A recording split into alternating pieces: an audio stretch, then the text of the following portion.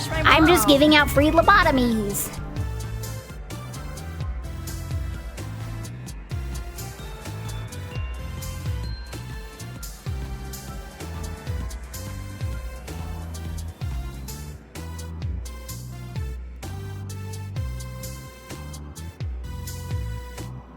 Good evening out there, Internet. It is I, your responsible senpai, back again for the evening to chilling, hanging out, relaxing, and playing some games. We're back tonight with some free lobotomies.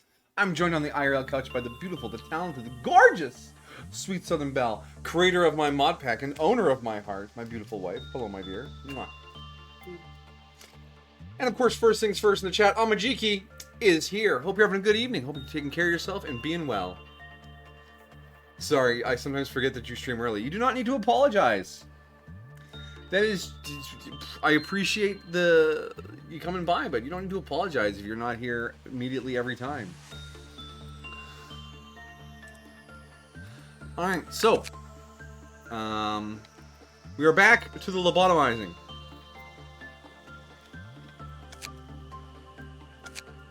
Who here is feeling pretty lobotomized? My thoughts exactly.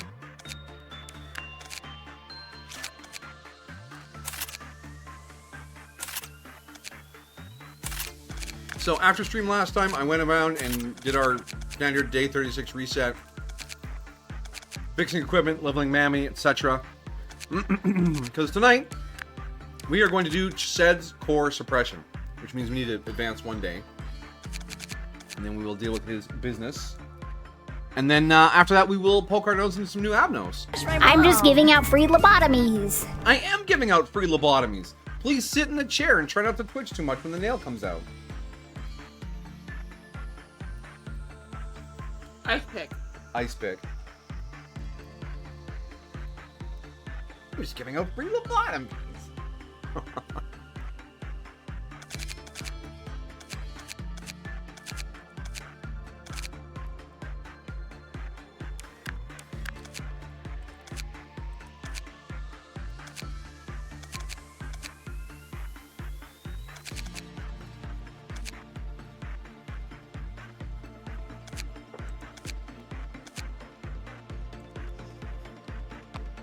Alright, so I guess, hold on.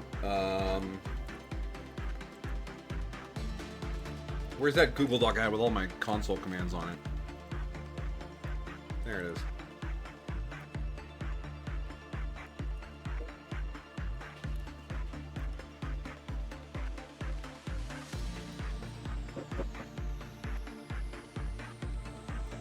Alright.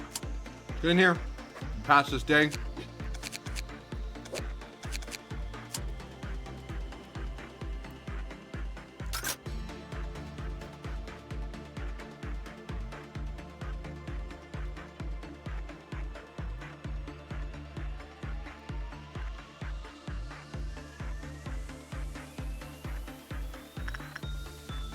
Passed. Alright.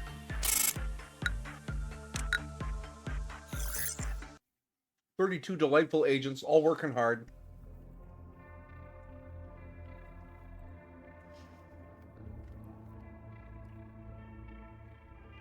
I didn't decide what I wanted to get. But, for the sake of Chsed's course press, we're gonna get Yaga Wife.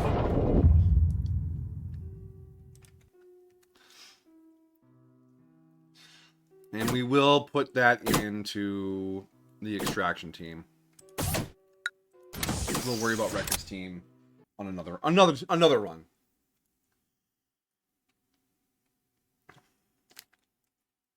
I gotta say, the Mad Lads that try to do this without resetting, kudos to you, but I feel like you're missing out.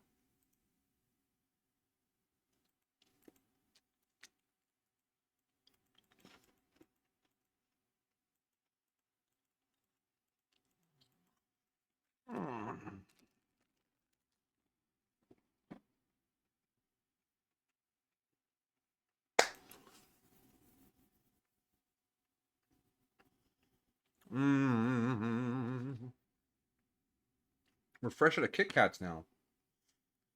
We're basically doomed. I don't know what we're gonna do.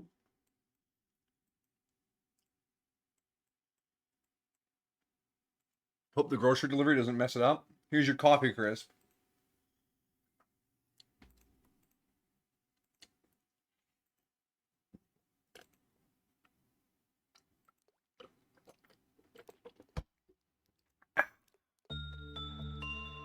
All right, here we are. So we need to pull everyone out of this department and set up for Mr. Said.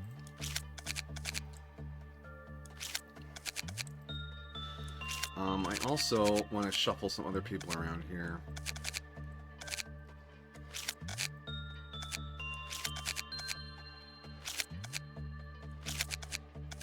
So we want the magical girls in the basement of Central.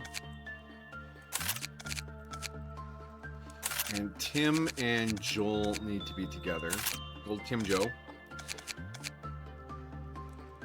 You can hang out there. Johnson exists as the intern for Censored still. 3 of you down there might be kind of overkill. Maybe we go like this.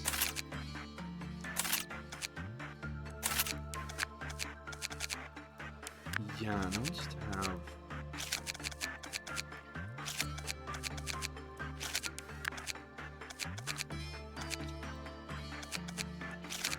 Rin had the... Yeah, Rin. You'll live over there.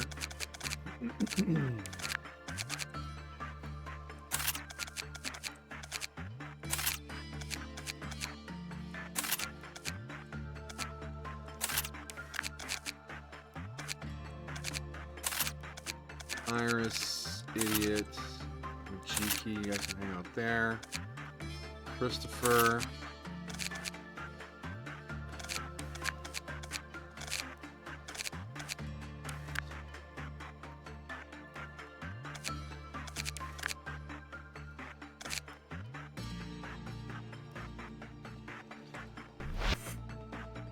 So if we activate Chesed's core suppression, the gimmick on this one is the damage is multiplied for certain types of damage based on the number of bars we are into this thing.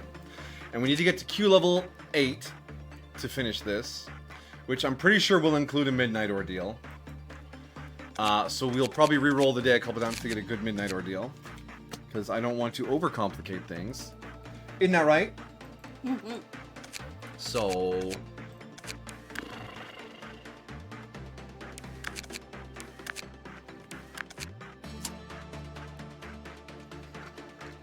I kind of want Amajigi to be back so we can see the craziness that starts right when this thing starts, because the core suppressions always have those really kind of intros. Fire up the klaxon! Ah, he has the turn. It's a type of alarm. I don't know if it's this specific type, but I just like the word klaxon. Klaxon is a funny word. Alright, he's back. Perfect. Okay, so let's see what Chesed's gonna throw at us.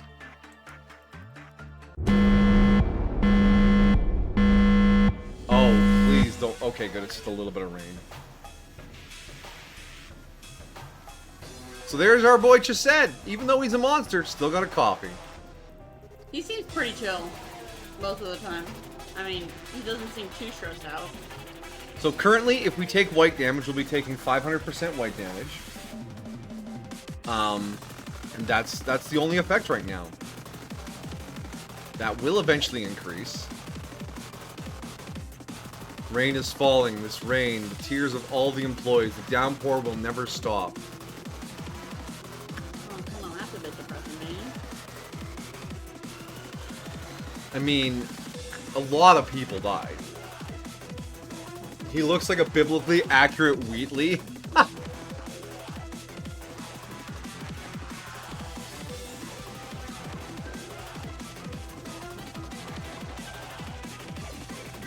Okay, what are our ordeals? Midnight of Violet. Okay, so we're gonna re-roll this day.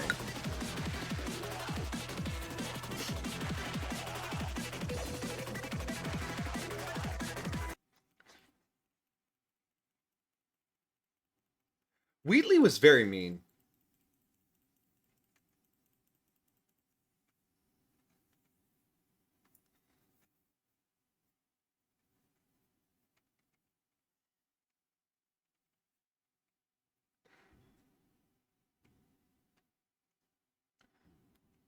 See, I would do a green midnight. I would do an amber midnight. I think those are the two I want to do. And GLaDOS wasn't. No, GLaDOS was also mean. But Wheatley was like vindictively mean, where GLaDOS was dismissively mean. She was mean because you didn't matter. Wheatley was mean, and he knew things about you to be as mean as possible.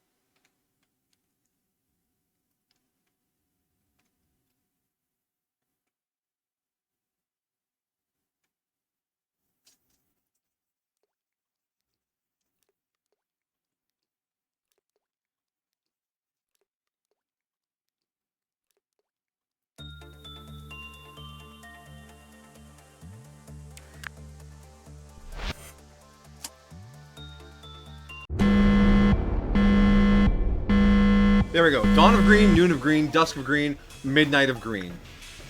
All green today, baby. It's all green, and we are starting with black damage, 500%. Cool. All right. So my plan here is to just not do abnormalities that deal black damage, and we'll see how far we get with that.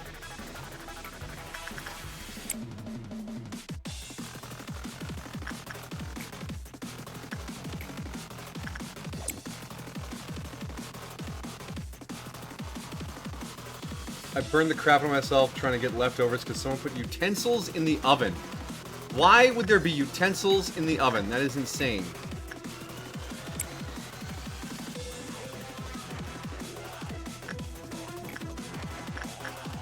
Do you mean like a pan? Maybe? I just mean Sometimes the there was a pan, like a pan I would leave. Yeah. Sometimes you use the oven to store things. But when he says utensils, I assume it's like they left some metal spatulas in there. Yeah. Which, I mean, fine. Yeah, you store it in there, but dang. Spatula, bro?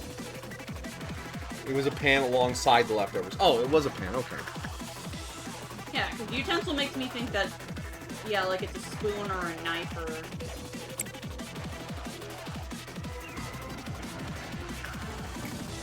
Knife.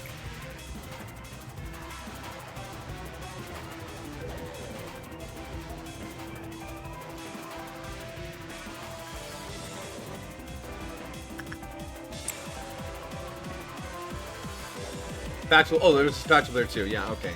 Dang. Well, tell them they were very disappointed in their kitchen safety, and you'll be hearing from the manager about this.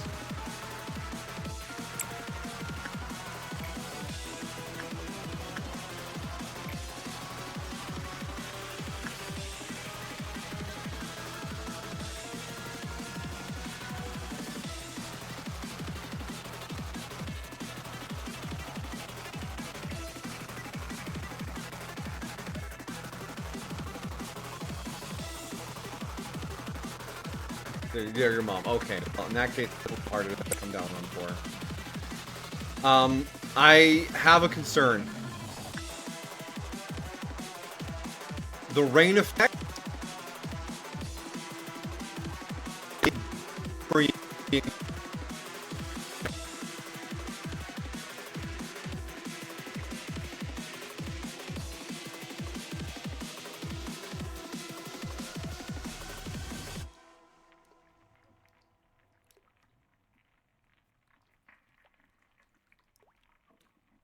It's lagging Twitch too? Yeah. Why would the rain effect be lagging Twitch? That's an internet issue. Or maybe it's because it's the encoding on this side, and I'm doing the robot voice. Uh-oh. Maybe it's internet connection too? No, but the internet connection wouldn't affect my frame rate.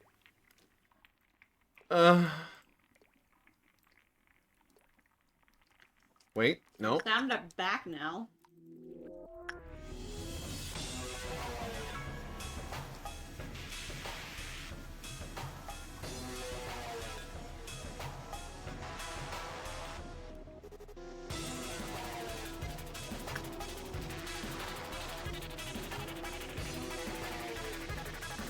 Incredibly unhappy. How's the smoothest on your side? Oh, it's okay on my side now.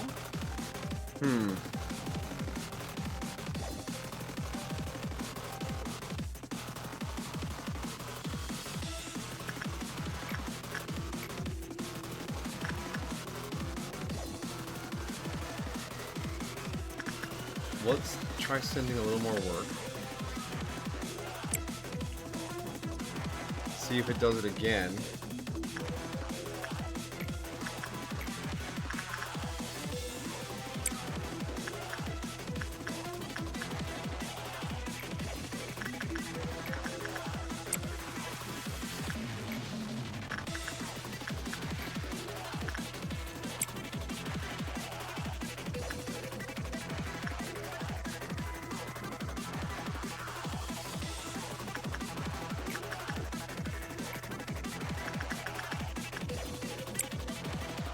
Okay, that's a few more works there.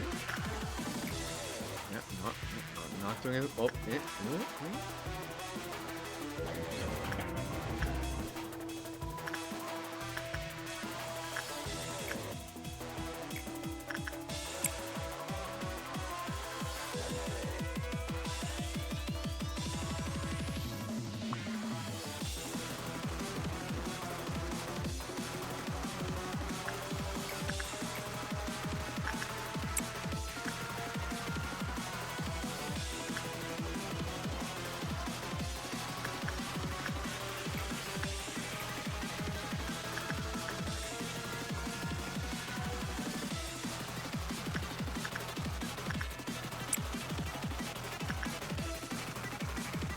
Let's hit this with a 1-point meltdown and change what the damage type is.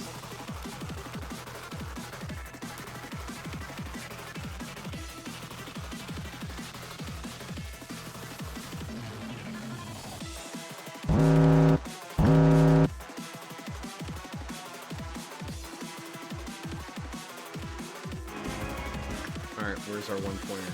Down here, Jaggerblots.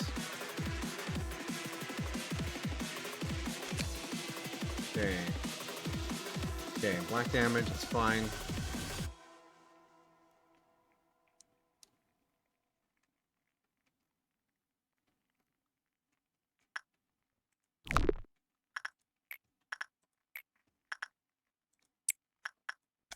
Man.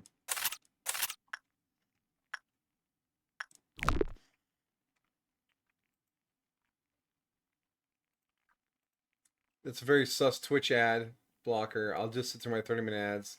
Click allow to make sure you're not a robot, and it's like .io wants to send you notifications. Yeah, that's sus as hell.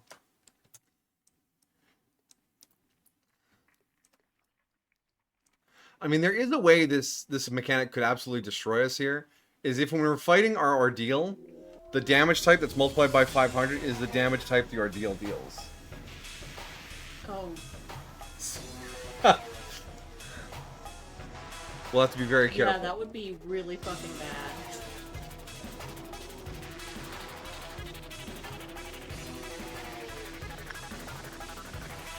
Alright, so now we are in danger zone for white damage.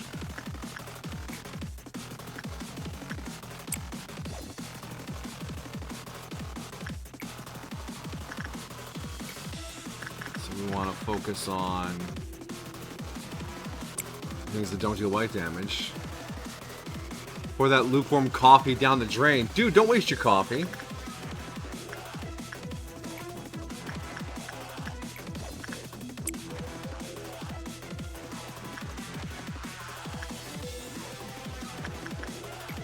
Red damage. We'll do that again.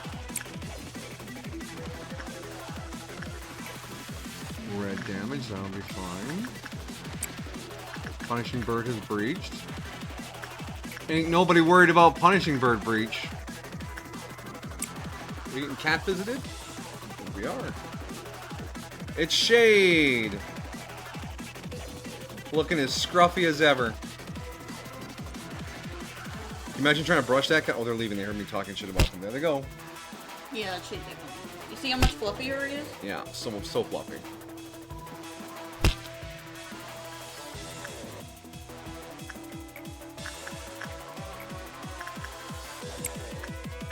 Just imagine brushing them though. All that fluff just.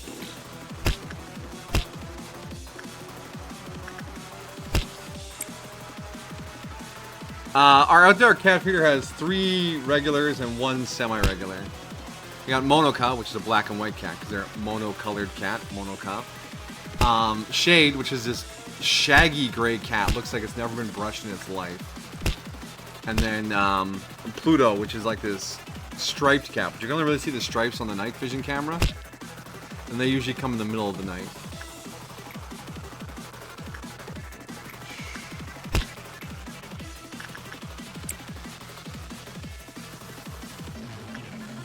Jolene just sits in the house.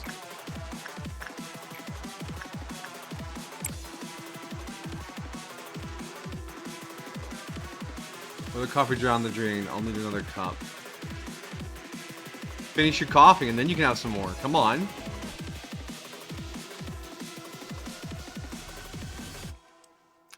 Feel this vast pain. Look, man, I get it. Welfare ain't an easy department to work in around here. We have some issues with employee welfare. I'm not saying everyone is okay. What I am saying is it's not your problem.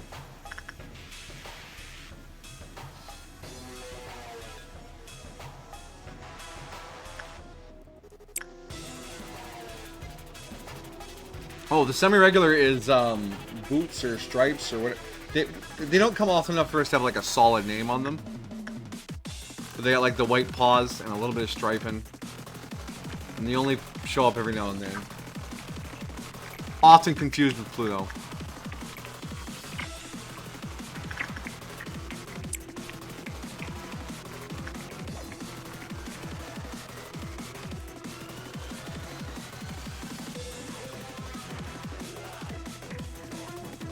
Feel this vast pain. She said, "You gonna be okay, bro? Bro?"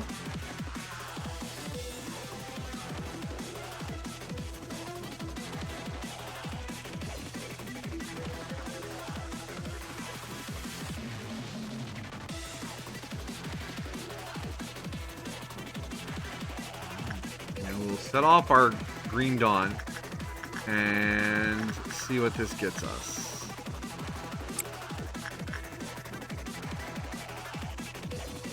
Alright, is this going to be 2 damage types yet? Or do we have one more bar of 1 damage type? Oh, yeah, it's 2 damage types. Okay.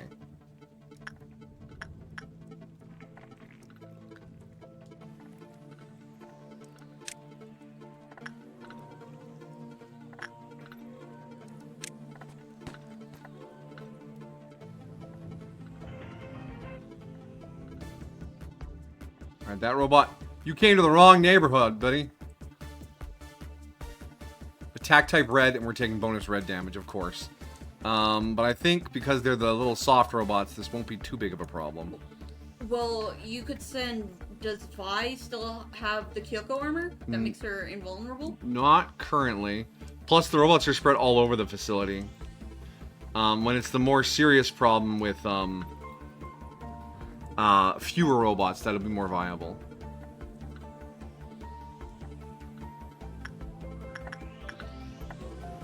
Well, this music sounds so desperate.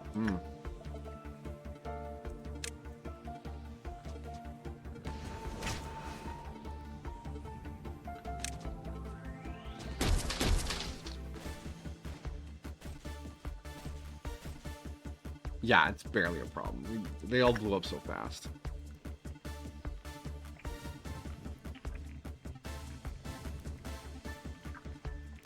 There's still at least one robot out there.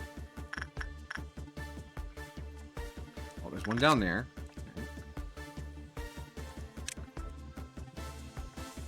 And Christopher's cleaning up this one.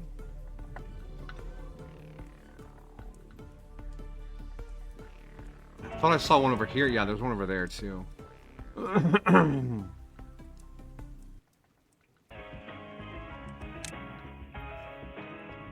What damage types are red, blue, and purple? Red is the physical damage, white is the mental damage, black is both, and pale is just a percentage. As I understand it from the Lobotomy Corp wiki.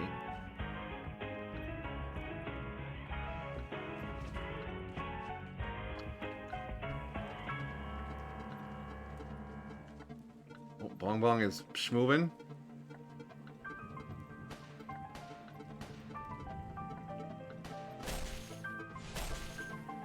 Oh, that didn't end it. But there's another robot somewhere. Oh, it's down here. What the hell?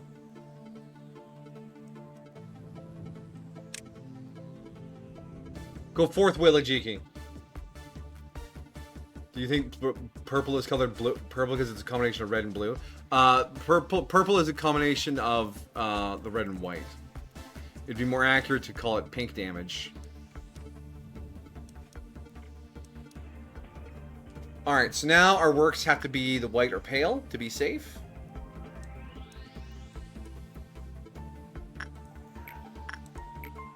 I don't think we have to worry about filling the bar up unless we do the rabbits and end up spending a bunch of energy.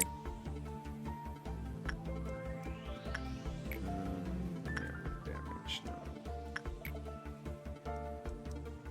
I mean, upstairs it's probably not a big deal if we take a little red damage because these are all pretty soft amount of damages. But I don't want to stress anything out. That's dumb. It should be pink. Oh no, I'm taking pink damage. Yeah, you do pale.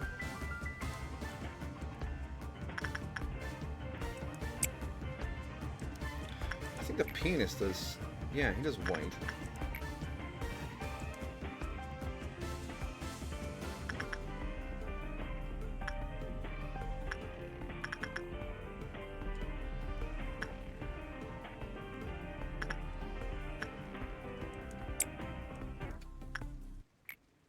Red. It's white. Okay.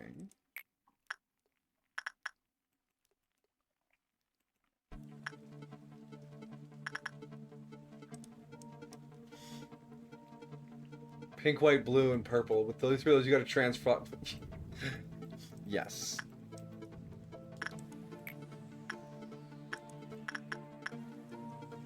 I think your white damage as well. Yeah. All right, Christopher, you can go do that. Where's the dialogue blurbs for this one? Gisette? There it is. My, I'm feeling very moody today. My, indeed. Penis does white damage? I mean, that's one way to phrase it.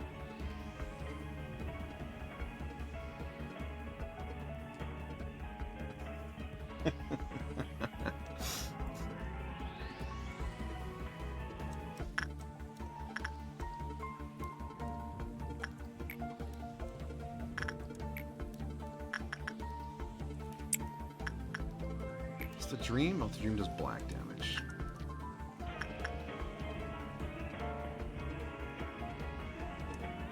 Well done, Maguka. We're gonna have you do this as well. This is also white.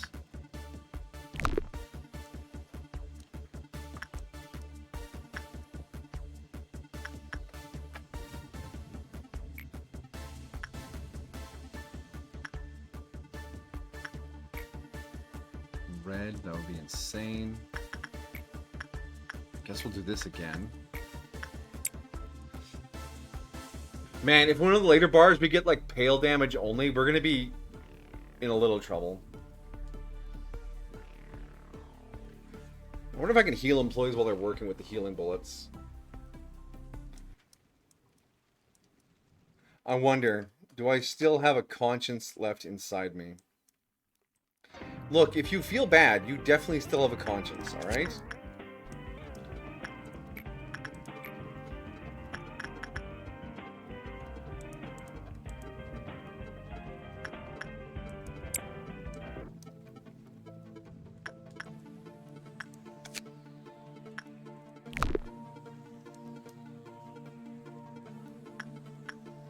Well, at least the game hasn't resumed chugging. Still running alright. This is the weird little spike. Yeah, no, I'm just like, oh, that was just, I thought Amajiki asked that question. I'm like, I don't fucking see that in chat.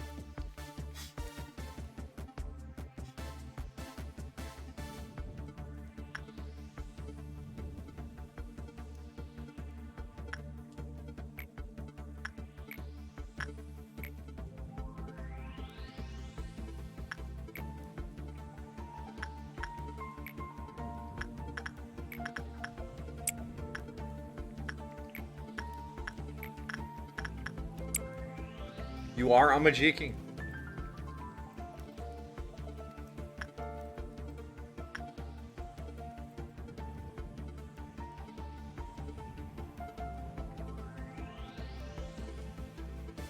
I remember a phase where I was, this was 2021, I think. I was streaming a lot. I was still actively engaged with a ton of different streaming communities, collabing pretty regularly. And so I spent a ton of my free time just being senpai. And I was talking with Tattoo Guy at work, when he still worked there. And he's like, there's a point where your online persona becomes more you than what you've done before, because you spend more time being that. Because he was building an online following as well. And he reached a point where he was tired of being him and wanted to be his online him more permanently. And he definitely pushed into that quite significantly. He's fairly successful at this point. He left the restaurant 2022? Yeah, I think that's when it was. So yeah, but I remember talking to him. I was like, yeah, no, I feel like I'm senpai more often than I'm Vince these days. You still feel that way? No, I'm definitely Vince more now.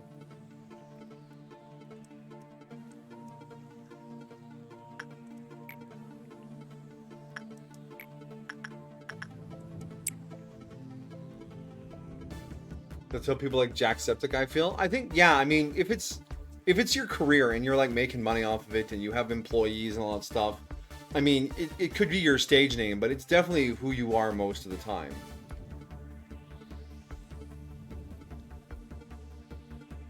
But for like little hobby things, like, it's like, yeah, okay, sometimes I'm doing this, other times I'm not.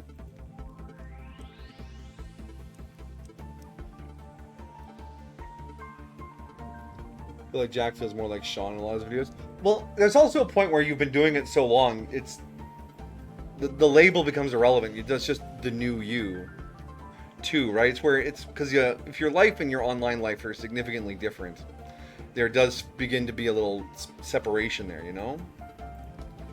But if you do it long enough, I think it sort of merges into just who you are.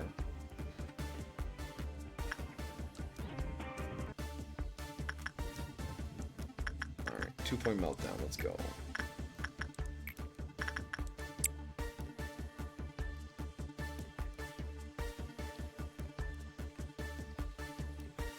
I don't know. It's just thinking about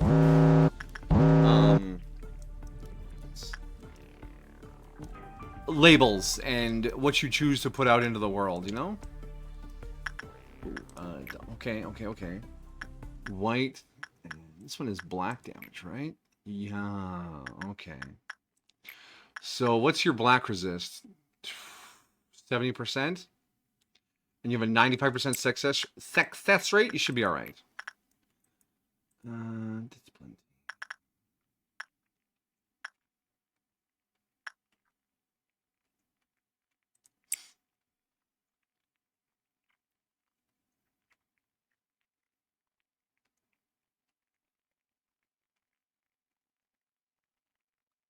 Oh, I need to unpause for that to actually happen. Alright, so it's now, yeah, it's pale and black right now, which are the dangerous ones.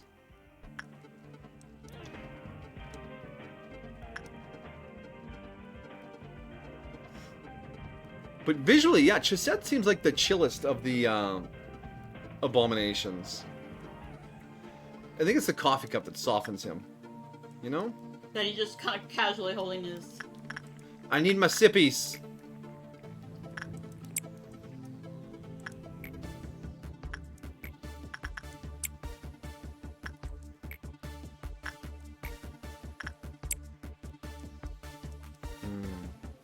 Kind of like when you're an actor and you play into a character, so many times people kind of see you only as that character.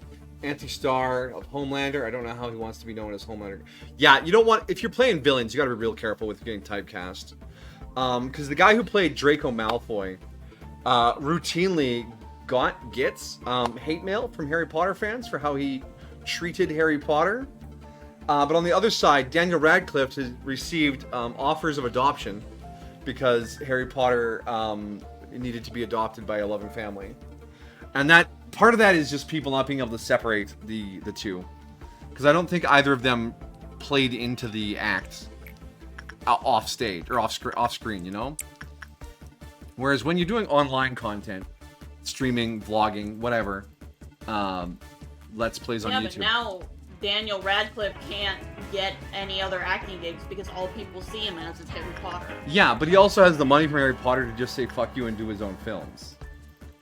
And eventually one of those will catch on, or the people who watch Harry Potter will be old enough that he's doing something that other people see and he'll have a shot. He very much wants to be an artiste. Yeah. Else he do. You're entitled to that. But, where was I? But yeah, with streaming, vlogging, Let's Playing, you're not really playing a role so much as... I mean, some people do very much play a role. But for how I do it and how I feel about it, you're just hanging out and being some variation of you.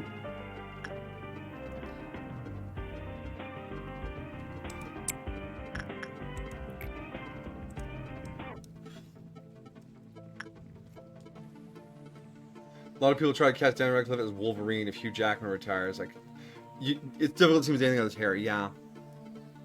Interview manager, you can conveniently forget your moments most filled with shame. Damn, bro.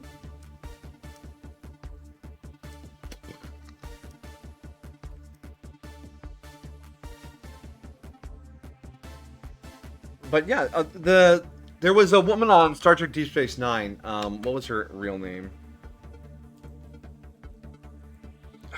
I forget her real name. She played Jadzia Dax. And she wanted out of the show because she could feel herself slowly becoming typecast into Star Trek. Because Star Trek has this weird thing about consuming an actor, right?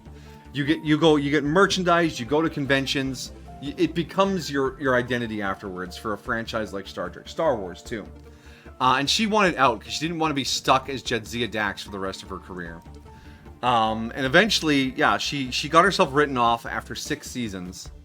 They killed her character off on the show. And her career did absolutely nothing after that. But she also doesn't go to conventions, so she's not getting the convention paychecks for Star Trek either. Last I had heard, she tried to do an unsuccessful sitcom that ran for a season, and then tried to do some modeling, and then ended up in drug rehab. Which is very unfortunate, because she was great as Jadzia.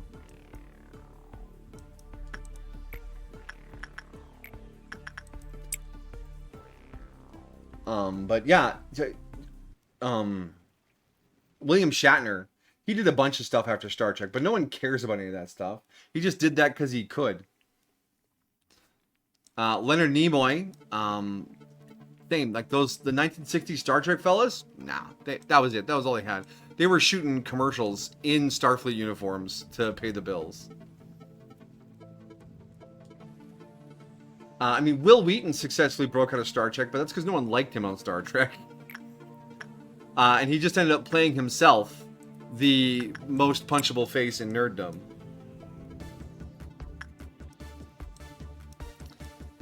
I'm not a fan of Will Wheaton.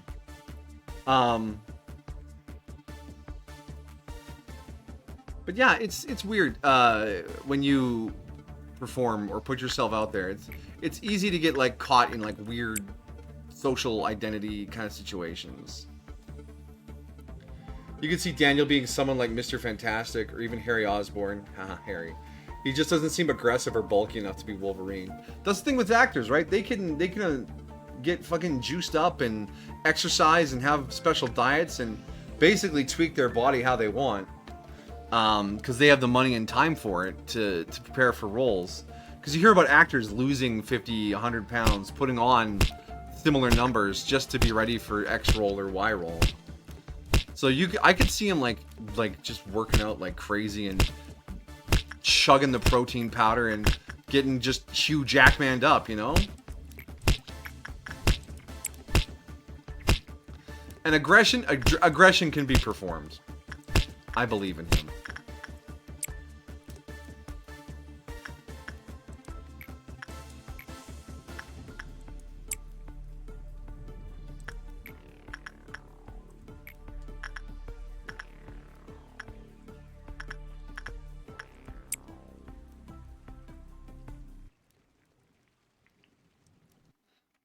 Because Calm Meanly, he plays the the mostly friendly but mild-mannered engineer on Deep Space Nine. But he also played the ruthless military commander of the Genasi in Stargate Atlantis. Very different roles. And he crushed both of them. When you look at Chris Pratt in Parks and Rec and see him in Guardians of the Galaxy, it's like seeing two complete... Exactly.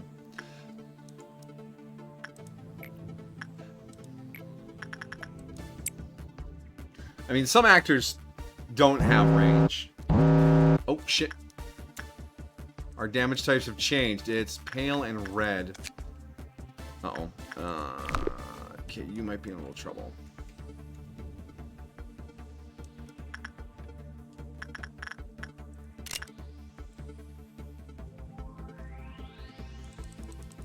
Okay, you can't even shoot into the containment units. Cool. But as long as you don't miss... Yeah, you'll be fine. You'll be fine. Green Noon is coming up after this. Yeah, perfect. Like The Rock? Yeah, the wrestlers always... They struggle to find range. For the most part. I remember Hulk Hogan's acting career. Each time Angela shows up... Ooh, that was a long one. I want to read that one. I'm feeling very moody today.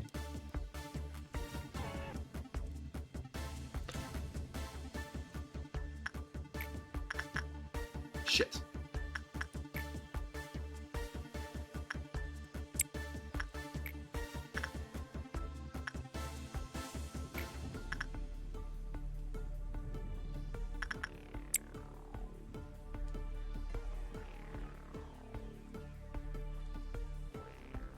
I forgot that there was a meltdown there, and I just started talking about things.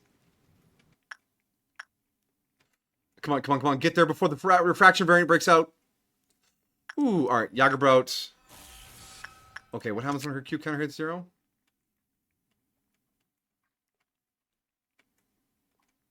He's going to fire a bullet in a random direction.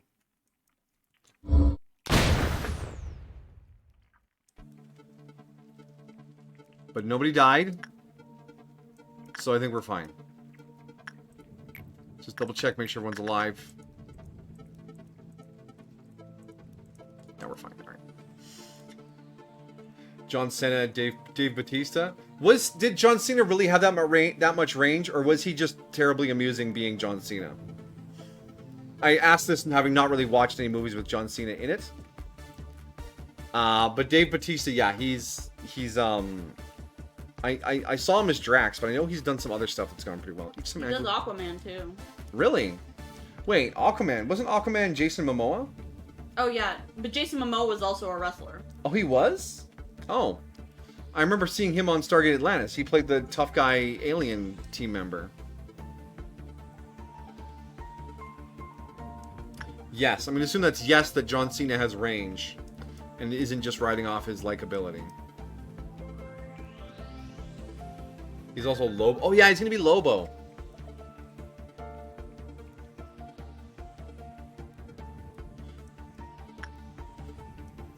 Who's Lobo? He's a sometimes villain, sometimes anti-hero character from the DC comics. He's an alien punk rock mercenary guy. Also the last member of his species. He has a vague power set of being strong, semi-indestructible.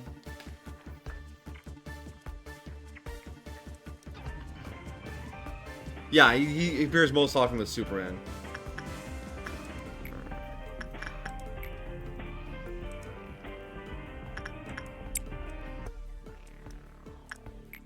All right, we're gonna carefully fill this bar up so I don't accidentally end up bamboozled before the green noon.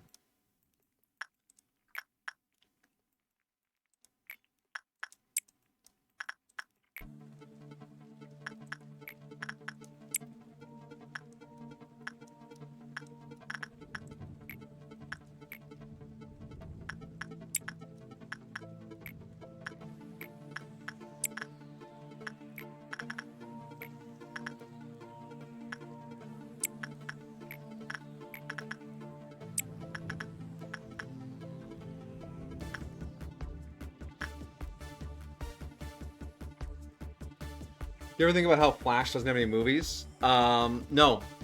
That's because I don't ever really think about the Flash. Like, he's cool as part of the Justice League, but on his own, I don't care. He works better as part of an ensemble, I think. In my opinion. Let my employees rest in peace, won't you? Where's that line about Angela? You actually need to read that thing. Each time Angela shows up, I shall commit sin according to her orders, and I shall see no fig leaf here to cover my... It's so long I couldn't see the other end of it. Thought you said he was your favorite DC character? When did I say that? I mean, I really liked him in Justice League Animated. He was like this point of levity amongst the usually fairly serious members of the Justice League. Especially with that dour man that is the Martian Manhunter. And Batman. Oof.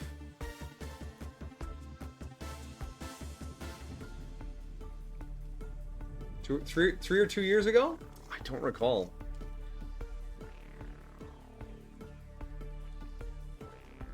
Yeah, I'm nothing wrong with Martian Manhunter. He's just not a very cheerful fella. I mean, it would be hard to be cheerful if you could read everyone else's minds. Ugh.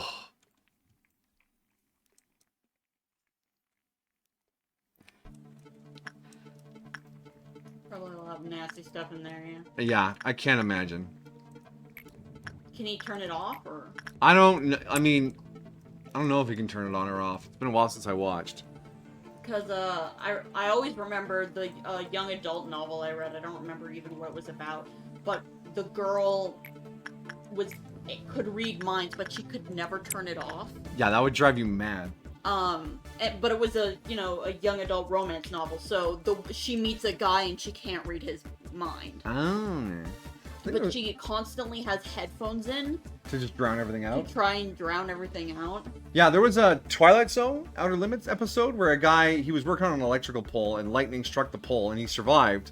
But afterwards, he could read people's minds but couldn't turn it off.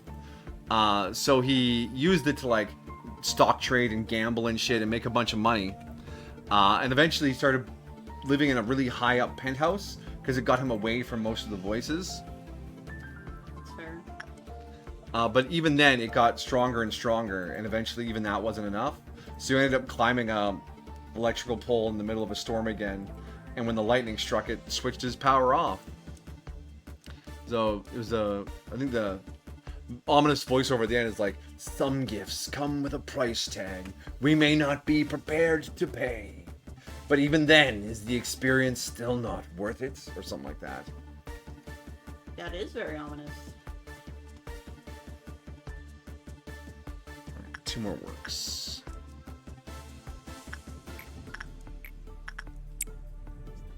Professor Xavier for the longest time couldn't turn off his mind reading. Yeah, dang, that'd be rough. But then he has that bucket helmet to prevent or no, that's Magneto has the bucket helmet. To prevent the mind reading. Yeah, so if Xavier put it on, would it block his mind reading? And do I have a favorite DC character? Well, apparently 3 years ago it was The Flash.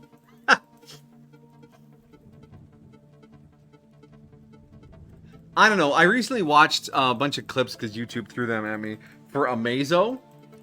And thinking back to it, that was a really awesome character arc. And welcome, Commander Caleb. Speaking of lobotomy, how do we know we aren't doing things today that will be seen as barbaric as lobotomy? We don't. But I don't think you should be afraid of doing things because of that. Just try to do good. That's it. Although I am 100% convinced that in 15 years, people will treat always online social media and children on social media the same way we treat smoking today. As a disgusting thing the older generations did, and it harmed them immensely.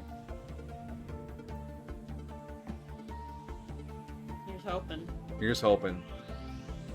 You're not as versed in DC Comics as Marvel, but I dig this one character called John Constantine.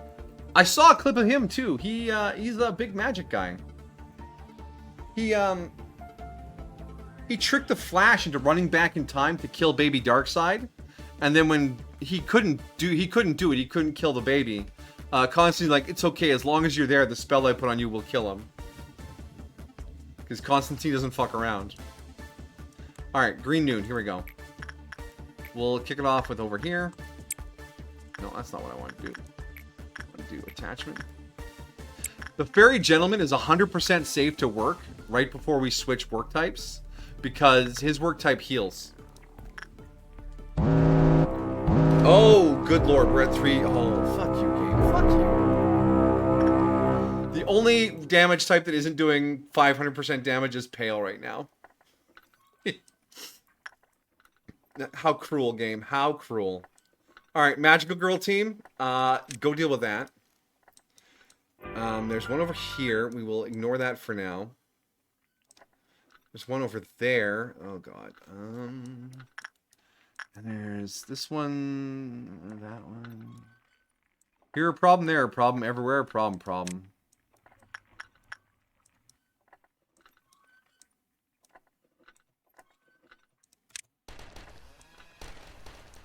Alright, see if Whale of Jiki can handle it. Okay, yeah, alright. Okay, alright. Magical Girl team, where are you? You say you're relaxed. Polygraph confirmed that was a lie. Okay, that one's dead. Alright. Where's the other one we sent them to fight? It's already been killed. Okay. Yeah, we're taking some pretty good chunks of damage off of this, so we can't just send everyone and let them fight. We've got to be a little more aware. Alright, let's put all of you here. Okay. Okay. We're going to slap a red shield on you. And then send you down here. Okay. Okay, yeah, the red shield worked great. Perfect. Let's put another red shield on all of you. And send you over here. Perfect. Okay, that's 2 more robots down. Okay, where are the rest of the robots? There's one over here. There's one in this hallway.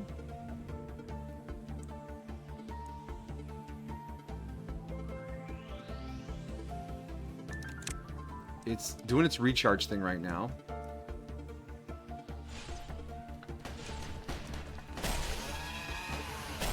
Yeah, okay, we got enough damage on it before it did anything. The Juggernaut, played by Keanu Reeves. Nice. I've been told he's Dr. House, but with magic. Wow, that... Maybe that is Constantine. Commodore got a new toy that makes cleaning easier. You got a shredder. Ooh. The Ninja Turtles better watch out. My folks have a shredder. We used it to shred a bunch of stuff ourselves. It's very handy for getting rid of documents. And not like in a suspicious way, but you know what I mean, right?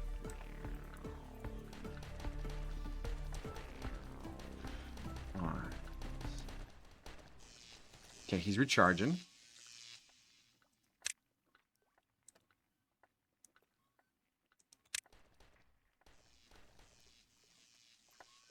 Oh, he's not recharging anymore.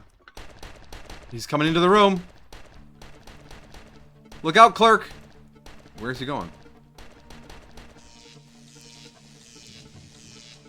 You guys saw him walk into that door, right?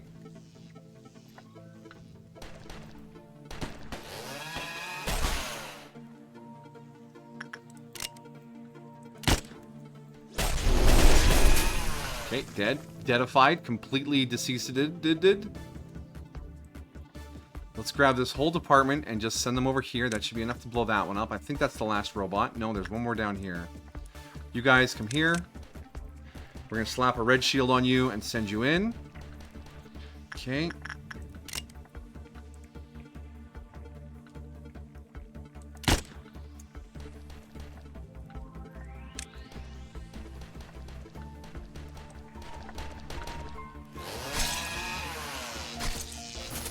Dead. Aha, we got them all. We got them all. Alright, that... Whew.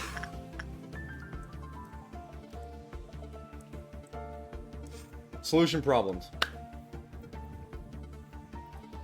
Did you also get a foot clean? He beat me to it. Sense of identity theft kind. If the feds really wanted, they can just automatically digitally unshred tax evasion does. Cheers. You okay there, Chisette, buddy?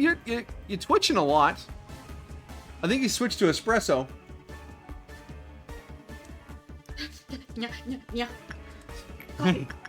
Coffee. Alright, so now the only work that doesn't do 5% damage is Pale, of course. The one I'm like, oh, if this is the only one, we're in trouble.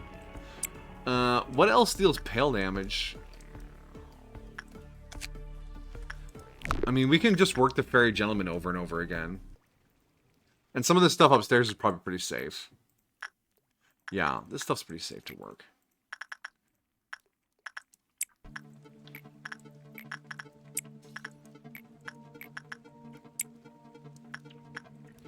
Yeah, and if we're acing Spider Bud.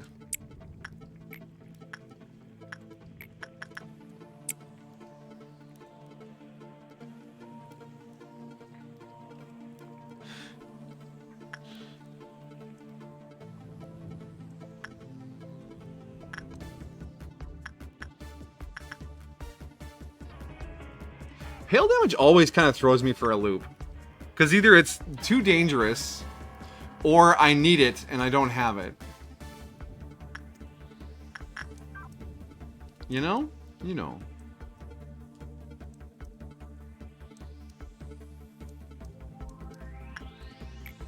This one should also be safe. So we're heading right into a green dusk. And I really, really hope that it's red damage is the damage that we're able to take after this, because wow.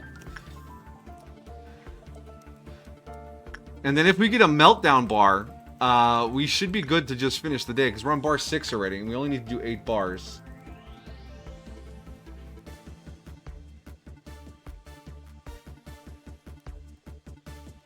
My dear?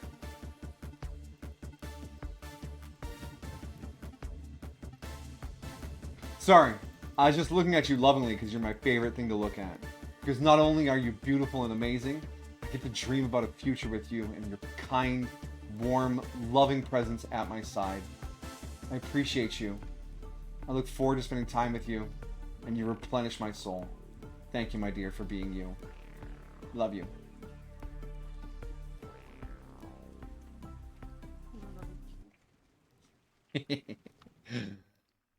Somebody uses psychic damage. It's my love beam. Don't question the love beam. No one's dead still.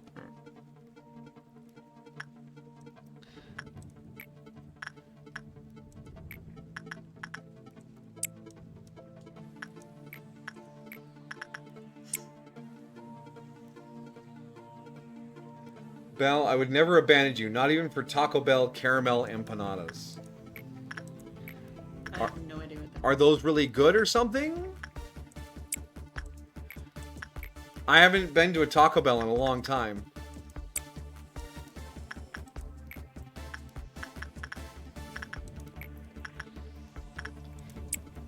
But I do have a recipe to make crunch wraps at home. If you're ever feeling like crunch wraps.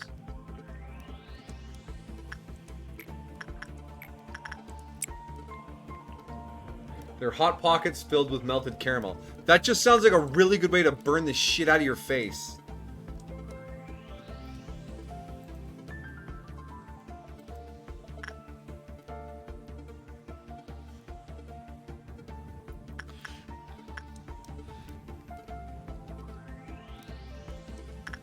All right.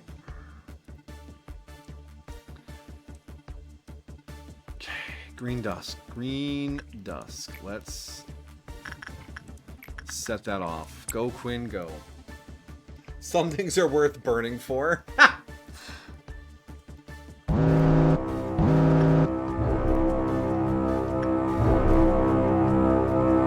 Alright.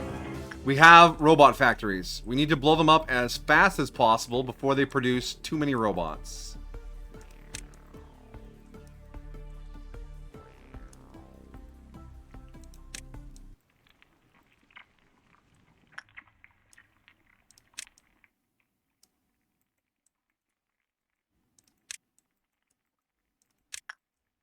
Okay, that's 1, 2, 3, 4 of them. All right.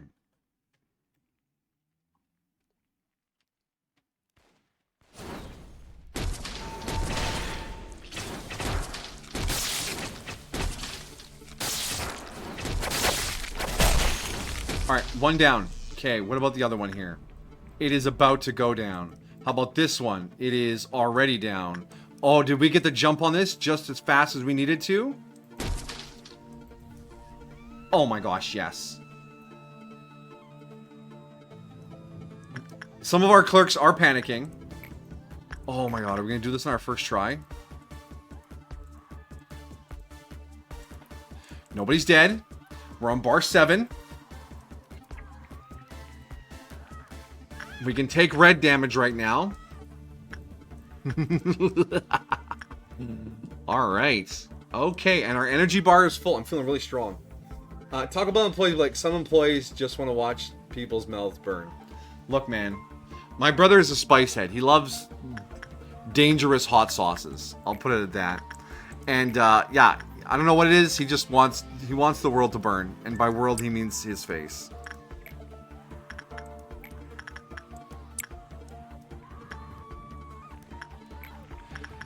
The burn is the good part, I'm told.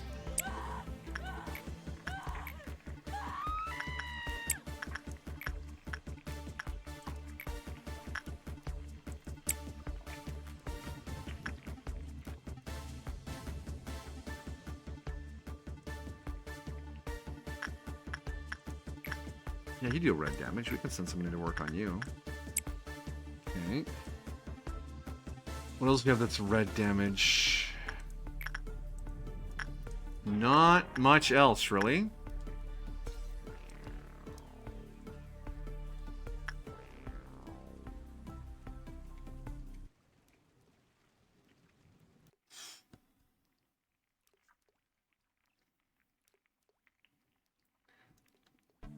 Because I've had empanadas at a little restaurant called Taco Time, but the filling wasn't like danger zone hot. It was just food hot, you know? I don't trust anything you eat at Taco Time. It was a little pastry pocket full of Bavarian cream with a cinnamon dusting on the outside. No, empanadas actually usually have meat in them. But they're dessert empanadas. He's talking about caramel empanada at Taco Bell. Yeah, I wouldn't trust Taco Bell for what a food is supposed to be either. Oh. They had the Dorito taco shell. Yeah, that sounded delicious. Not good for people. Like, it might technically be poison. But it would have been delicious the whole time it was killing you.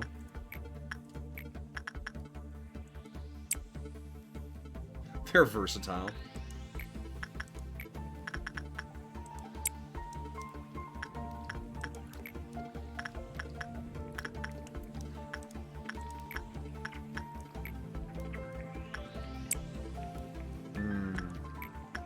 Caramel.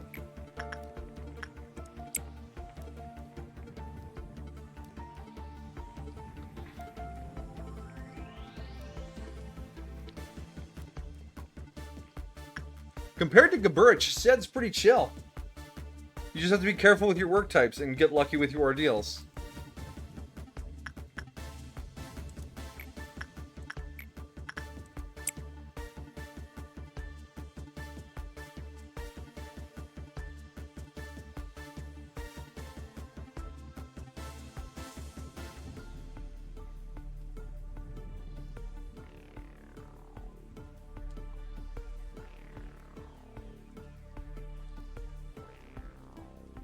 Alright, 2 more works. And either the day will end or we'll have to fill 1 more bar. You're at the grocery store with your mother and saw a table in the front entrance selling Girl Scout cookies. And you bought the peanut butter ones. Nice. I've never had Scout cookies. What is your opinion of Girl Scout cookies? I like Girl Scout cookies. And I was in the Girl Scouts, so I used to sell them. Nice.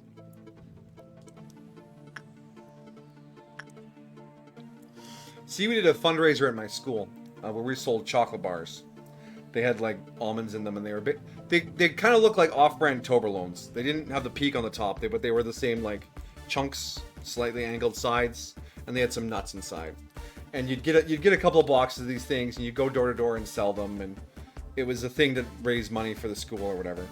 And they had a little prize table. Whoever sold the most chocolate bars got to pick the first prize off the table, and the second place got to pick a prize and all that stuff. I got second one year, and that's because my parents were like, okay, you want to win this thing? We're going to win this thing. And we sold chocolate bars after school for days. Door to door to door. There's a point where I was like, I'm tired, I don't want to do this. And they're like, you're gonna win. You want to win, we're gonna make you win. Second place. Do I remember what the prize was? No, but do I remember looking at the prize table? I just saw a pile of stuff. That was always the best part, like looking through the different things you could get. Yeah.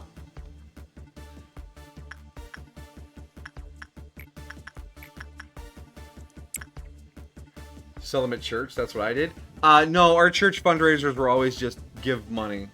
There was no component to it like that. Although after I left the little church cadet thing, they started doing more of the sell stuff for fundraiser stuff. But that was after I left.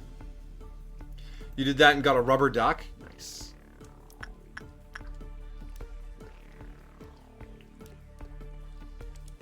Alright, here we go. Final bar?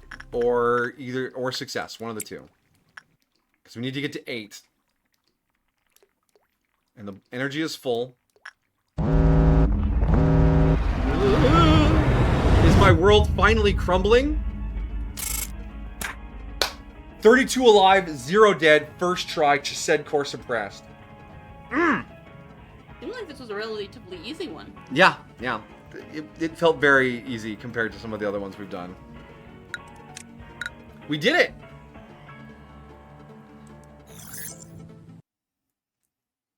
And we didn't have to do the midnight ordeal because we got lucky with the ordeal rolls. Felt very easy. Yes, it did.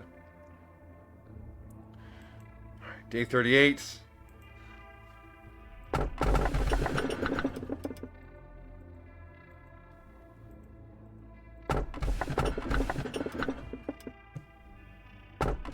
Oh, we can grab Melting Love and grab Melting Love's gear. Perfect.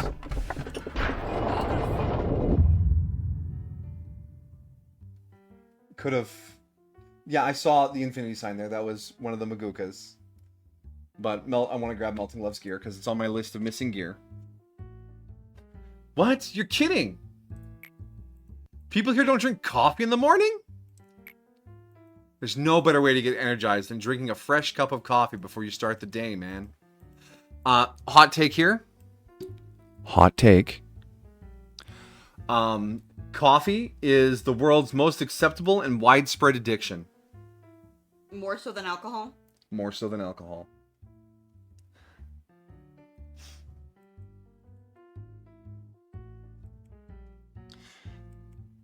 Because people who overindulge in coffee, they're just a little weird. People who overindulge in alcohol actually get treated like they have a problem. Most widespread and most accepted. Core suppression story, yeah. What's with the look on your faces? You weren't expecting me to show up like this, were you? Isn't this a shame? I wasn't expecting some massive welcome party, but I didn't think you guys would be so heartless. Well, of course I understand. You're all probably wondering why a talented man such as myself applied to join such a shabby company, huh? It's totally suspicious and nonsensical. I get you. Well, everyone has their own agenda. So you're A. I think I heard about you from Carmen. Speaking of which, it was Carmen's speech that really brought me here. Where is she right now? So you came, Sir Coffee Addict. Miss, it's Daniel. You can sit down here. The person that sits next to you will explain the details of your work. What? So you know I was coming? I told you, no matter how great you may be, you will always be in the palm of my hand. Jeez, I thought you were being sarcastic. May I request one thing before I join you officially? Could we get a coffee machine here? I want everyone to know how good truly fresh brewed coffee is.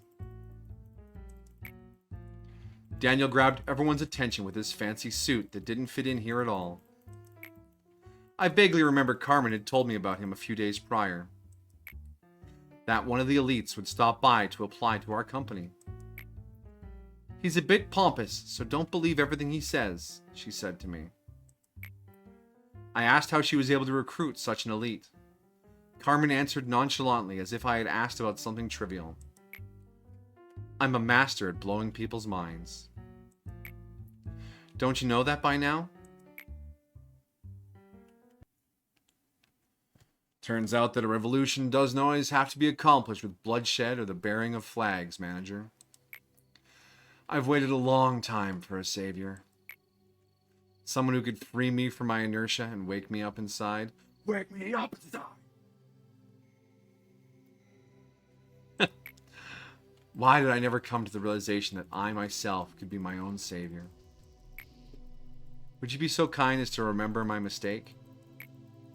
It's very valuable to me. I hope your own pathetic little rebellion taught you a few things. Do you still not understand the reason why I didn't stop you? I'm referring to the real reason why I watched you without immediately putting you through the replacement process like Tippereth. I wanted you to engrave your lessons onto that metal body. That your trifling resistance ended up costing the lives of your poor little employees who trusted you until the end. I know the word death means nothing to you now, but to them, it held meaning.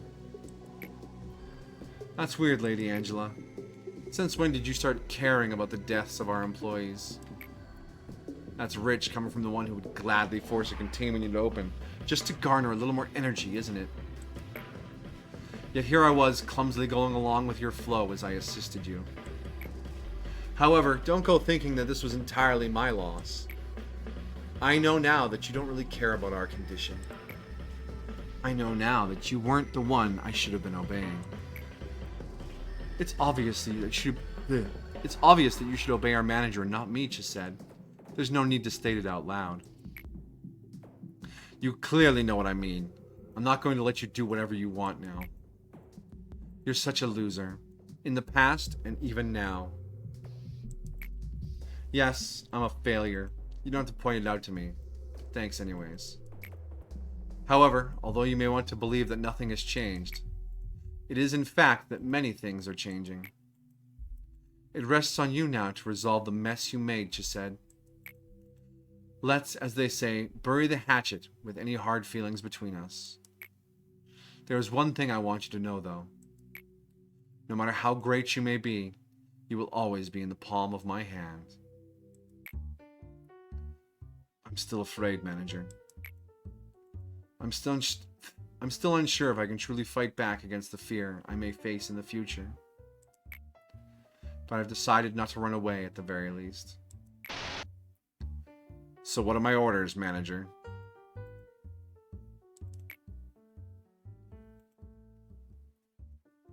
You like him? She said it's pretty cool. 70%.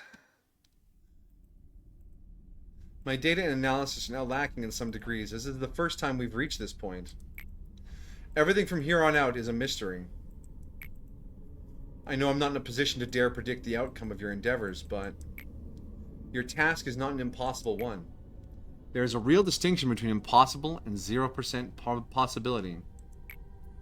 Us machines say that when something will never happen, after taking every possibility into consideration, it has a 0% possibility. Thus, my vision of you succeeding through every tribulation in the future is not impossible, but rather has a 0% probability. However, I won't be disappointed if you fail. I am a machine after all. Even if the sandcastle you've built up crumbles yet again, I'll be able to put up with it as if nothing happened. And then this is the story talking about the pipes not going anywhere.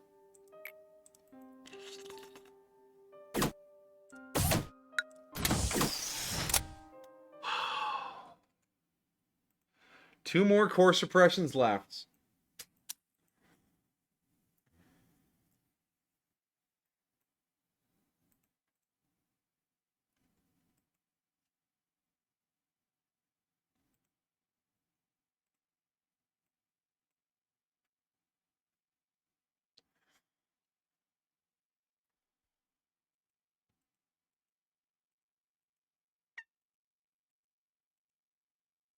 What about the bottom one? Is that a person? I don't know what's down there. I've seen bits and pieces of it on the subreddit, but I don't click into them because I don't want to be spoiled. That department is the last 5 days, days 46 through 50. And, or 45 through 50? Whatever, it's the last 5 days.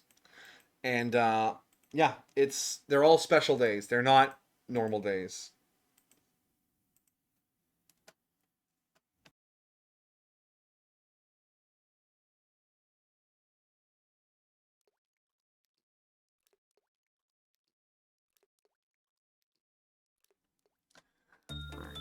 Synchronization complete. There's a 25% chance for an employee to recover before they panic or die. This recovery is limited to once per day per employee. The important, which no longer be influenced by core suppressions or Q meltdowns. Boom. All right. So that is said, dealt with. This department is now immune to core suppressions. The only place we can have Q meltdowns is the extraction department. Fuck yeah. Do we have enough boxes to buy anything down here? No. We need to earn a shitload of boxes for Melting Love. So, there is a strategy for dealing with Melting Love. And it's going to be a little interesting. How much more do you need from her? A fair amount.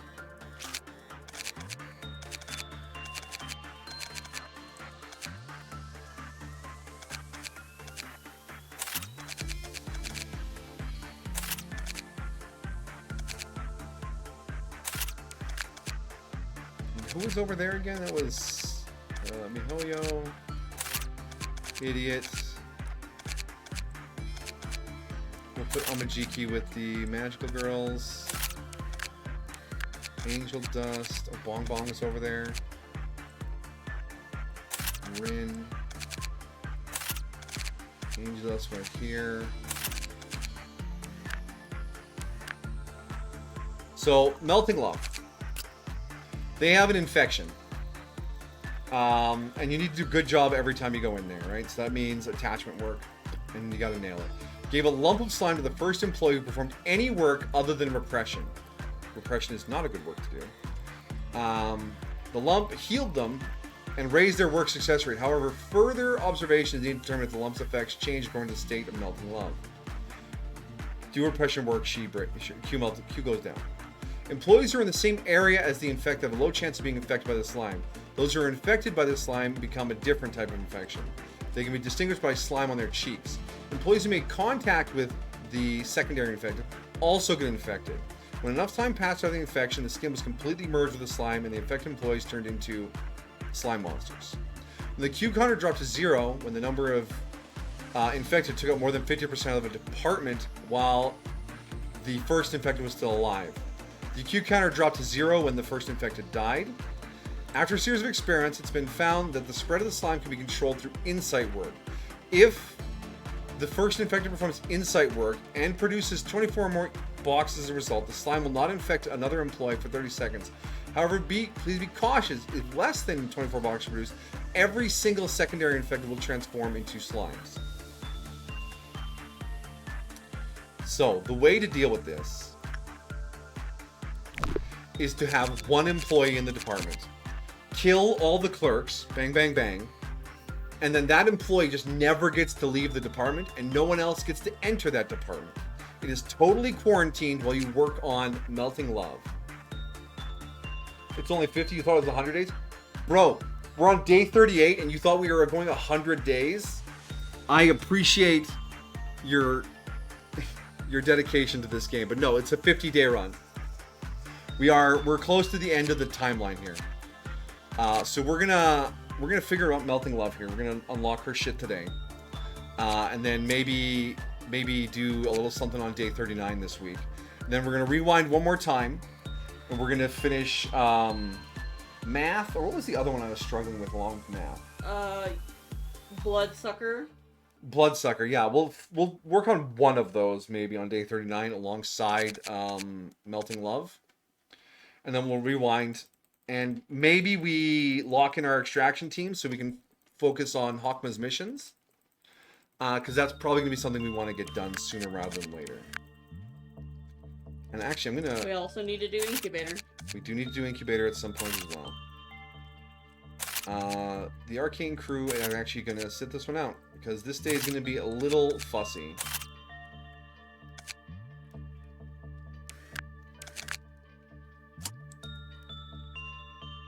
You were strapped in for the long haul? I'm a Jiki for the long haul. Alright. So, step 1. Clerk executions.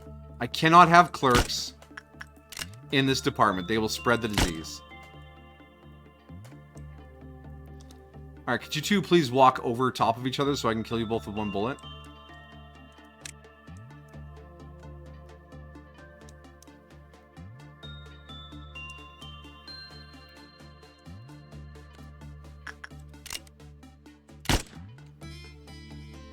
Alright, no clerks left. So this department is now safe to work, Melting Love. Christopher, you are gonna you're gonna love her, alright?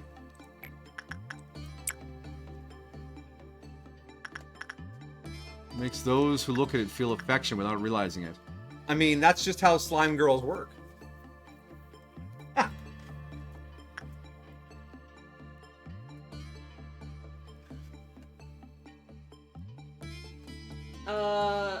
NTE? Neverness to Everness? Why? Yeah, sometimes I'll look over and she'll be fighting some crazy thing. There was a phone booth with a tongue that she was fighting. The tongue is 2 arms. Whatever, it looked like a tongue.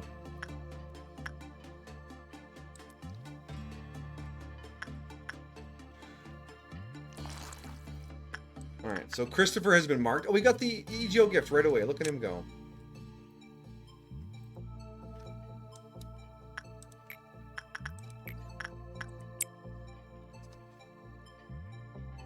So I think we can get 3 works per bar for Chris here before the risk gets too high. Mind you, he has a really high black resist. But I think normal results are not good for her.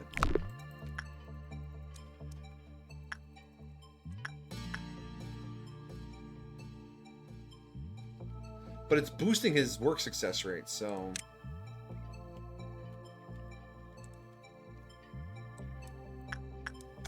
Because we need 222 and 120 for the other suit.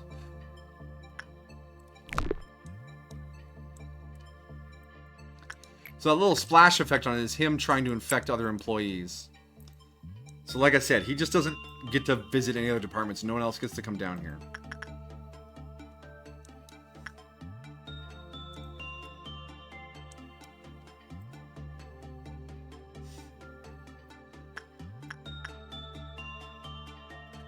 That's not Genshin Honkai or Withering Waves.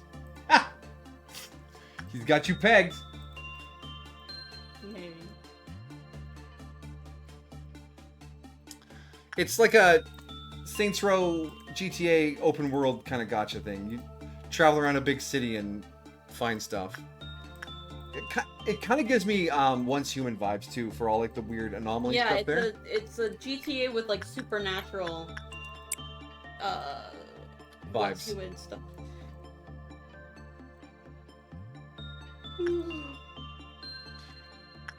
All right, Chris. Wow. It just came out, so I'm giving it a try.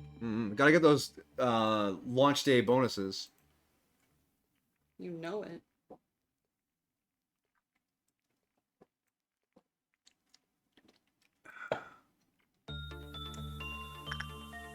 Okay, yeah, alright. So 3 works is the limit for Melting Love, not 4. Okay, now we just gotta push some other stuff to finish a bar out. Kim! Get your business done. Ooh, did anyone get any good EGO gifts that I want to add to the EGO gift list? Maxim got a thing.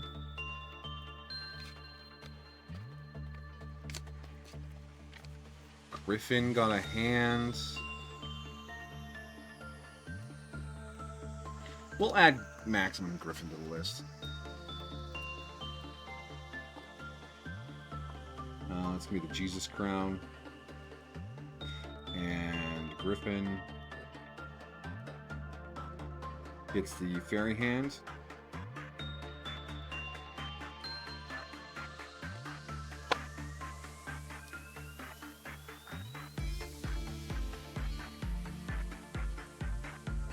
Oh. Is that some bot activity I see over there? Why do I have 3 notifications? What's going on here? Oh, it's the skip frames. All right.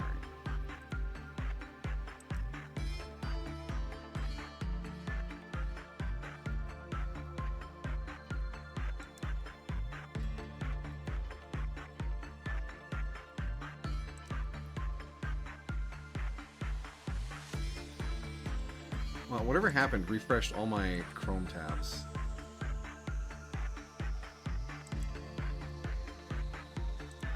Weird. Alright. Back to the corporation. And I think I had Courtney and RR. Yeah, they already have their punishing bird here on the list. Living your best life. Now go get a big knife.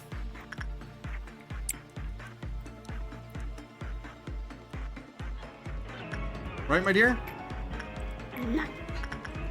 Nice to meet you.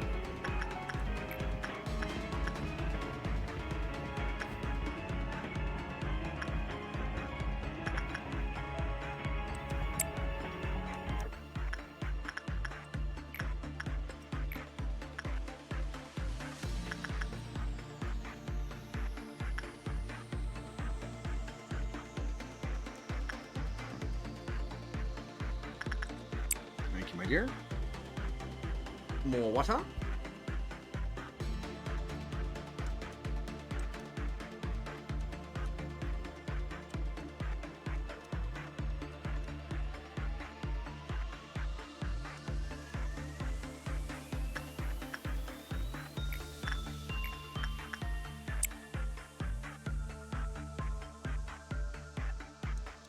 Do do do do do.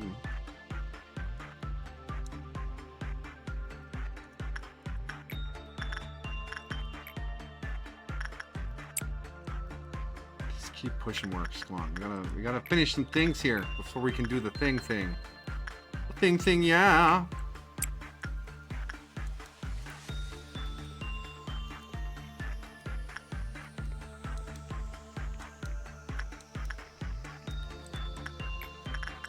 Alright, that's gonna finish the bar. Quinn, off you go. Christopher. Back to work with your slime wife. Amber Dawn up next, which is fine.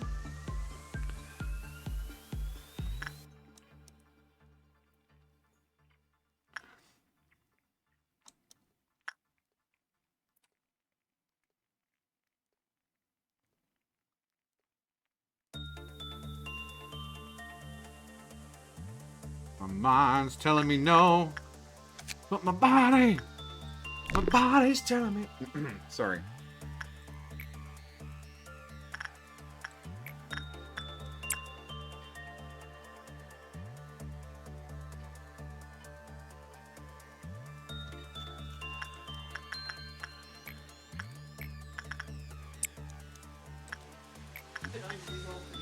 What? I just remembered the song.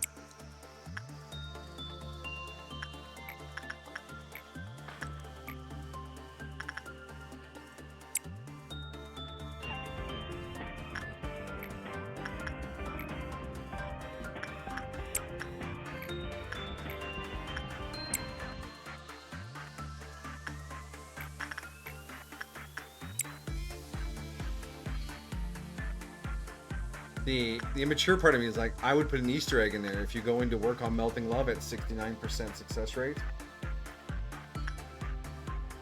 69% of the time, it works every time. That's such a dumb movie. I only know about that movie because it was referenced in Guild Wars 1. I haven't actually watched that, the Anchorman.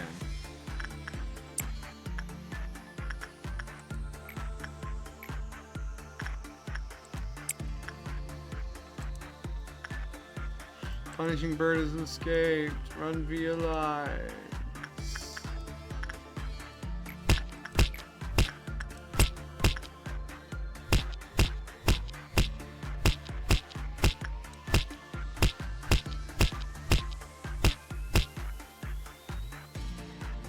Oh, Punishing Bird's going to town.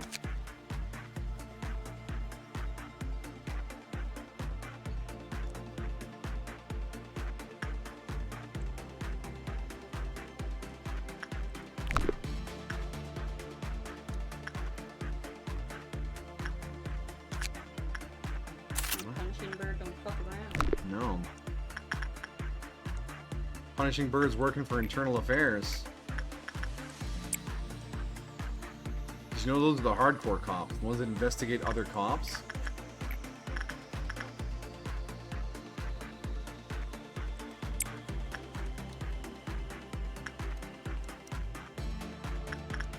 Alright, one more bip and then we get our Amber Dawn. Which means it's time to punch some bugs. Punch them right in their little mandibles. Psh, psh.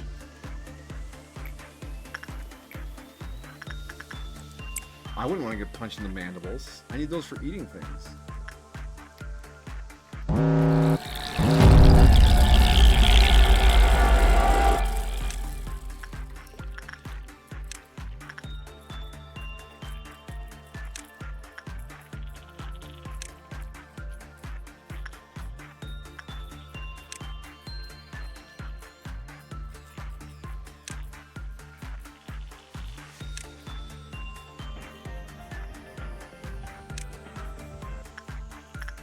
Now, can Christopher handle this on his own? Quite probably.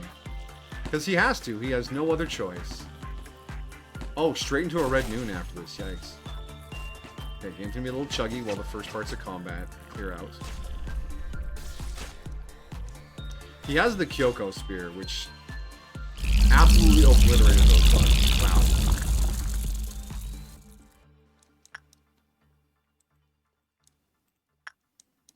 Now we send everyone back home.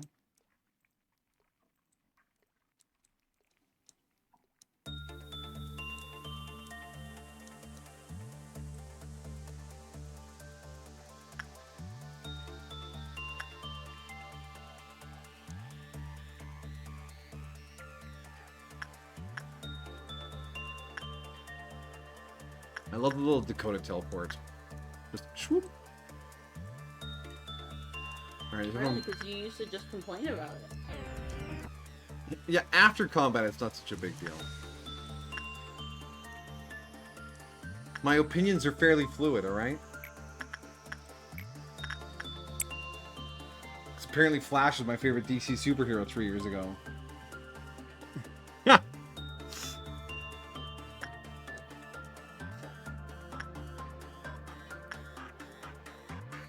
Because all of my certainty goes into knowing how much I love you now. You have to put that much certainty into it? Just how much I love you. You don't just know? How are you turning this into a negative thing? That mischievous grin of yours. Ooh, you. You're so adorable.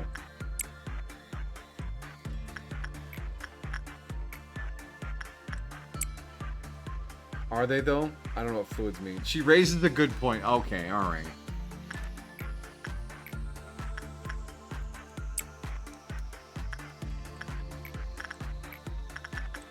Yeah, alright, I guess I just love you reflexively. That sounds so much less romantic.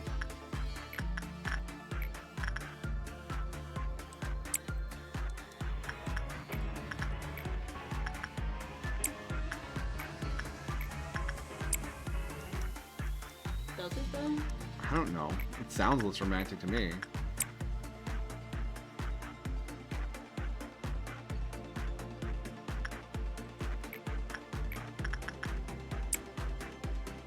What does reflexively mean? On automatic? Instinctually. Autopilot? You know when you go to the doctor and they tap your knee and your foot kicks out a little? That's a reflex. You didn't tell your leg to do that, it just did that. Is that when Senpai just agrees with whatever Belle says because they're in a relationship? Wow. I'm being slandered. I'm being slandered. Yes, you are.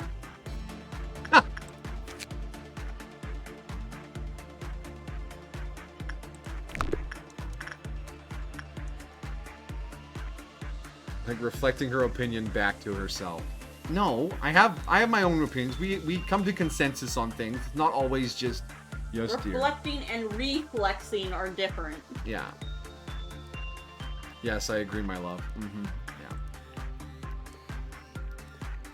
And sometimes she'll take my balls out of her purse and let me use them. That's such an old-fashioned relationship dynamic. Oof.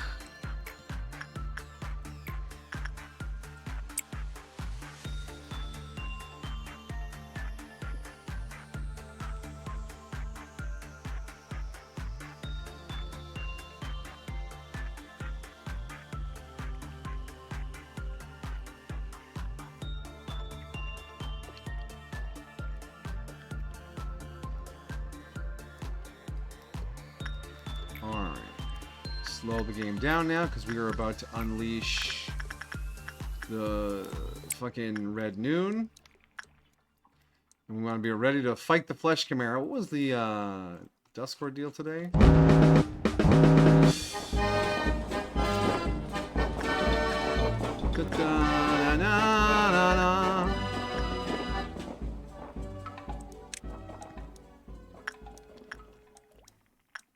Still just the one.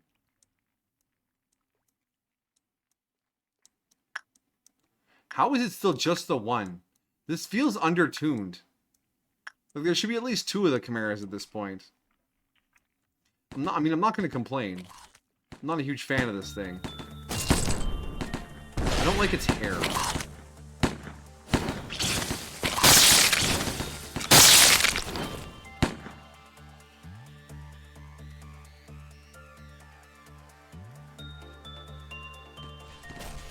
Oh, you came to the wrong neighborhood. Alright, where did all the children end up?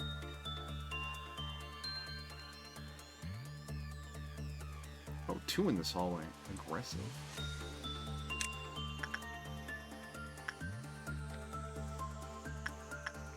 And 1 up there.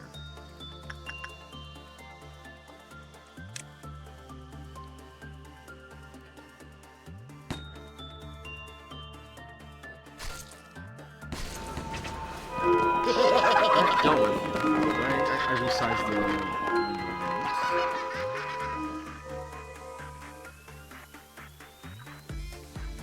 You mean those relationships that should get a divorce by now? Yeah, like the boomer comics, the I hate my wife is the punchline of every single comic. Those are so depressing. Yeah, the Facebook meme ones. Way too many people got married just because that's what you were supposed to do. Or because they just wanted to have sex. Yeah.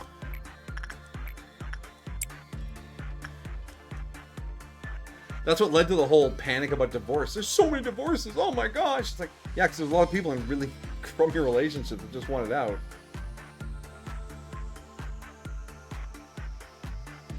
After that, it stabilized and the divorce rate fell significantly.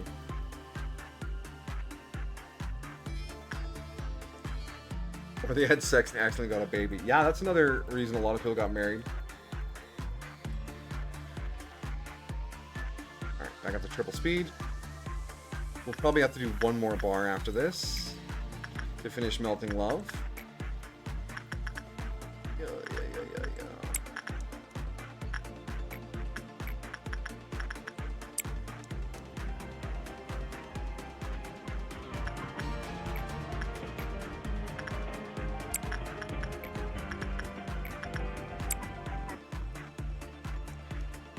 Bird is out!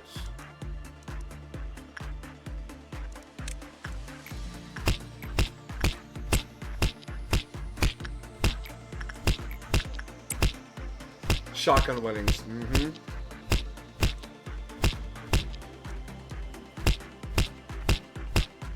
And while my instinct is to not have as much sympathy for these people, but we definitely should, is rich people political marriages. Where 2 big company owners get their kids to get married for the future of the company. And your instinct is like, stupid, ultra wealthy kids, blah, blah, blah. But no, they were forced to do a marriage that left them miserable too. We should feel sorry for them. Wealth is no replacement for happy companionship.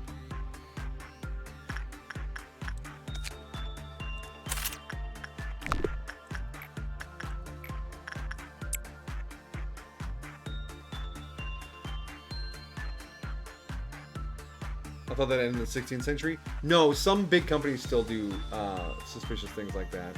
It's not as legally enforced. It's more like quiet agreements. And it's not between companies. It's between corporations. And yes, I'm familiar with the shotgun marriage. Remember, a lot of Alberta is the south of Canada. Ye howdy and all that. Oil, guns, and Bibles. Oil, guns, cattle, and Bibles.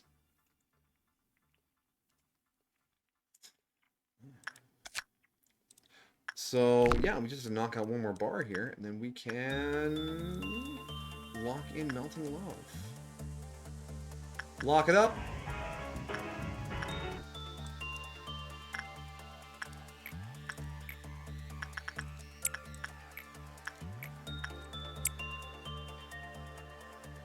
Alberta's only a few letters away from Alabama. You're not wrong.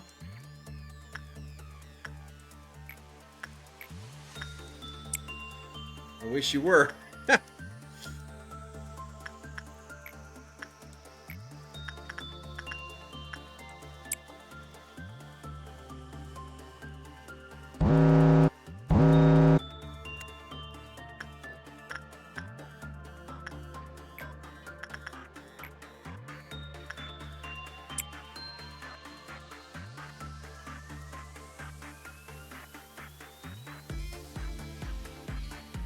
Feel like, hey, you hoser, eh? I've never been called a hoser, and I've never called anyone a hoser before, but it is the meme.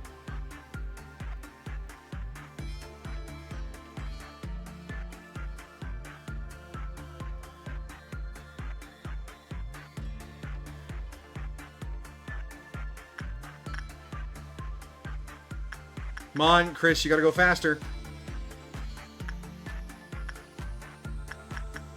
Said it would take you 32 seconds.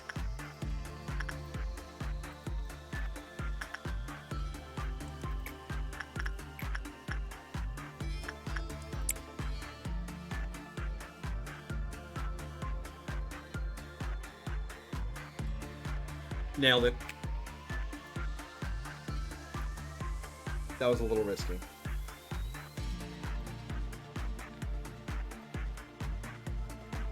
Like how people think the stereotype of America is southern white redneck guy. Yeah, an unfair stereotype, but yeah, the one that people throw out. And Commodore says, my favorite stereotype is the boombox.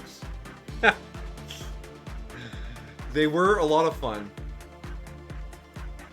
I was out the other day this week, and there was a group of kids walking home from class or whatever, and they had a Bluetooth speaker synced up to one of their phones, and they were blasting Eminem. Just walking down the street, and I was like, I didn't think people still listen to this guy. I didn't think he was still relevant to people that are like 15 years old.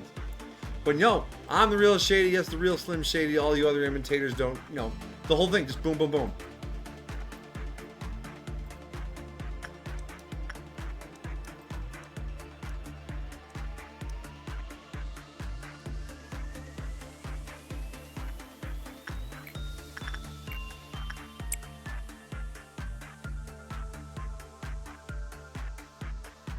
The good Eminem, the classic Eminem.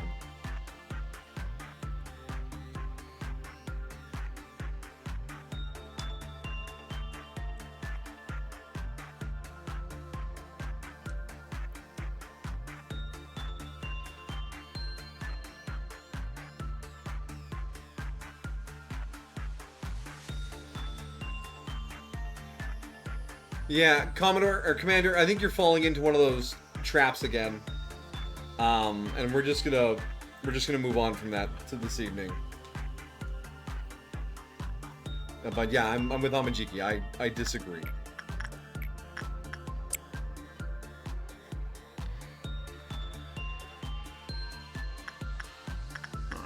How much more do we need? This will be it. There we go. Melting Love taken care of.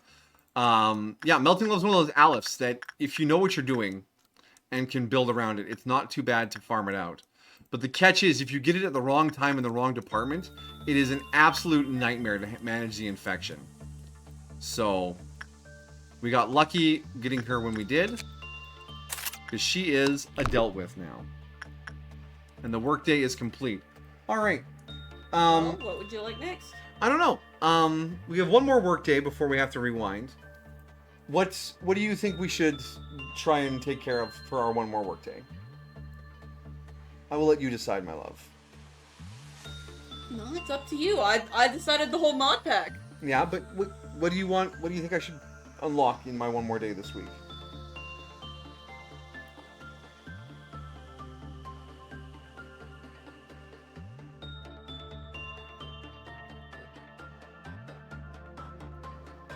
Yeah. All right. Before any misunderstandings sprout out of the chat there, no, he wasn't talking about cancel culture, Amajiki. That's not. I think Amajiki was making a joke. Oh, he's making a joke. Cancel culture? Why? Culture is amazing. Okay. He's being amusing. Yeah. All right. I'm just trying to sidestep another serious culture conversation. You're making a joke. Okay. Good. All right. What was another? There's another one of the that's like a dad joke, right? Yeah. When you're like, basically like, I'm hungry. And they're like, hi, hungry, I'm dad. Yeah. See, you said, I'm hungry, and I thought, is Austria somewhere nearby? Road work ahead? Yeah, I sure hope it does. Yes, like that. Yeah, Amajiki, exactly. Road work ahead. Sure hope it does. Cargo space? No, no do that. Cargo no, road. Cargo road.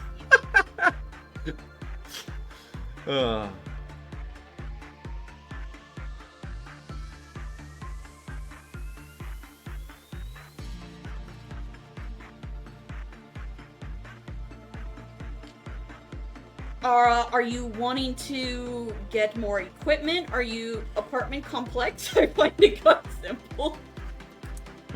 I haven't heard that one. I heard a version of that. It's like I have a phobia of overly intricate buildings. It's basically a complex. The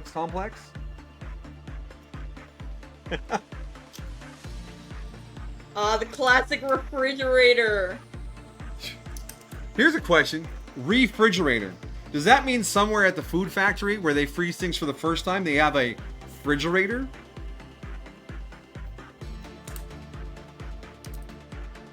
Wood-fired pizza. How's the pizza gonna go? You telling me a shrimp fried this rice? You telling me a shrimp fried this rice? Yeah.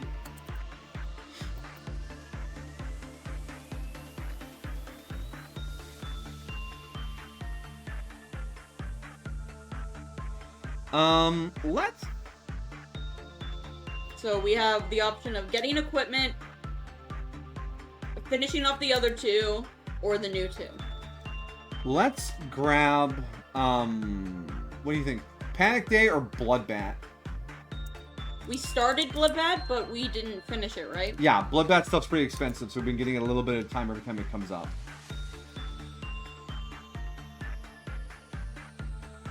Panic Day is only an HE. Yeah, grab me the code for Bloodbath.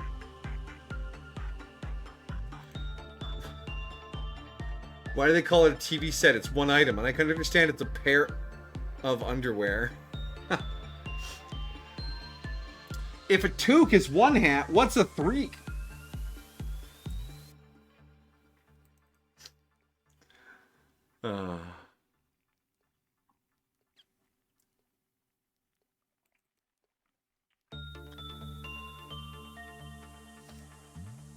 Or this one's more of a visual pun. It says drawbridge ahead. There's just a guy standing next to his car angrily sketching before he goes across the bridge. Alright, I got it. Psychotherapist. Time to seek a new one.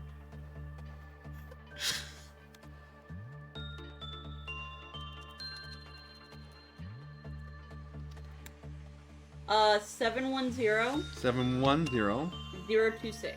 026.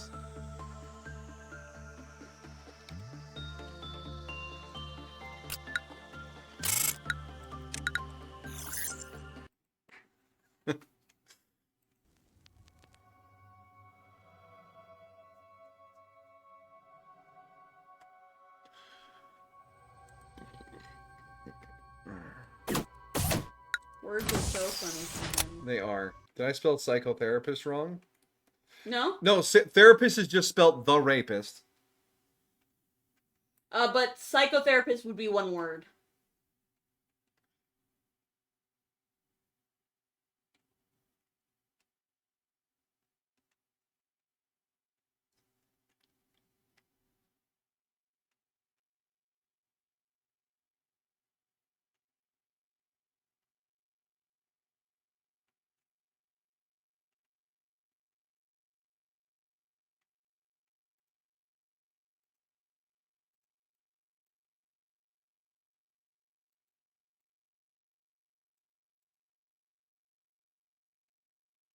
Like, psycho just sounds so mean to say. It does, kind of.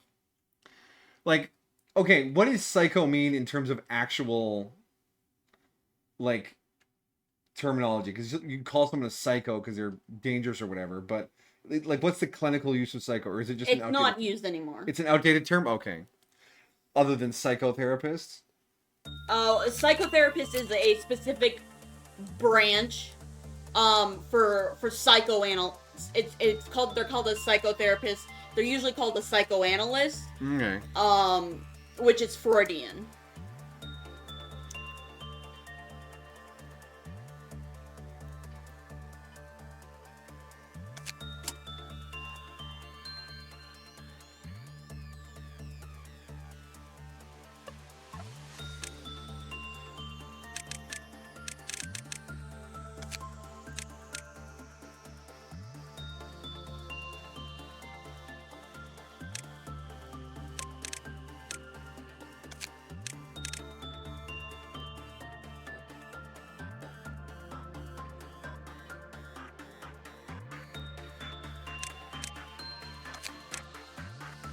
I did not update my paper correctly.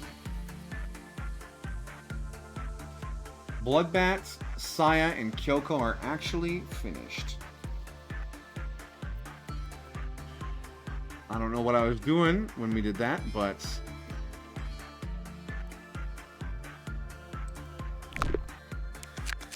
which means there is nothing to be gained from this day, so I think we're going to rewind now. Unfortunately, because Bloodbat is finished. Did we ever check out what the weapon did? Is that... did he get lost in the I'm resetting moment?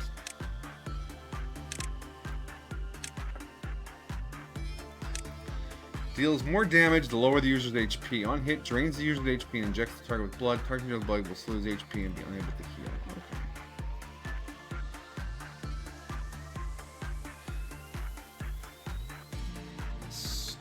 Don't read too much into a therapist that had a cocaine hobby. I mean, can you blame the guy? That was before they invented Gunpla. Yeah, Gunpla is more expensive. There's someone on Cuckoo's Discord server who does a lot of Gunpla, and he posts his builds on that Discord. They look great. The guy makes amazing Gunpla. Does sociopath and psychopath mean the same thing, or are they different in terms of mental conditions? Sociopath is an emotional deficiency where you don't feel human emotions and thus can't bond with other people, correct? And psychopath is not official term, or is it just neither of them are actually official terms. Oh. They've been merged together under the antisocial personality disorder.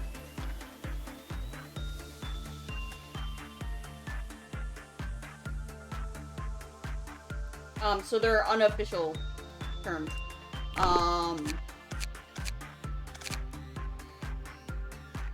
So psychopaths are quote-unquote born and sociopaths are quote-unquote made. That's why they've been put into one, because they're so similar.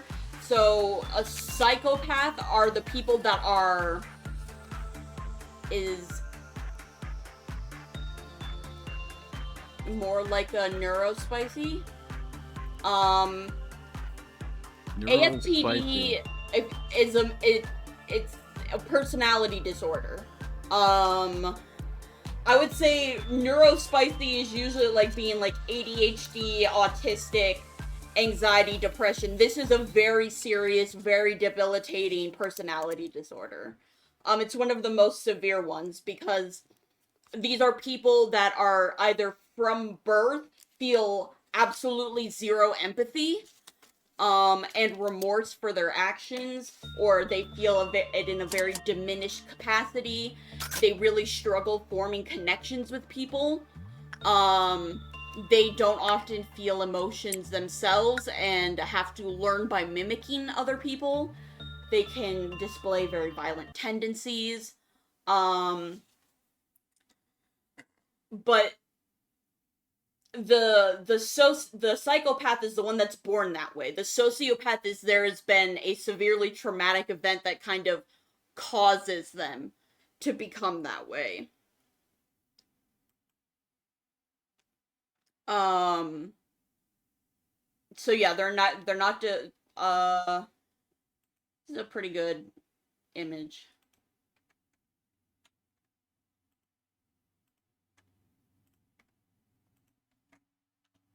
So that's a really easy image to assign the two. So the psychopath, those are the ones that are born.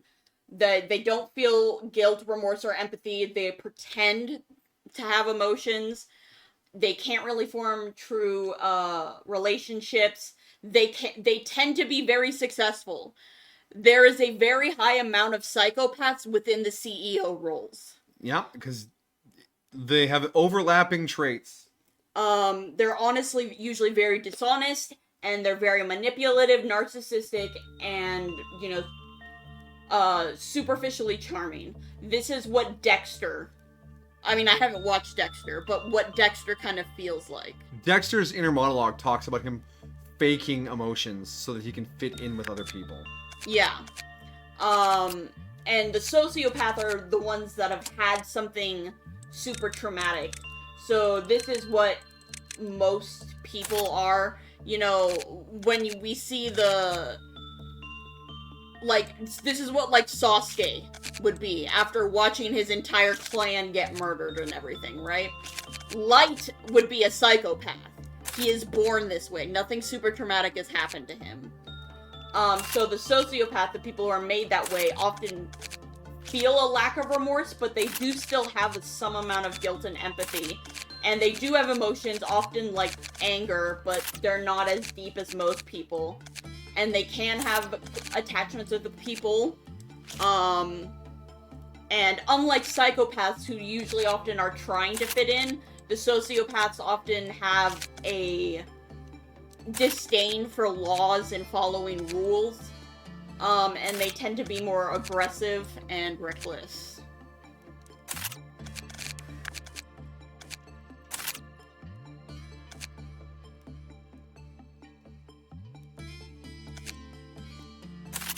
Patrick Bateman. That name sounds familiar. You know the business card scene from that movie with the business guys, where they're all comparing their high quality business cards? Patrick Bateman is the main character of that movie. I wouldn't know enough about it. Yeah, I haven't watched the movie, but yeah, he plays a super successful CEO and all the accompanying mental damage that comes with that. American Psycho, yeah, that's what it's called. But that's why we don't do socio and psychopath anymore. They're both classified under ASPD. Because the blurring between the two is really common, and they have a lot of very similar things. And that it's harmful because obviously not all psychopaths who are born with the inability to feel like empathy are bad or evil people. Mm-hmm. And so labeling them as such can be really harmful, so that's why they've both been incorporated under a singular identity, where it becomes a range of how much of the emotion that they feel.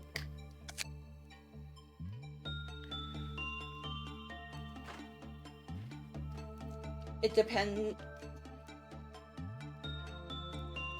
My mama used to, but what is evil?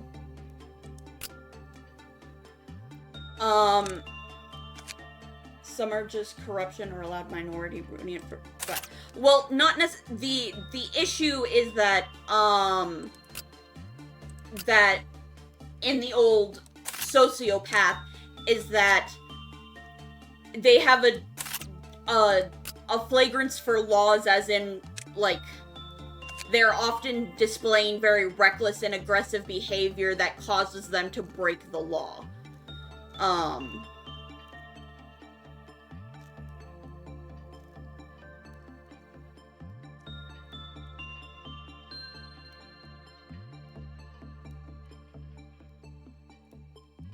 Huh?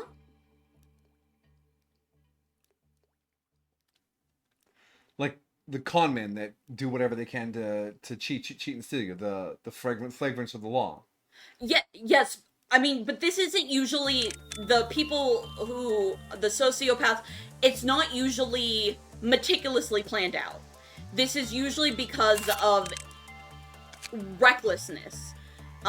It's not the kind of cold, that would be the psychopath, the kind of cold, calculating, tax fraud, you know, embezzlement kind of things. This is getting really pissed off and punching a police officer. This is seeing an opportunity to jack a car and you take it and you end up getting arrested. So it's an impulse, reckless behavior, or it can also be just as often an endangerment thing because you don't care about hurting other people. So a lot of, like, animal abuse cases, or, like, animal neglect, child neglect. It's not that they're purposely going out of way to cause the harm, it's just that they don't care.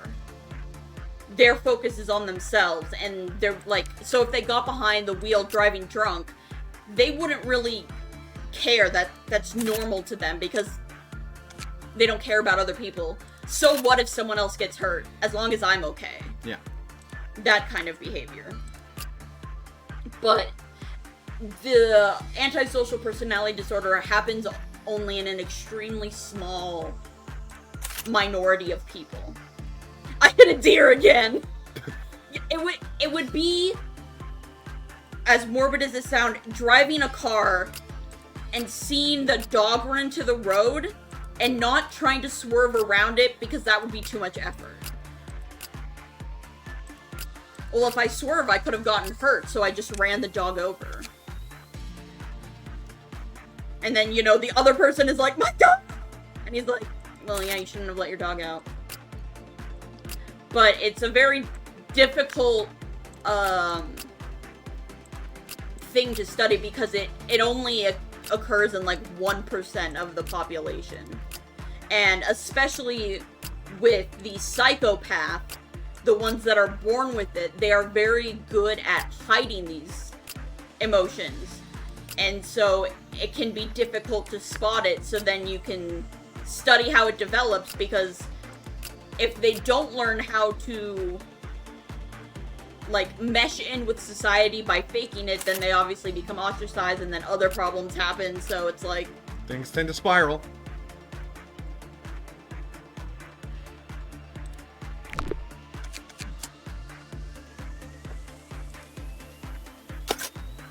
Okay, while we're having that discussion, I got our day 36 reset business all handled. Everyone is geared up, Mammy is leveled up, etc. Now I'm going to reset the game to reset our memory buffer. Okay. So we don't have a crash. And then... Mammy and Homer time? If you want to try. I did hear about Mouse PI. Caravan Palace did a song for their game, and it very similar to, what is that? What is their big song? Why can't I remember the name of it? I can hear it in my head. Yeah, Lonely, right? Something. But yeah, I've seen a bunch of ads for it as well. I actually showed one of the ads to my father because he loves that old style of animation. Like, obviously, you're never gonna interact with this, but here, look at this. There's an homage to the old animation.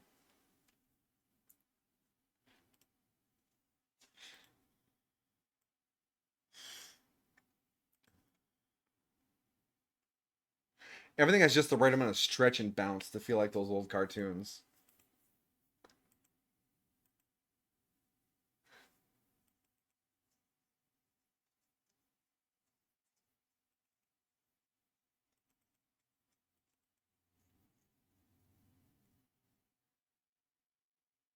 Nice, gritty noir story. Classic boomer shooter. Retro Is it animation Lonely style. Digger? Lonely Digger, yeah, that's it.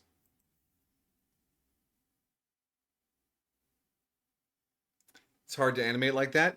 Yeah, well, Cuphead proved you can do rich, classic style animations in a video game, and people will love you for it. So I'm glad other animation studios are going with art styles, or other gaming studios are going with art styles like that, because that's great. Give me variety and aesthetic.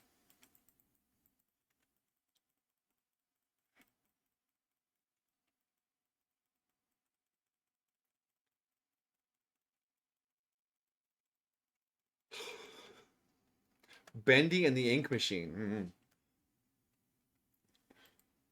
I have not heard of that one, but it's of a similar kind of vibe.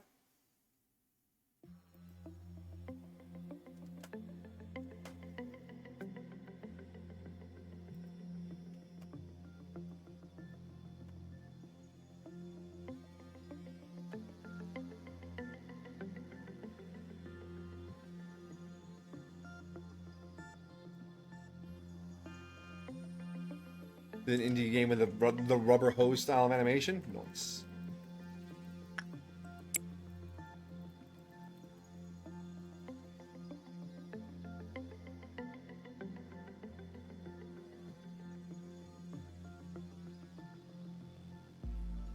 Oh.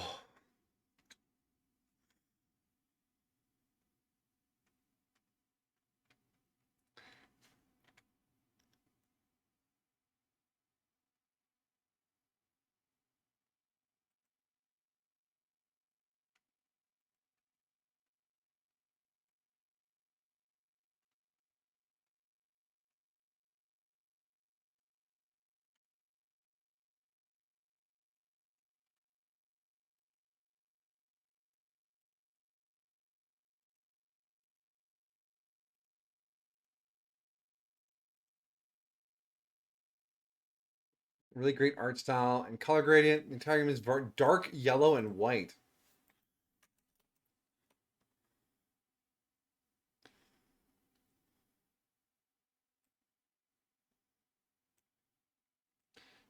Bendy. You've never heard of Bendy and the Ink Machine? Well, I've seen that little character fellow before. It says it's a survival game. It's a survival horror. Hmm. It fell under the mascot horror genre. It was the next big one after FNAF. Okay.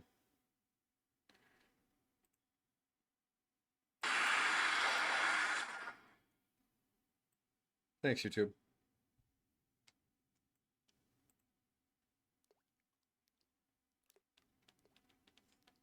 Poking their head out.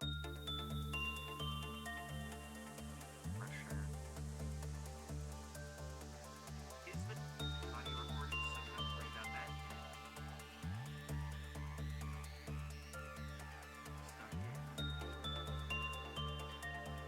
Oh, if the game is loaded while I was checking that out. Yeah, that looks pretty cool. Good art style. Yeah, you're right.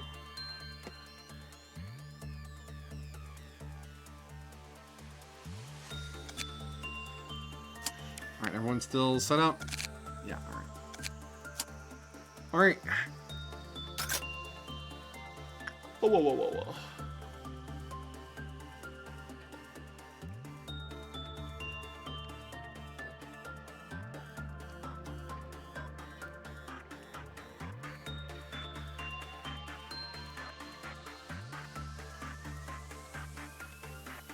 All Alright, 158 158 164. 164.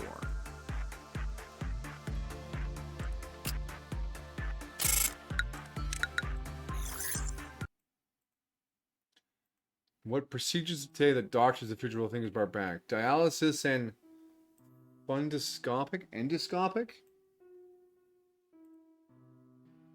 Fundoscopic examination. I mean, I know the joke from Star Trek 4 was dialysis, barbaric, but I think dialysis isn't barbaric in the sense that it was being done wrong. It's just the best we have right now for damaged kidneys.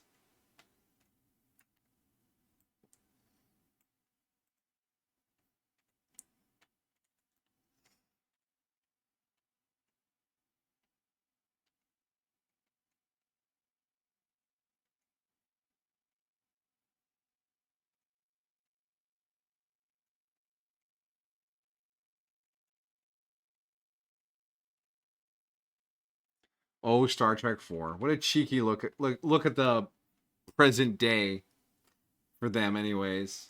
From the perspective of those future fellas.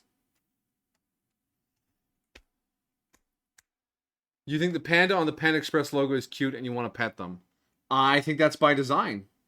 I concur.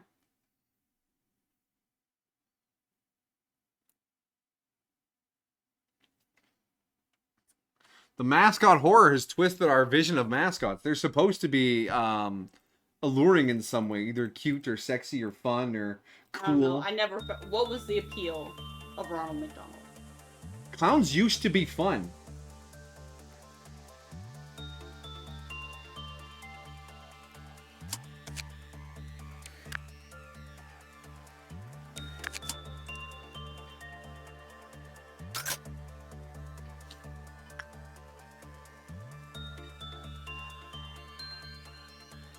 Hello, Homumura.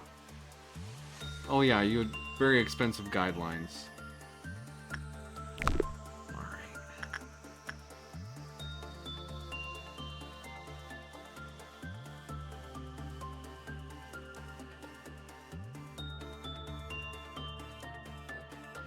Well, let's poke our nose in and see what Homura's got going for her. In the Great Fixing, we lost any progress we had on them because we removed them and then added them back again. So I remember we had some info on them. I know she does something ridiculous every time we rewind the clock to reset the day, so we got to be careful. Sayaka was the blue-haired girl. Homura was the best girl in the show.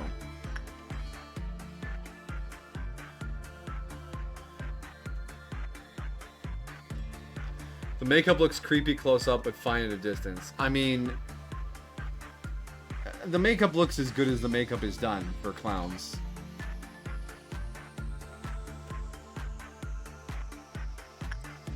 Alright, Homura,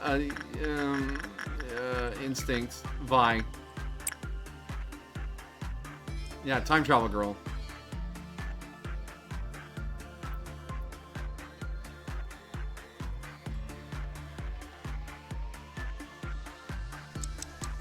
Containment unit is filled with the cold scent of gunpowder and the lingering breath of old times. Is she messing with my in-game clock? She lifts her head deep within her violet eyes, congealed exhaustion and detachment. Honestly, mood. Catches a familiar phantom upon Vi, one that belongs to her.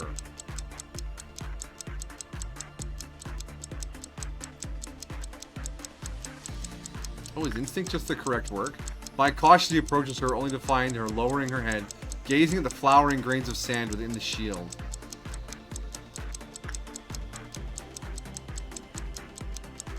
Okay, it's black damage.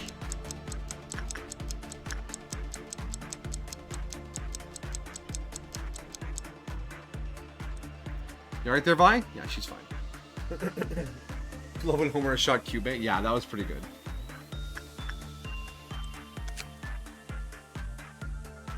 It's enough for the first two guidelines. When the work is good, employees in the department have their work speed, movement speed, and attack speed doubled for 2 minutes. Each time the day is resetted, Her counter permanently decreases by 1.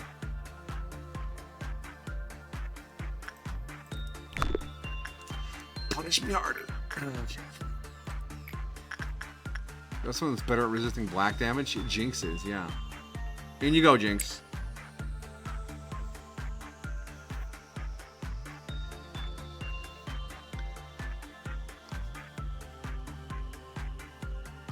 It's fun watching Maguka and then watching the Maguka video. Yeah, I did. That's why we share that video.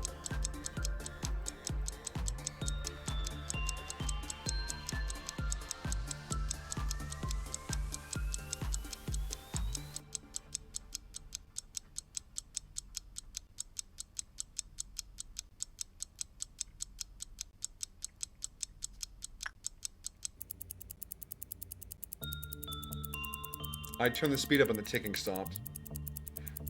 Are you gonna punish me for this game? I think we're okay. The ticking just sped up.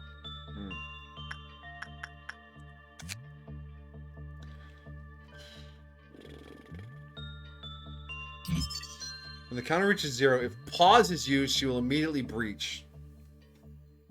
I understand it's a valid game mechanic, and I don't blame game modders or the game for using this, but messing with my speed controls, my rewinds, and my pause is my weakness. I am weak to that. I am not strong enough to just get good enough for that to not affect me. I'm not that strong.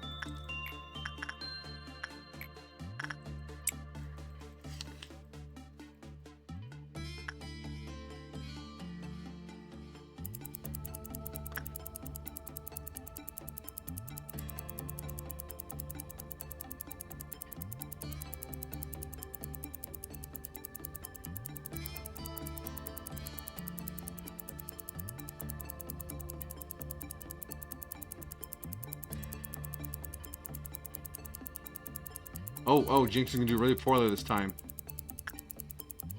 Oh, please. Oh, God. Well, it didn't insta-kill her there, so that's fine. Return to the memory repository restores her counter state. Enter the next day without using pause will increase the counter by 1. I mean, the weird one, I guess. I mean, that is the newest bag. The other two are older than this. I should not? I mean, the kitchen worker in me says we should abide by rotation. As fun as the stubby popcorn bag is.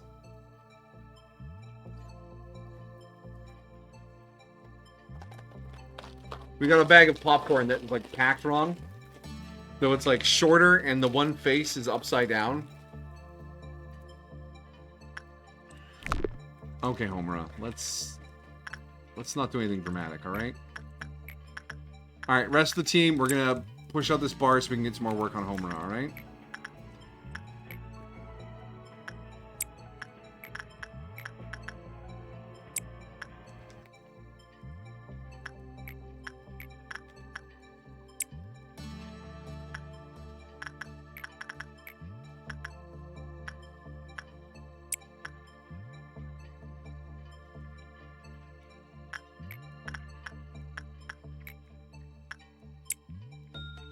You're only half listening. What happened? Nothing. We're just starting to work. We're just starting to unlock Homura again. We need. The smell of the popcorn. Just needs a little ketchup chip flavor in there. Perfect.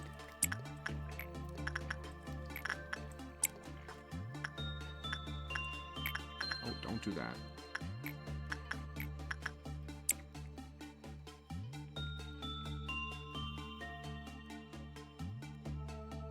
I think you should listen to the instructions on the popcorn.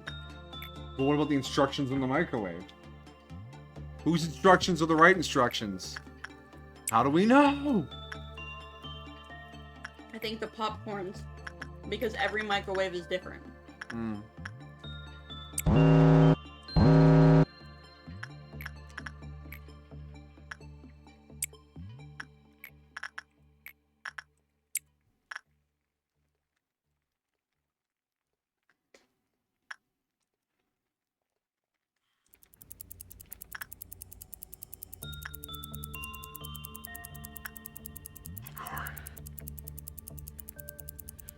I will make threats that I will not follow up on. Fair enough. It's your popcorn, your microwave. We're not going to tell you how to live your life.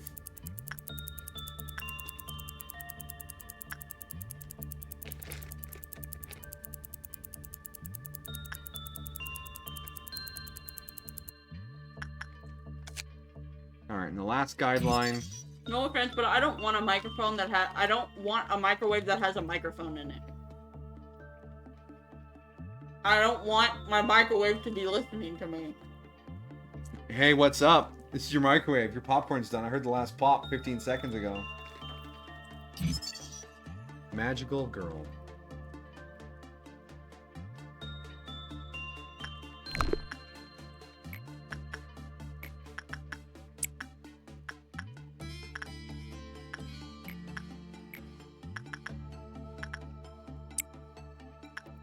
How do you get a microphone that can withstand the inside of the microwave? That's kind of interesting. Like technology-wise.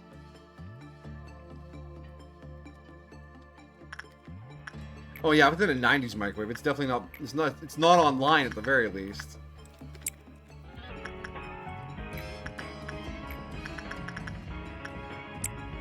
Also, it's been so long since I downloaded the Homer and Mabuka mod, I have no idea what they do or what anymore. Good to know. Attachment work is also quite successful.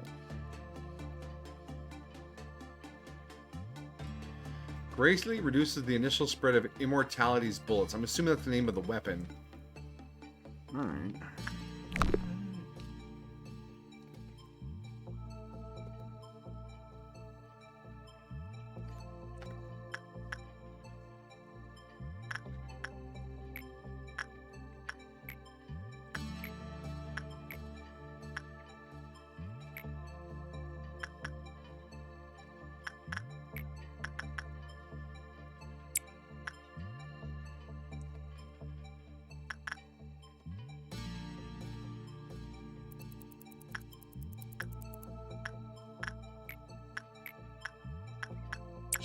Works. Knock out the Green Dawn.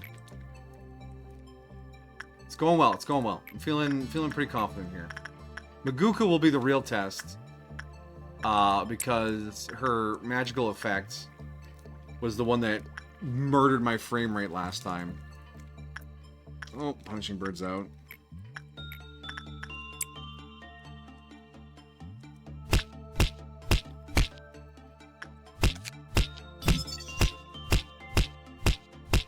Weak to black damage. Yeah, immortality. 0 and 0. What?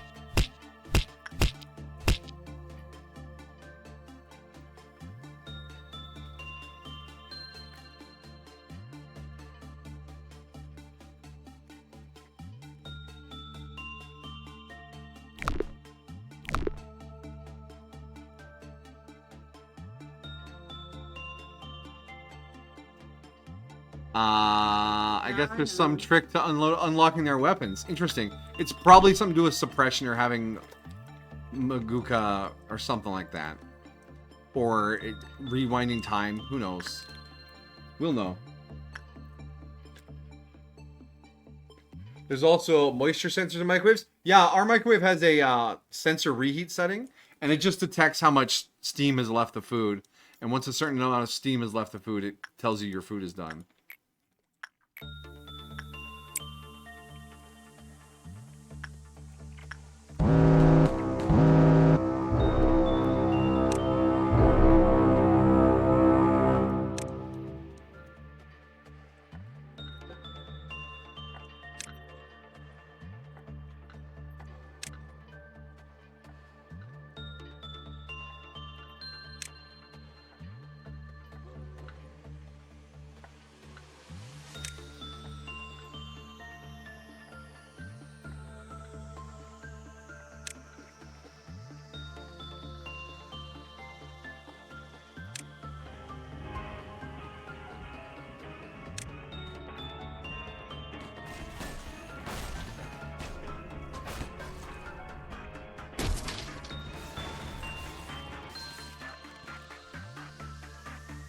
Alright, deal with the robots.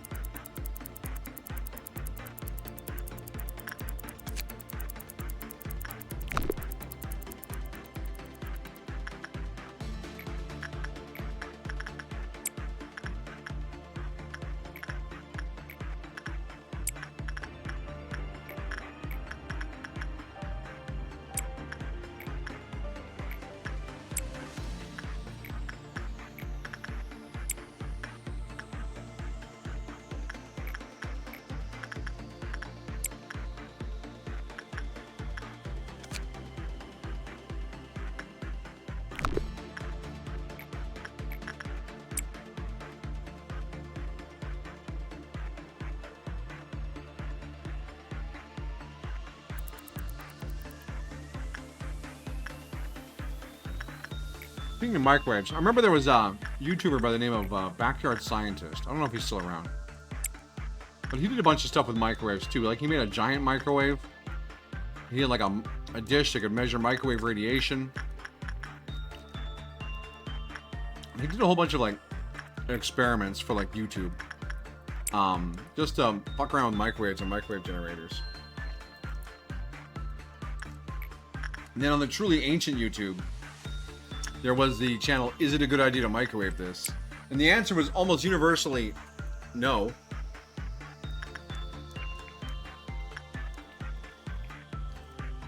They microwaved an airbag and almost blew one of their legs off. Because airbags go off when they're exposed to microwave energy. And they go off aggressively.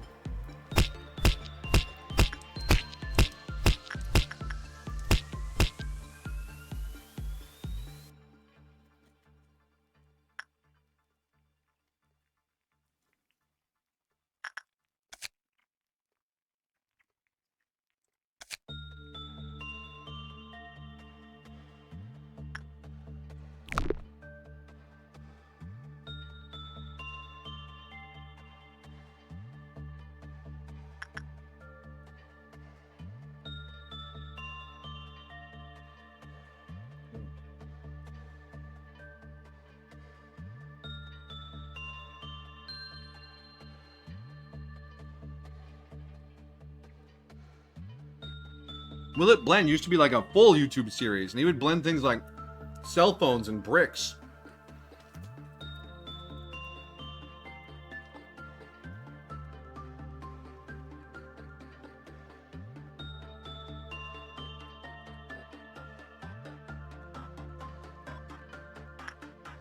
The random destruction channels, those were the days.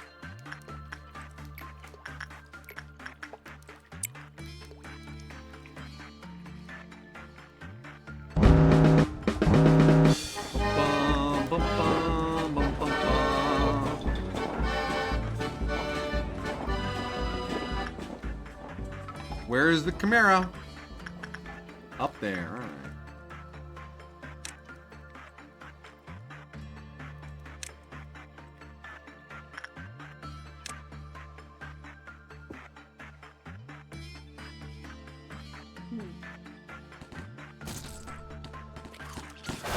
Translation making finding out the information on Homura's weapon difficult.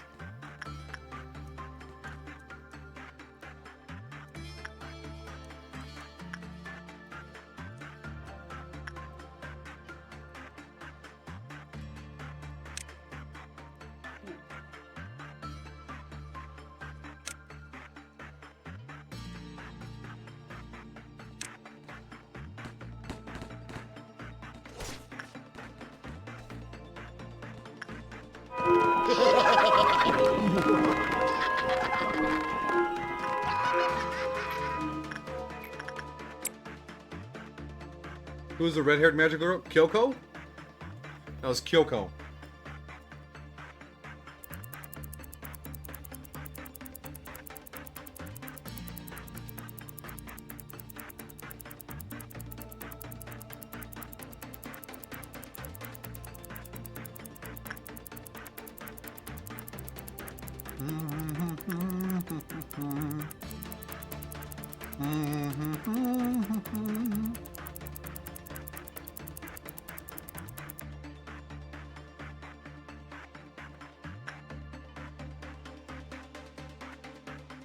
Yeah, that's the one you're thinking of.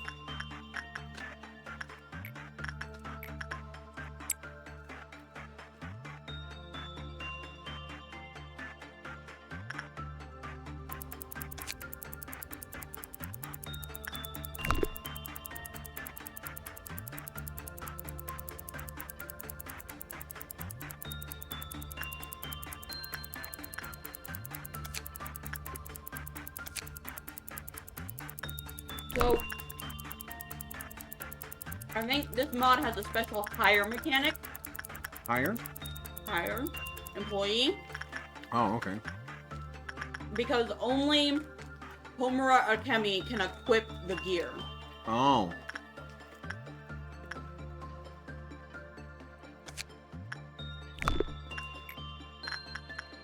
I see.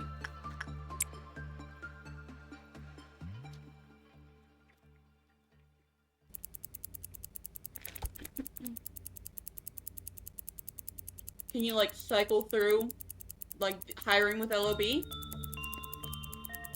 I could try, yeah.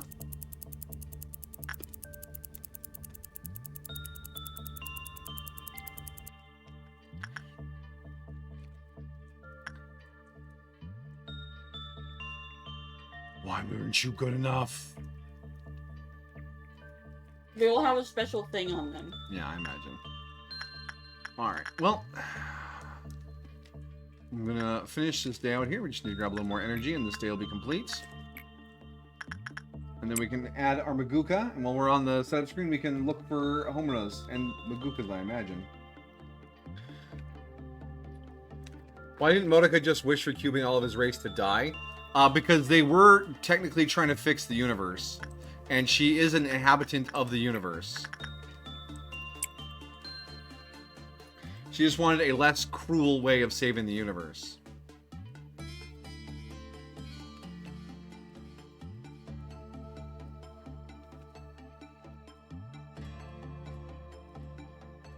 I mean, it's got to be some chops off of an alien species. Oh man, in 27 billion years, the universe is going to die. We better do something about that.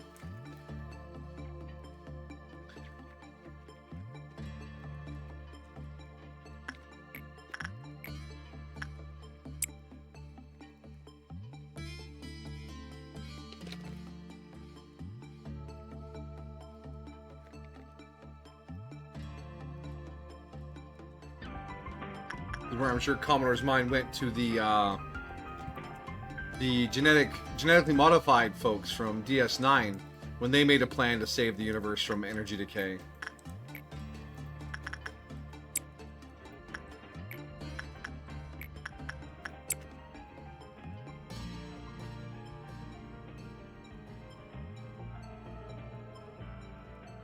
Alright, what's our FIFO number for Maguka?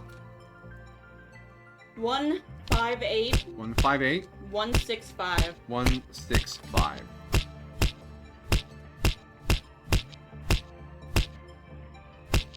I would have wished for infinite energy, unless that's out of QB's power.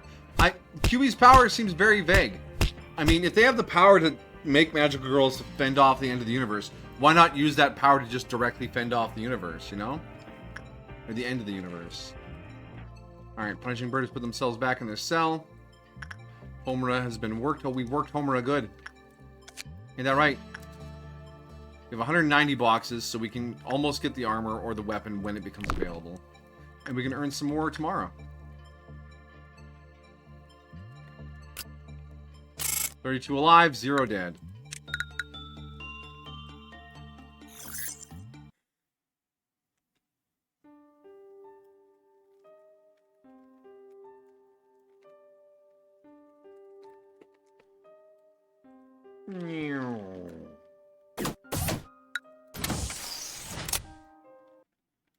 Yeah, I mean it's a constraint to the writing. Obviously, you can't just because then there would be no story.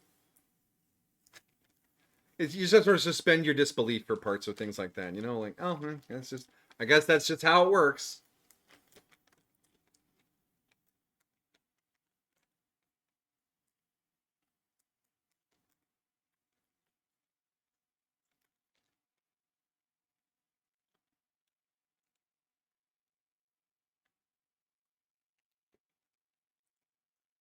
You kind of want to pet Cube though. I don't think they have fur. I think they just have weird pallid white skin.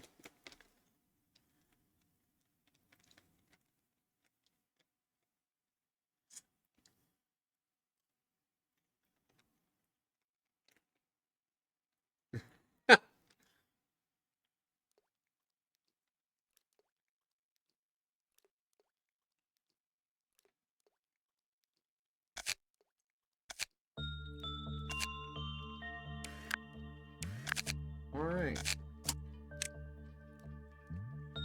Ray Teosiu. No, thank you.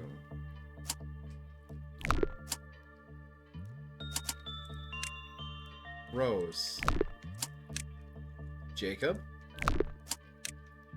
Gregory. How?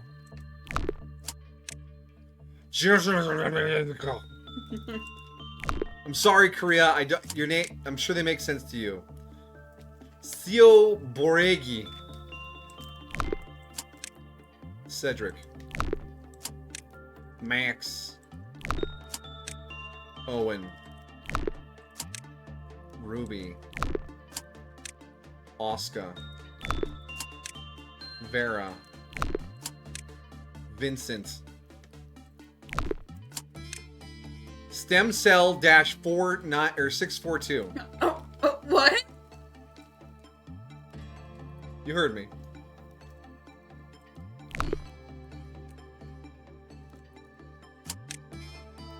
Polinius. Angel. Hunter. Devona. Chow. Honorio. Olive. Diva.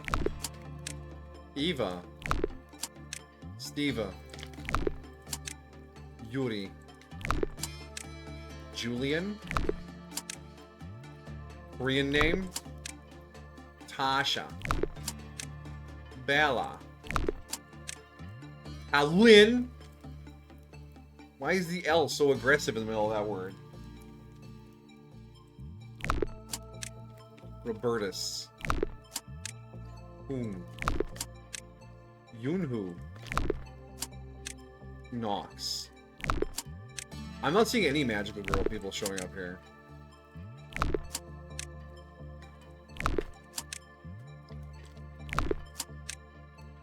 Aurora. Tanya. Basel. Ramirez. Delaney. Please pronounce that. No. Mabel. Gotcha. Tom. Frank. Jose. Nicole. Piper. Miho. Anton. Sanchez. Paul. Jeannie. Mary. Loki. Haru. Hannah. Another Ara.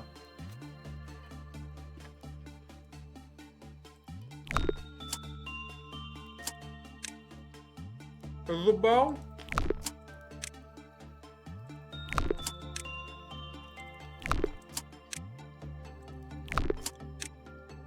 Maritza. Delilah. Neville. Angelina. Frenzy.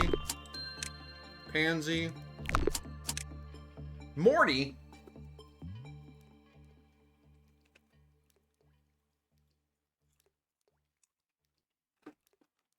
See, there is a file for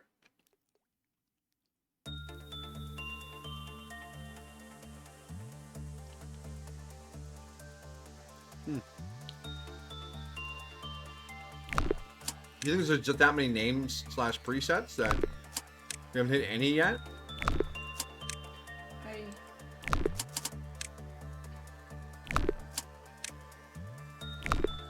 don't know. Oh, gee, Rick, I don't want to work on these abnormalities. They're kind of spooky. Hey, Morty, I turned myself into abnormality. I'm Abnormality Rick! Sarah. Louie. Anastasia. Another Yui. Victor. Victor! Mason. He turns himself into an abno. Funniest shit I've ever seen.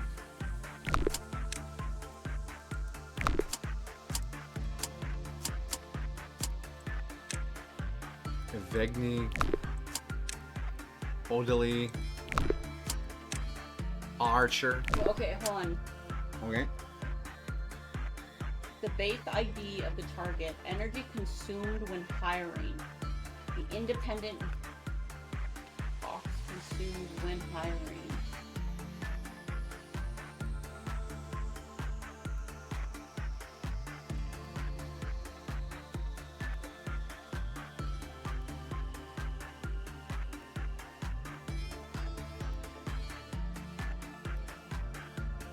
I haven't forgotten Amajiki. When we lock in our day 41, we're creating a Jason to Victor, because you asked. And they will be brand new, maxed out employees with proper gear. We just need to get to a day 41 lock-in. Which I'm feeling closer and closer to doing.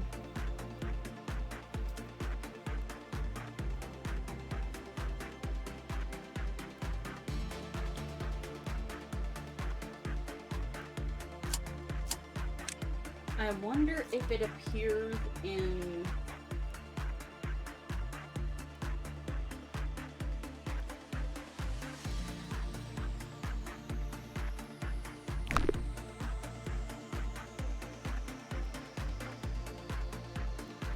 I have not forgotten. I have a checklist of things to do for our lock-in.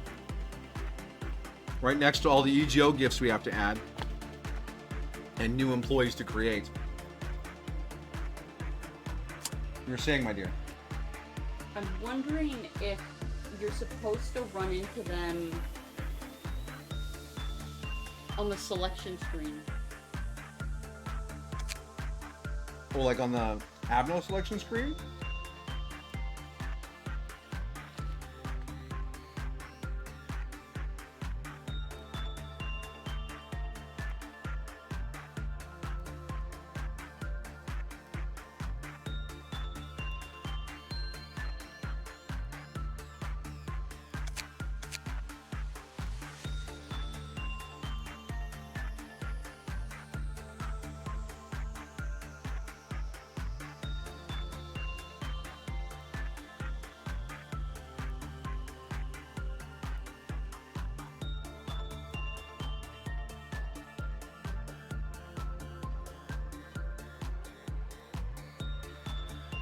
Yeah, because I'm wondering if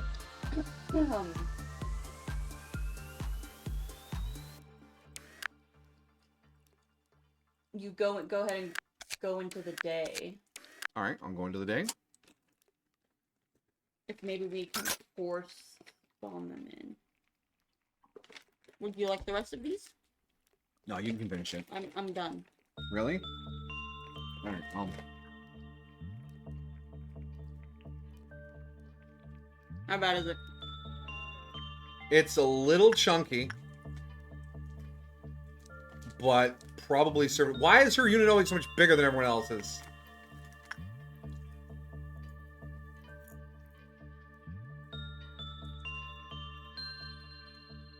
Even if this is the best effect in the world, I don't think we can keep her as a permanent abno. Yeah, no duh. If we zoom all the way in, does it calm down? Not particularly. Alright. There's a lot of vibes I get from Madoka and Hemiru. Hemiru. Who's Hemiru?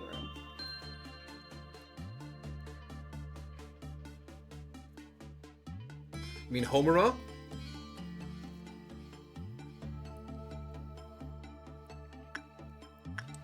Alright.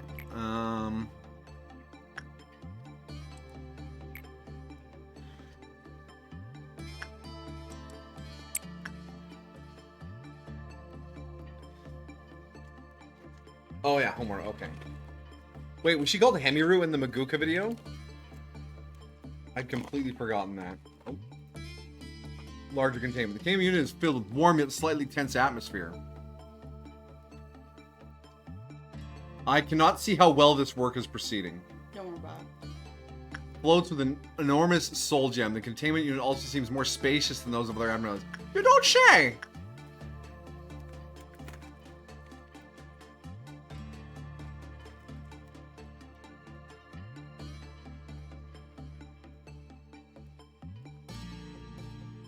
Senses within Vi, a pure wish to help others. I mean, she did try to help people.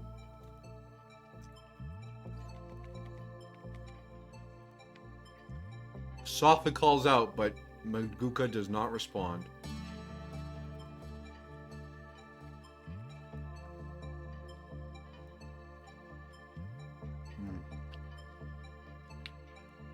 Insight seems to be doing the work. Okay, I can kind of see. Okay, she has a lot of boxes, but Insight seems to work pretty well.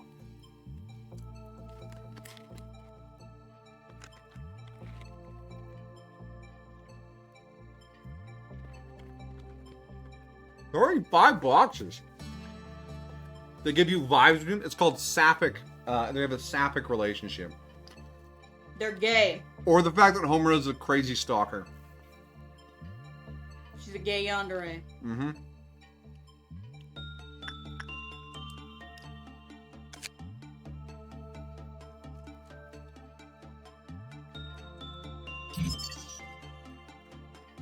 After containing her, a shield-type bullet will grant enhanced HP and SP recover. And each time a new meltdown level is increased, will randomly increase an abnormality's Q counter.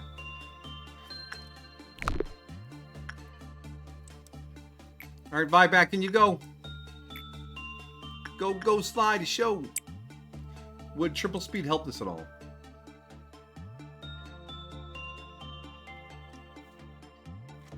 Feels incredibly gay and you love it. There's nothing wrong with that.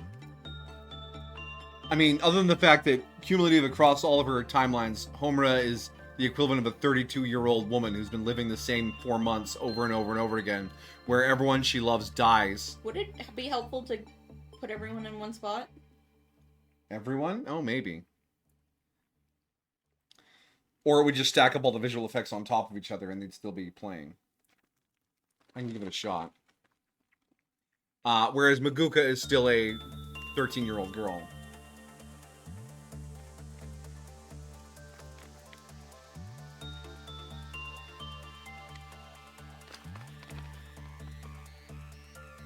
At least until she becomes God.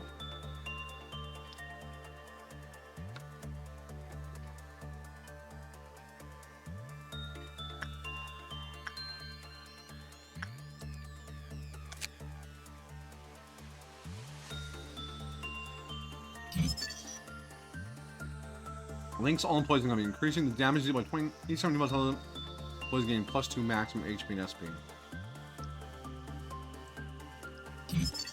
I love these effects. I just don't like the visual effects. For each employee's death, they get a penalty. Panics are also penalties.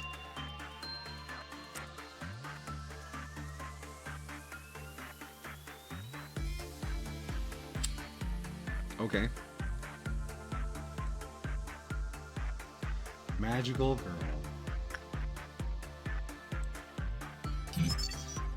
Oh yeah, look at that. 80% on it. Wait, on attachment. Oh, she's only a Zayn. Is she? Yeah, I mean, she's probably a Zayn the same way Army in Black is.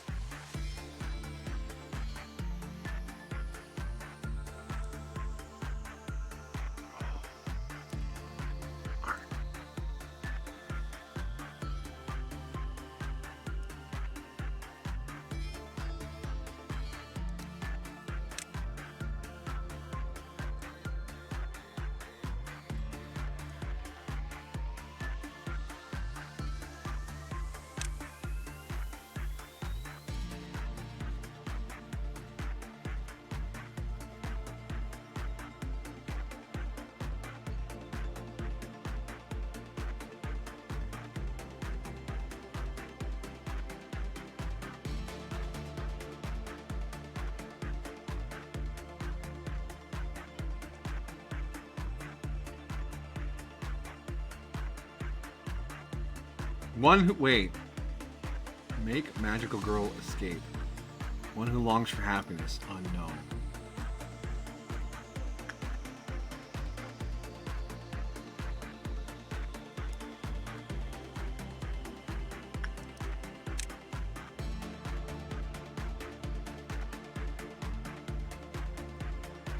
Adding chug onto chug. Well, if all the bars stop swooping around so much, it might be easier on the machine. Because in the elevator, they don't move around; they just stand still.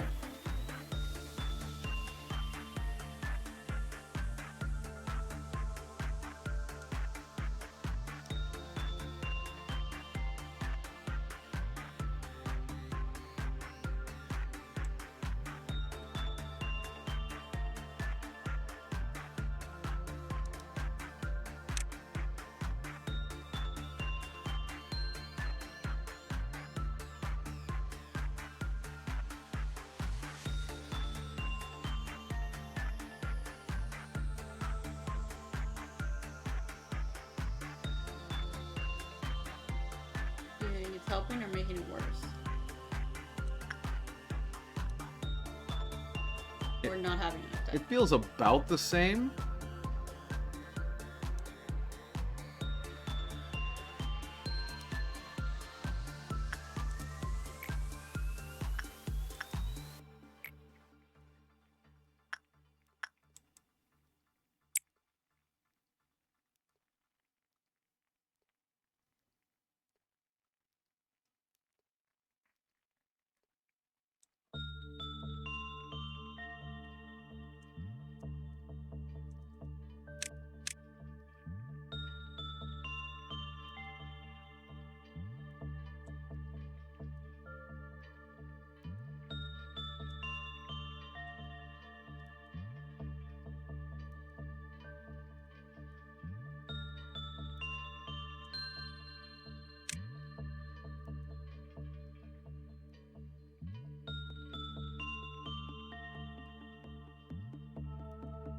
Alright, that's everyone except for Vi who's working on Magical Girl.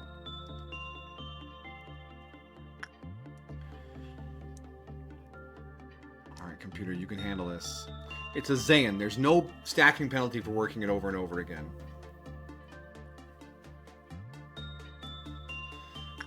But make Magical Girl escape. I worry this is just gonna nuke the game process like the Kyoko and Ophelia ones did. But we kind of want it to happen, don't we?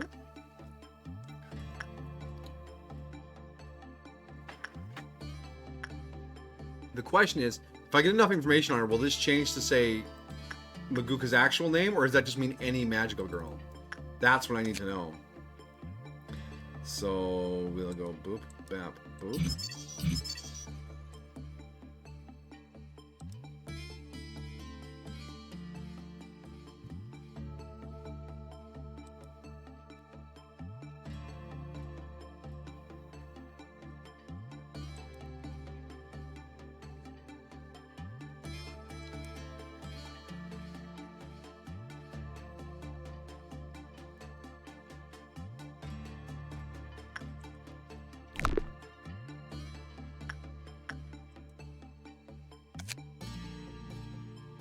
Non-escaping entity. We can't even see her gear without... I'm assuming the missions take care of that. Okay, alright.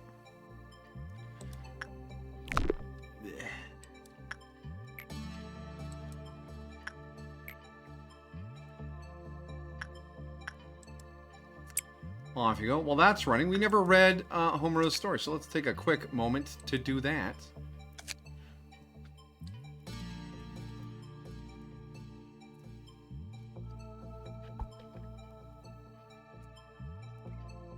When the game crashes, something go brrrr, yeah.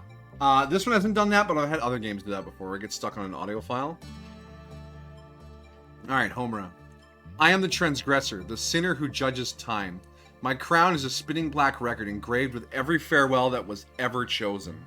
Each grain within the hourglass is one of the billions of me drowned in the same second. Erwal doch du bist so schon. Not biting, but grinding, metal scraping against metal, producing the rasping sound of an old gramophone needle, carving across etched grooves. Akemi Homura, no, at this moment she should be called Homulili, sits at the center of a labyrinth of gears. Above her head, the shield that once defended her from all harm in this world has twisted, swollen, and transformed into a pointed witch's hat. The brim is not cloth, but a massive spinning black record. Within its grooves, countless scenes flash silently in reverse. Madoka Kaname's 13th outstretched hand, Mami Tomoe's 47th shattered teacup, Sayaka Miki's 99th cry dissolving into foam. Every goodbye is a deeply etched track. Her true form is a massive, upright, floating white hourglass, but within the upper and lower glass chambers lie not flowing sand, but solidified gray-white points of light, like stardust trapped in amber. The hourglass does not flow. Time here is not a process, but a landscape.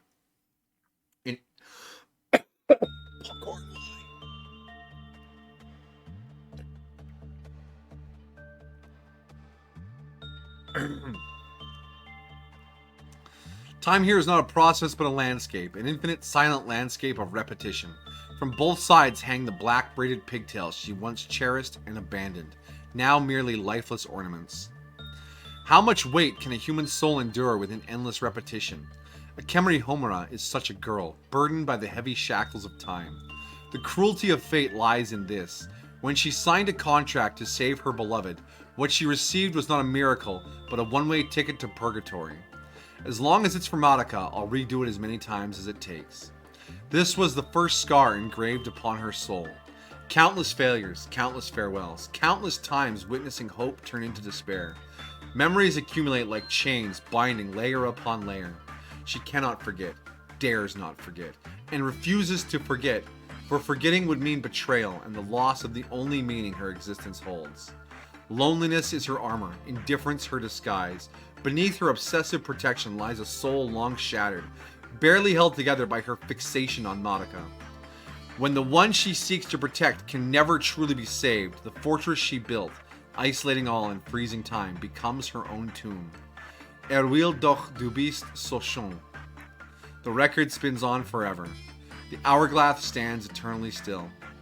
In this kingdom that has betrayed the flow of time, the witch of transgressions has finally obtained the eternity she sought. And that eternity is the most perfect form of the curse itself.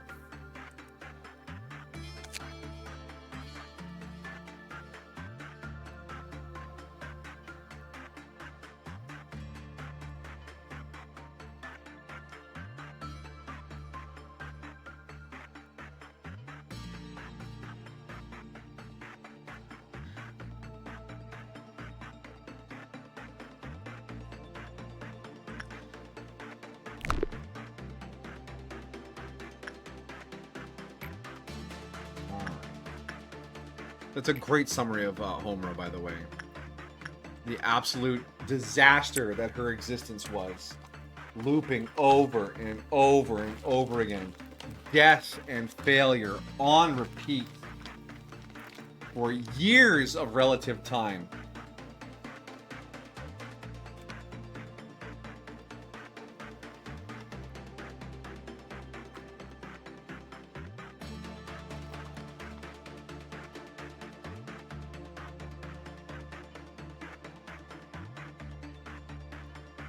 Poor Homer indeed. Obsession's a hell of a drug.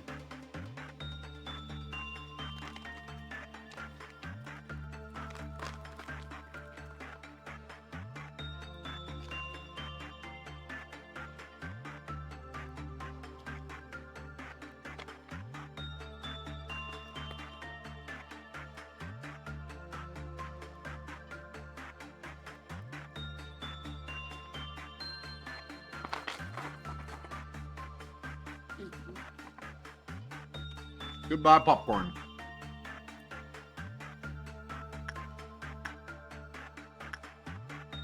Alright, I can tell you how. The only way to get the final thing is to have Maguka break out. Maguka breakout, but she's non-escaping. Oh, yes, she is.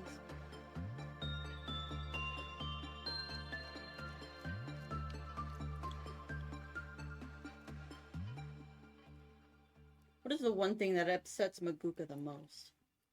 Magical girl death. Witches. You were right on the first one. You just had 2 extra words. Death. People have to die.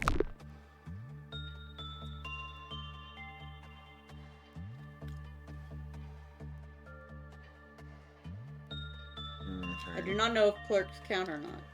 Well, they don't have the beam to them, so I assume not. You never know.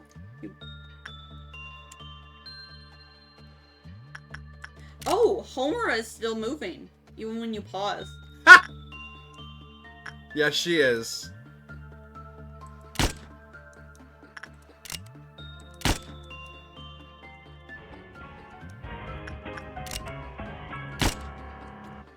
How many is that? 5 or 4.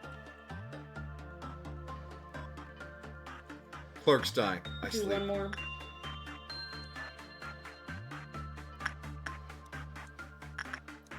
Yeah, it's absolutely the movement of those beams. Because when I pause, I can scroll no problem.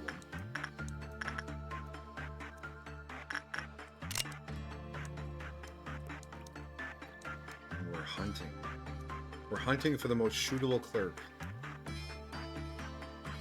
Or 2.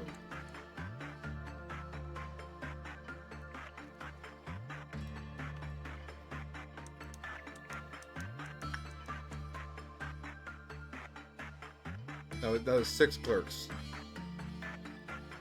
I need to have 5 employees die. Sounds like we're buying some sacrifices.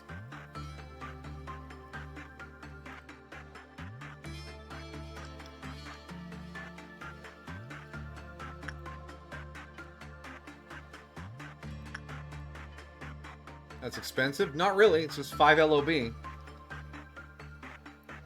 I mean, I hate to throw LOB away, but it is what it is. And rewinding for this is going to count down fucking Homura's thing. Oh.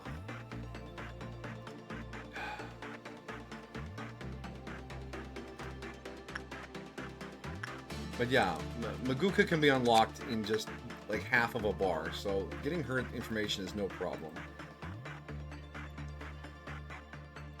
And she'll accept any work other than repression, which is beautiful.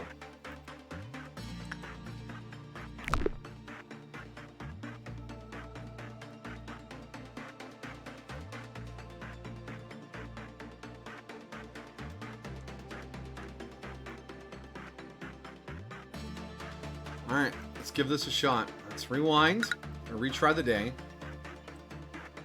And we'll get some sacrifices prepped.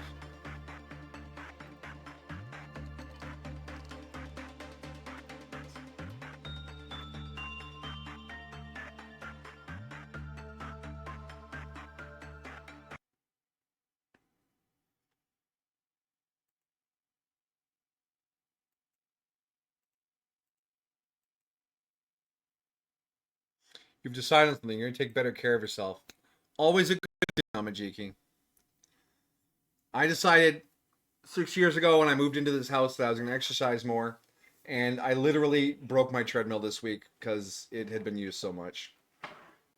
So now I have to walk outside in the sun. Ugh.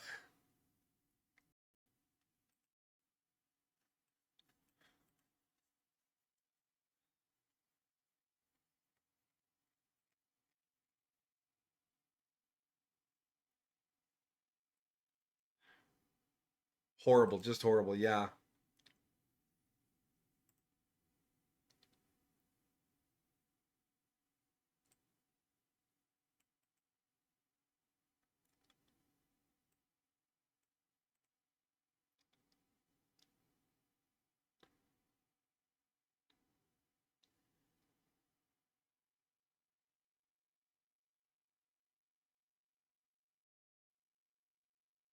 You outran the treadmill. I basically did. But yeah, it started making like this weird rubber smell if I went over 30 minutes. And then eventually it would just start stopping on me because, I guess it was overheated or whatever. And then Wednesday, yeah, it popped the breaker for the plug it was plugged into.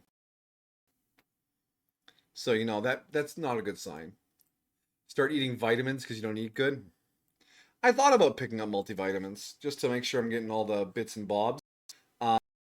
Be fucking expensive, so uh, I decided I would just be careful with meals.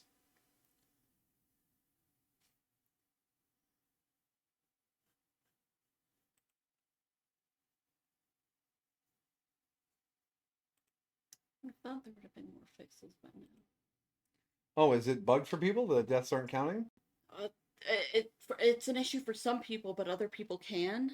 All right. Well, we're gonna buy 5 basic employees and execute them to kick this off. You're just gonna eat Flintstones gummies. Don't eat too many. You can overdose on vitamins, and that has all sorts of weird, fucked up problems too. Get goddamn zinc poison.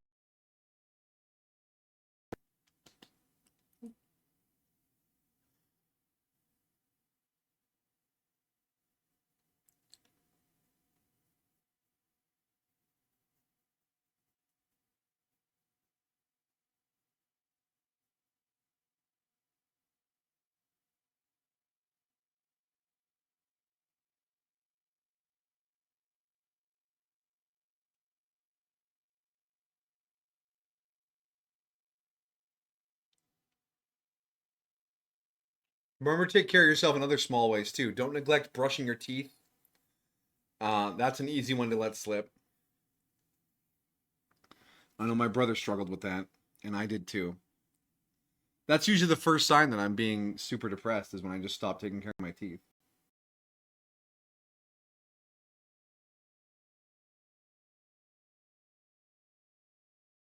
You just taking a long time to load because you were working hard. Give me a sign, lobotomy.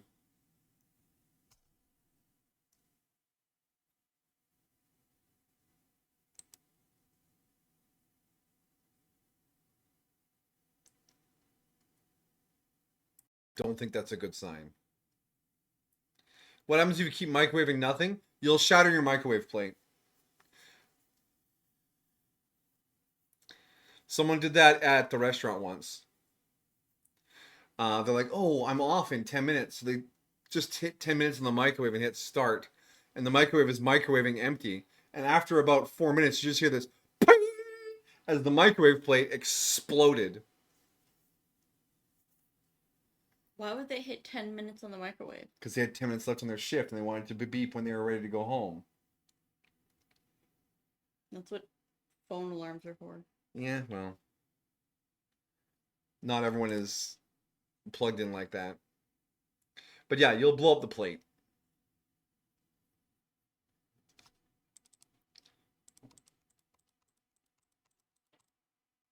Does not seem that they There we go. End process. are possible, does it?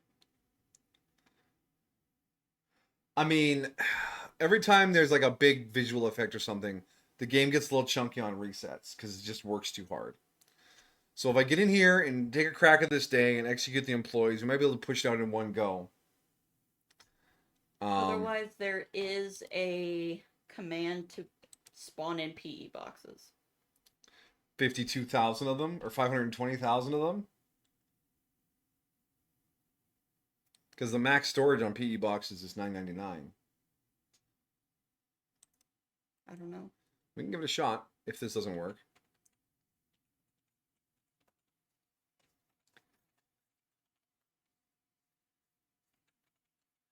All right, game is a loading. Buckle yourselves up. Because yeah, the thing with the Modica one is because that last piece is part of the main information, that'll keep us from our 100% codec completion. You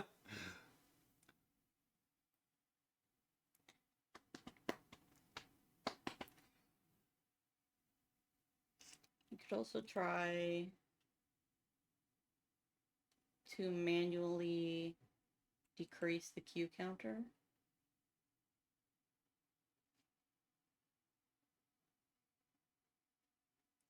Well, we'll see if we can just shoot employees to get her out.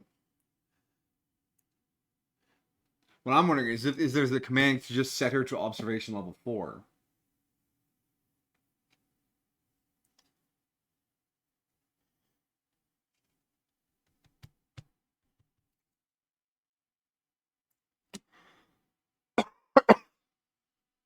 Ugh.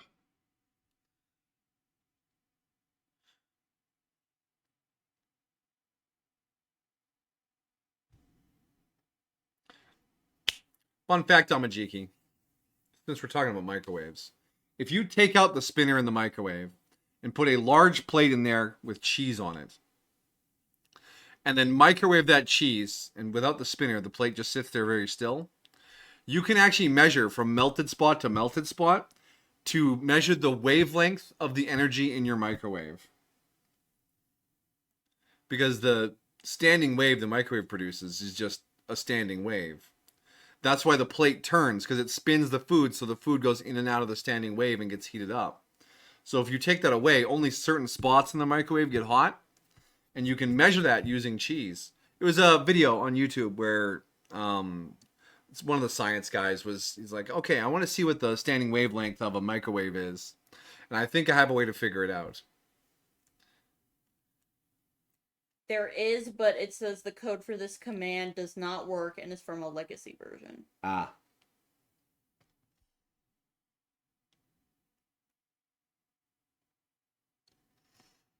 Sounds like Now Red. This is before Now Red. This is old YouTube.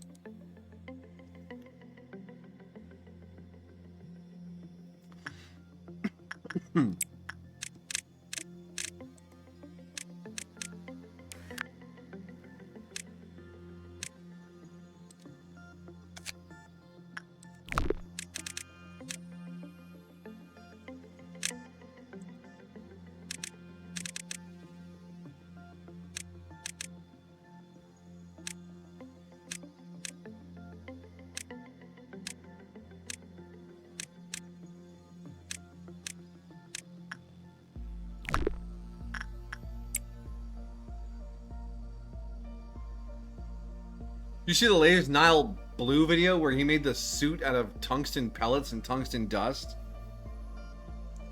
That felt very chemistry adjacent. It was more just messing around. It's mostly just the fact that tungsten is fucking cool.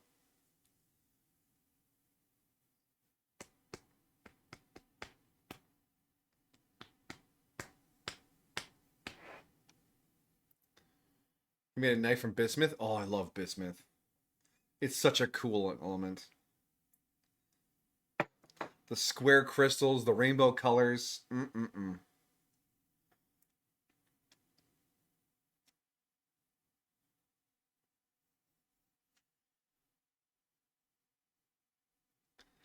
That feels like such a weird comment.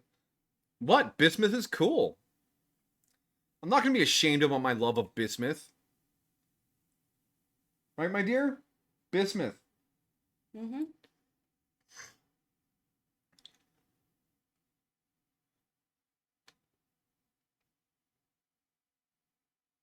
Oh, did you watch this guy do something crazy? No, I saw him do a different crazy thing.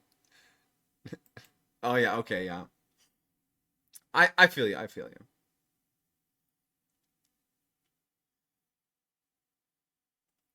Chemistry is just alchemy without the mysticism, all right, man? It's literally how most things function.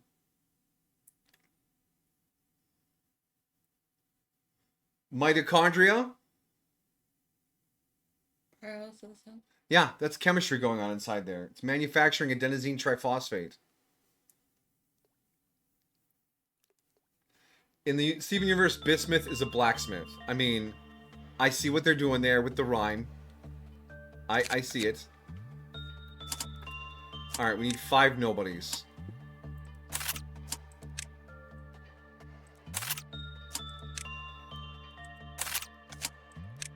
And I'm going to be efficient and just whack them all with one bullet.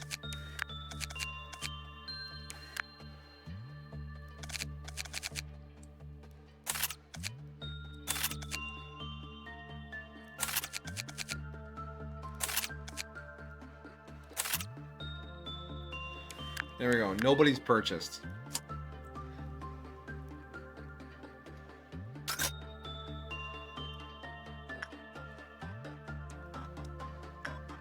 Oh, I should pause this because things run pretty smooth when they're paused. Hi, Mackie. I want you right here. Jojo, you down here, and Mirabelle. And then we got Micah and Amelia. Amelia, you.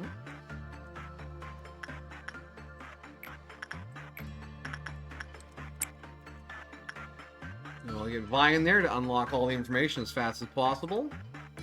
And then we'll shoot that elevator.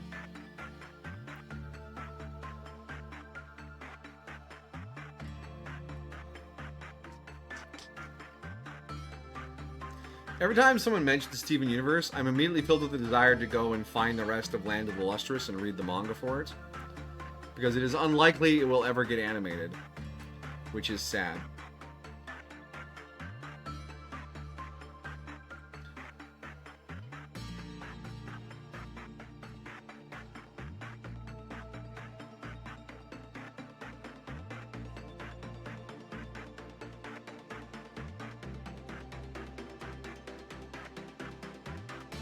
It's just such good use of CG animation in anime. It was so good.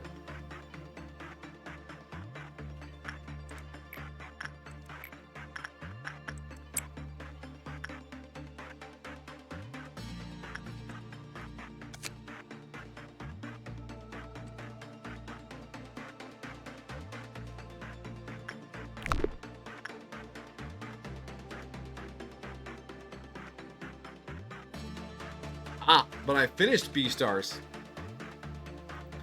It had an alright ending.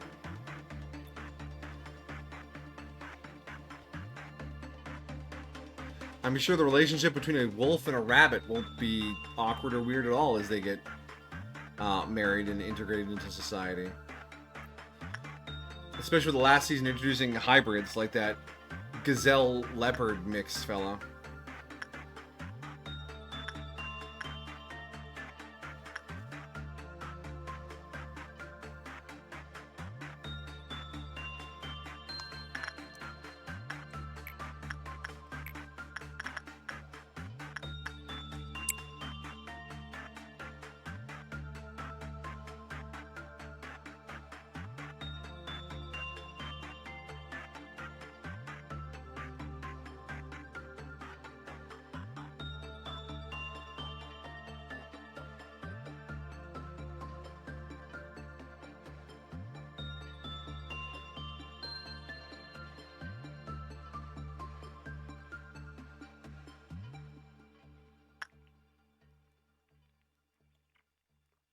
That said, Zootopia 2 has piqued my interest. I wouldn't mind seeing the second one.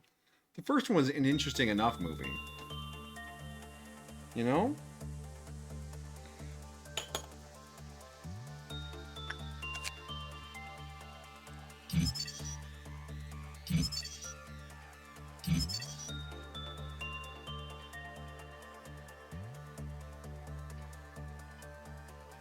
Like, the sloth at the DMV was funny. Do you want to try the PE box thing? I've basically got enough PE boxes to unlock everything here already, so I just need to do the shooting. Yeah, we're right where we were before. Alright. It's shooting time. Sorry, kids.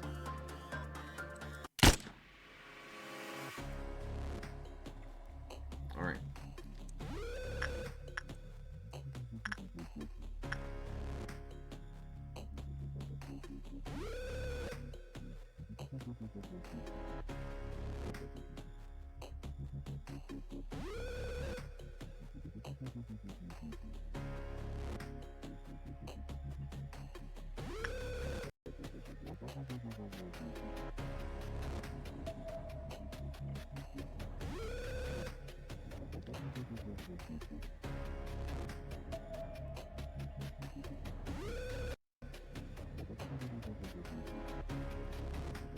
Come on, game.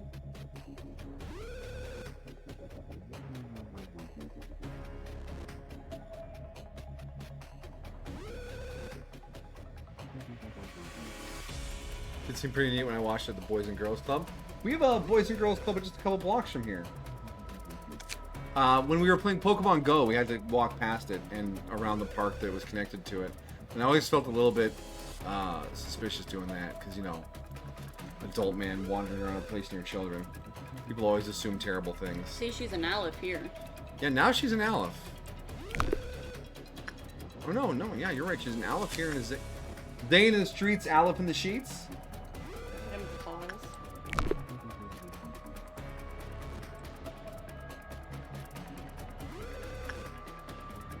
Alright, so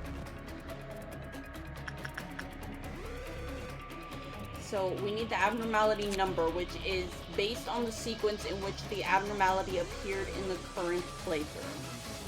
For example, the first abnormality would be 1 Sims. So, okay.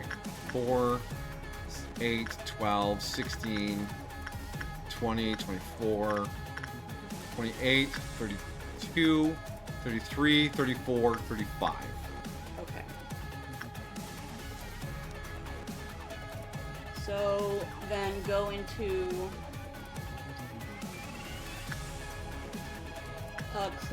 creature. Create. Sure. Y-A. Y-A. N-N-O. N-N-O. K-A. K-A. K-O-R. K-O-R. A. A. Then the number. 35. And then a float to decrease the abnormality's Q counter by. So like if you want like 2 or 1. Okay.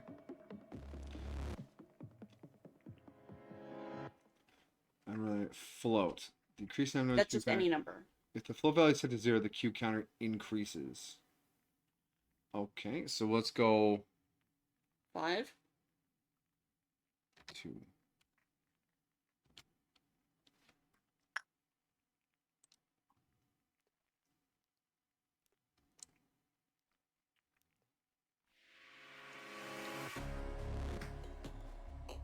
Yano Kakora. Yano Kakora 35-2. Try doing 34-0.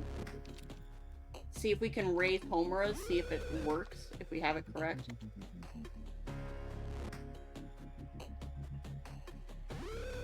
Did I spell creature wrong? No. Why?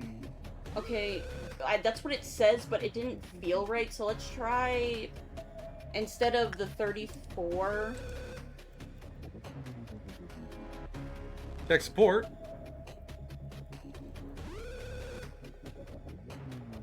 Where is...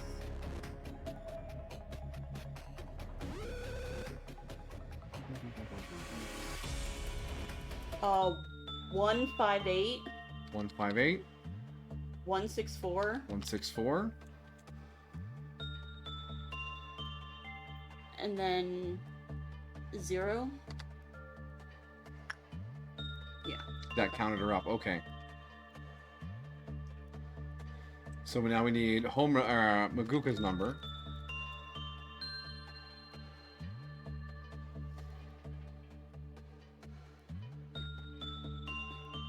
Uh, 158. 158. 165. 165. And then we need to decrease it. 5.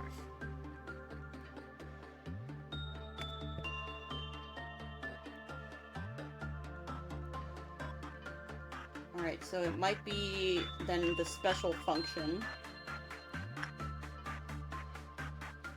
Because, yeah, because she's a non-escaping entity, her Q counter is just a question mark. Like, But even if it's a question mark, it should still go down and up. yeah, but the tools Try have that. minus 5? Yeah. Other things. Because, yeah, Skull, oh, it's an X. Welcheers is an X. Yeah, question mark is usually reserved for tools. Interesting, okay. So, -5? -5?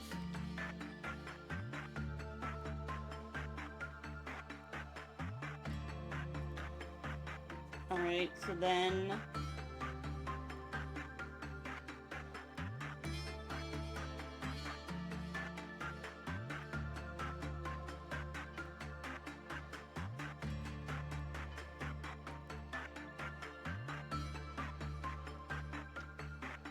Then we'll try cake is a lie. Cake is a lie?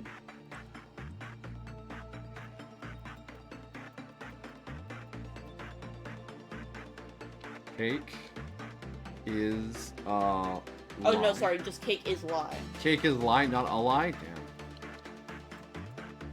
And then Madoka's number. 165. 158. 158. 165. Ah, there's the 165. And then Add P boxes. Because this is 5,201,314.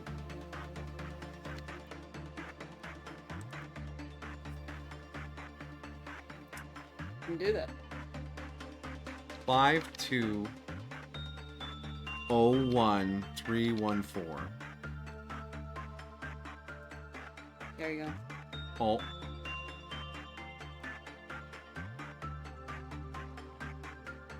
It says this is observation level 4. It spent the boxes when I clicked it. I'm gonna try doing it again. Oh no, there it is. When a total of 5 employees die or panic during the day, the Witch of Salvation will transform into the Witch of Salvation and breach. Well, she didn't. And the weapons are under the same condition as Homura's. Yeah. But she's unlocked. She won't fuck with our codex. I think this is alright for a mod that is not receiving bug updates. And we could always, after we get the ending, we could do a new game and where there's not as many employees and Yeah. see what happens. Yeah, we can sort that out. Alright. So let's read her story. And then we'll lock this thing in and we'll what time is it? It's 8:30. There's still plenty of time. Do we want to try and fuck with the incubator thing? You could try spawning in... It has its own creature ID. It has its own creature ID? Like the escaped home Madoka? Alright, well, let's read the story first.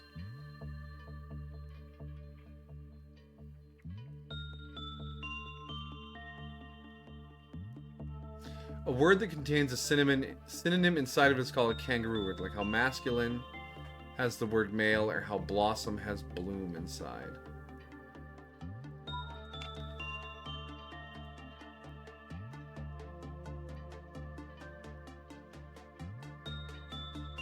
Masculine doesn't have the word male in it.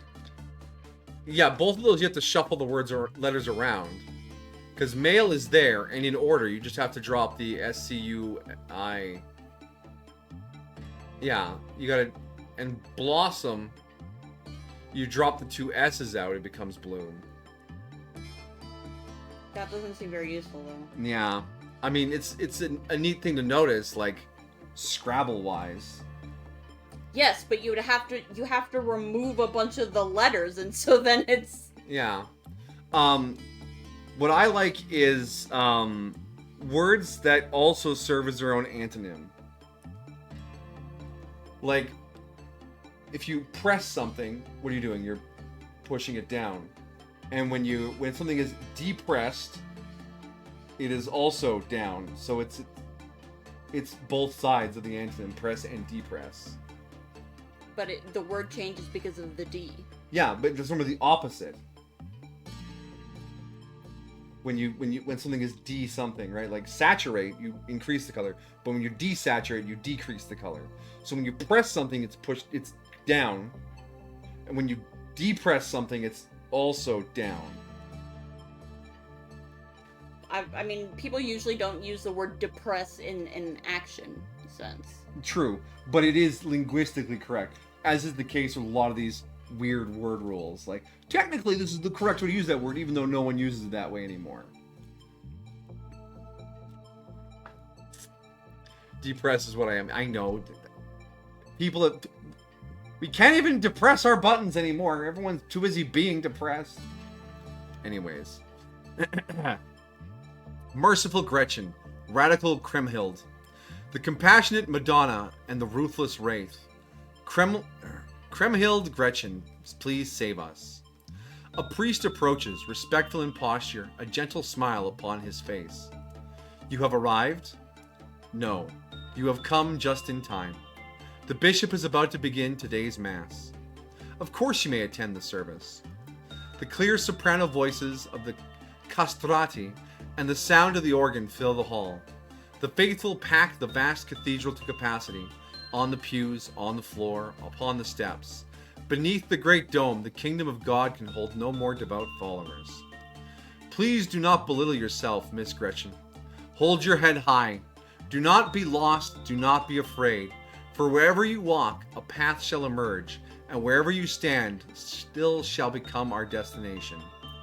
She hesitates, glancing about, her cautious steps like treading upon thin ice.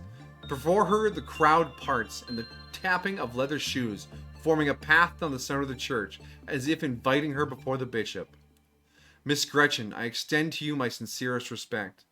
Even if Jesus himself were to come, I might not greet him with greater reverence than I greet you now.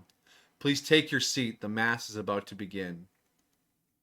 The Bible lies open upon the lectern, the unleavened bread upon a white porcelain plate, and the wine within a golden chalice rests beside it, overlooking the countless faithful. The bishop lowers his gaze, lips moving. He is reciting the Hail Mary. Hail Mary, full of grace. Spirits circle quietly, graceful in posture, singing a wondrous song. La la, little girl, great light, you shall guide us. Miracles will grind the earth to dust and drift down beside you. The spirits exchange her name within the melody, that dreadful name. In 4/4 time, Andante in G major, stepping upon the staff lines, they tap dance and sing in unison. Their sacred voices drown out the shrill screams and alarms, praising that pitiful girl, the girl who brings both mercy and destruction. La la, little girl, shine, sing, for the beautiful new world lies just ahead. Your holy and magnificent form rises above the sky, beyond the clouds.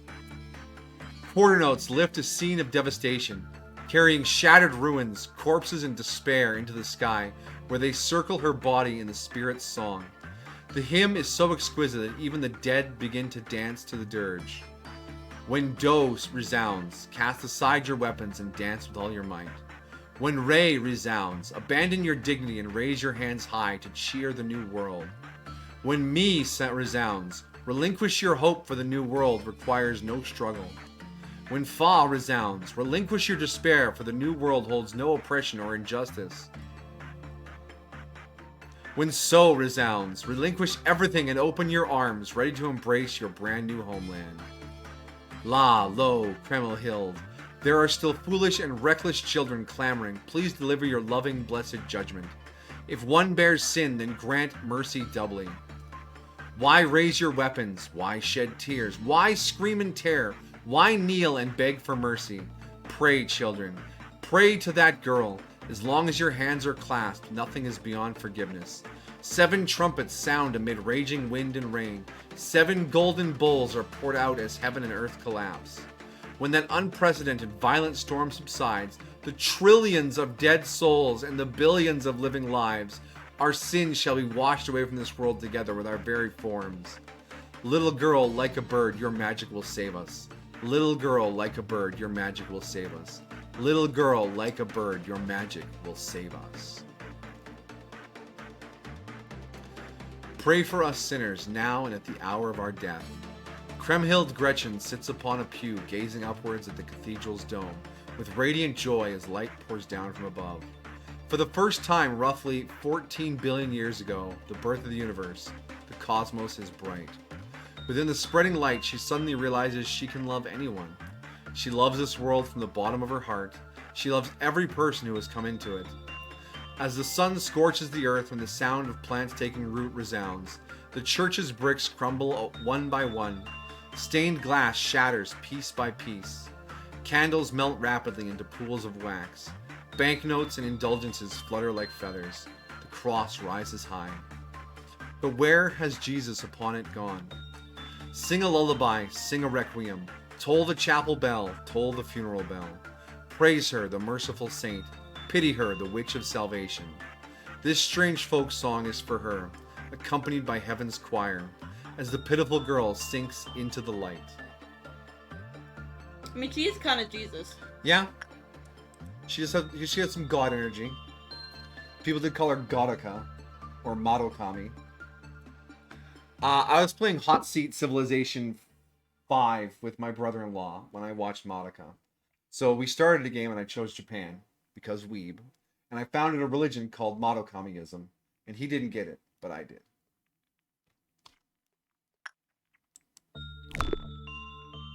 Alright, we're going to lock this day in for this information.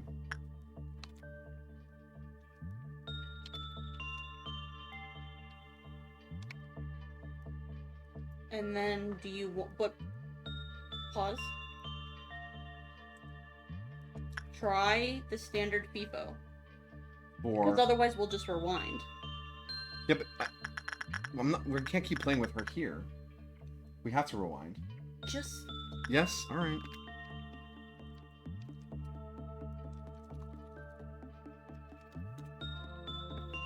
Uh, 158 158 166. 166. Magazine.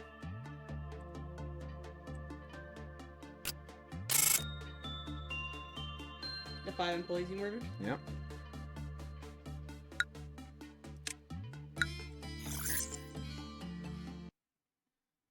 What was that monkey game we played a bit ago after System Shock? That was Ancestors? Yeah, Ancestors I think it was called.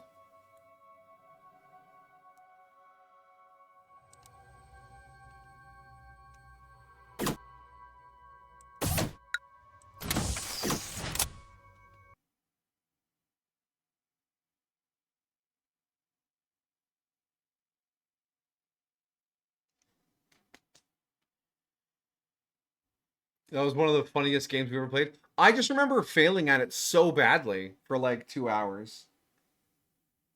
You enjoyed that? I don't remember it going that badly. We died a lot. We accomplished very few monkey things and just a lot of circle of life business. You did greatly. Ah, well, I'm glad you enjoyed it. To be fair, I didn't fully understand everything I had to do in that game. I was just sort of fucking around to fill time after System Shock.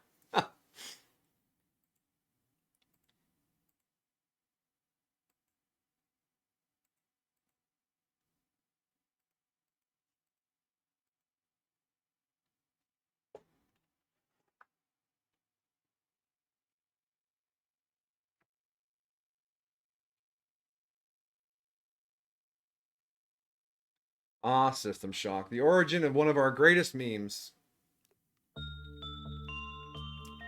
The hands in the air and the pants on the ground. Do drugs, fight robots. But yes, the Cyberpunk did give us the greatest meme. Yeah, we're gonna do CNC for a bit after in our Star Trek slot. I know you weren't feeling the CNC super strong at the beginning, but they get better with each game. The stories get more interesting, the cutscenes get better. Don't worry. Jolene has decided to join us. Yeah? She's done napping in the dark.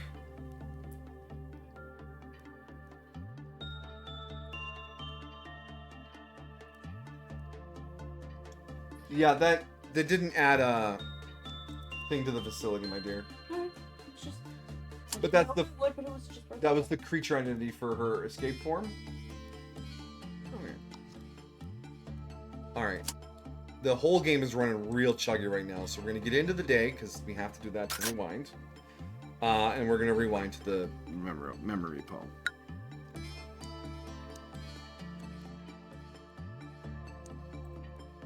Yeah. But yeah, we got both of them. No, stay paused.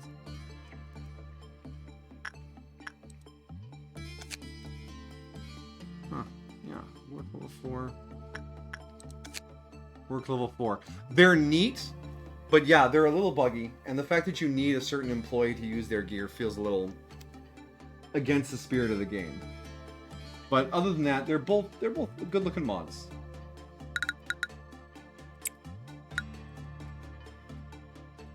Yes, tomorrow is May the 4th be with you.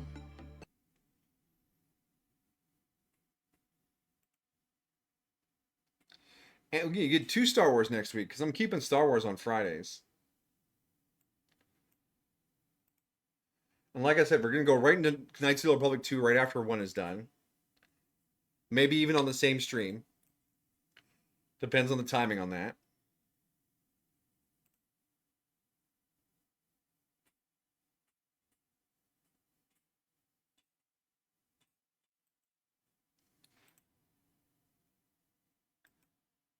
You gonna throw a Jedi robe on? I thought about it, but I didn't get farther than just thinking about it.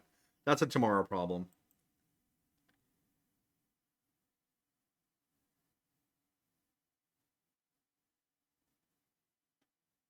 Did Bloody Childhood seem like it should be an Aleph? It was on the weaker end of Aleph's, but seeing it escape, yeah, it's definitely Aleph.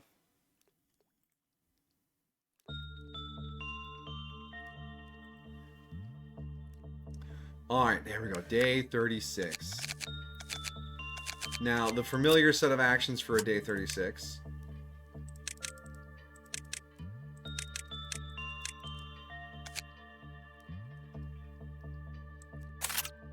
But I can feel the chonkiness on the game. So we are actually going to reset the game again. I'm going to go to the main menu first because I want to double check the codex. Remember your shark PNG for your raft playthrough? I do remember that, yeah. I've done a lot of shenanigans with PNGs. Remember for Halloween I was an explosion? But only when I was talking. I was a space station for the rest of it. Premium. Or I slapped Rex on for part of Mass Effect.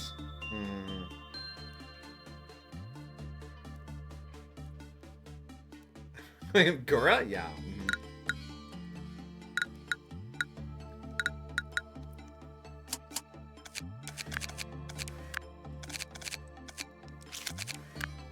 Fine, I'll do it from the inside the day. Let's go.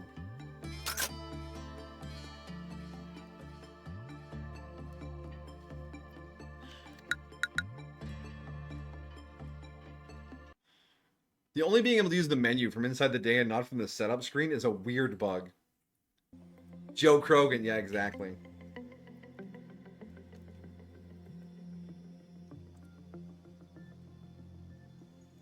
Shitty Interstellar podcast where I interview space conspiracy theorists. Yeah, just 4 things left to unlock. So if we go to Aleph here. Where? Oh no, is she stuck under Zayn?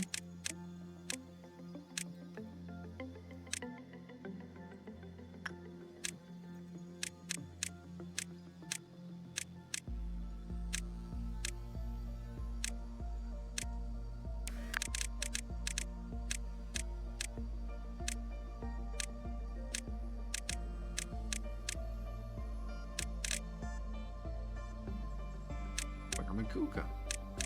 Not here. Yeah, we have to do the buttons though. Yeah.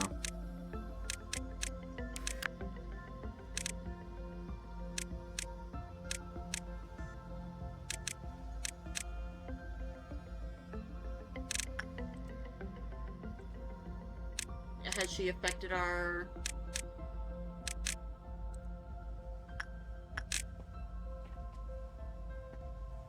She's not in the unfinished Abnos. I'm just trying to find her in the catalog.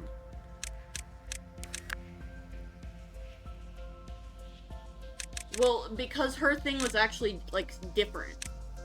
Like, is Homura there in Aleph? Yeah, Homura's right here. Because hers was unknown. So she had a special category. Oh.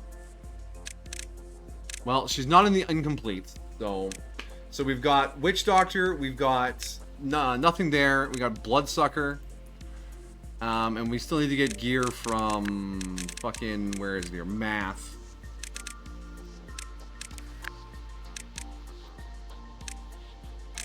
So that's alright.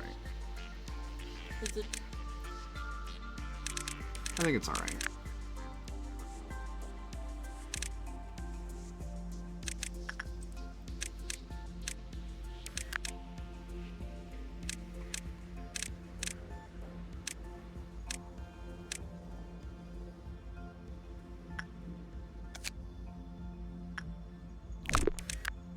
Did you send me something? I did.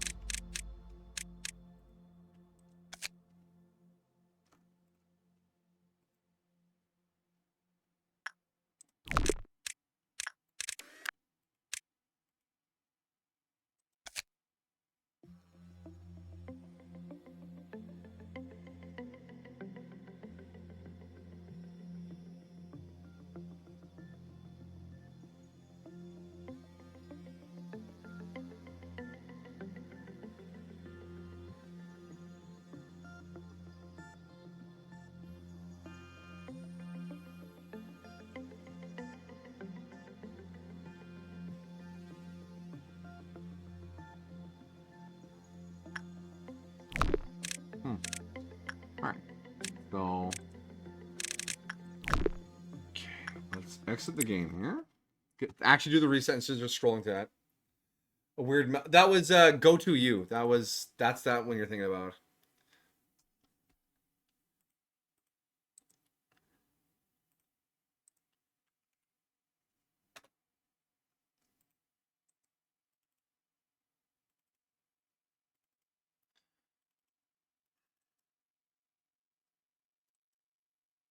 Goddess of the Stars?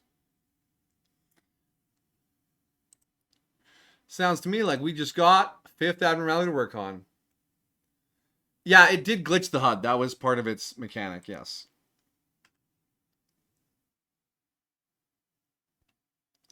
Alright, Steam, tell me what's up.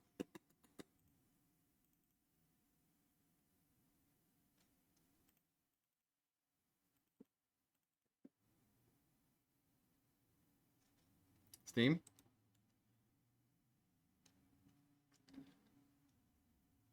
Damn, Steam gets cranky sometimes.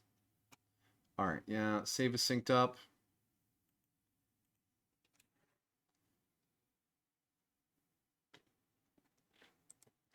Maybe something more challenging is another one that we could do that you have to suppress it to get its weapon. Is that what you sent me? No. Oh.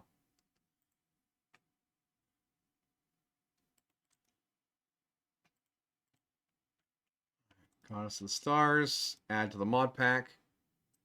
Before you hop in. Alright, send me more.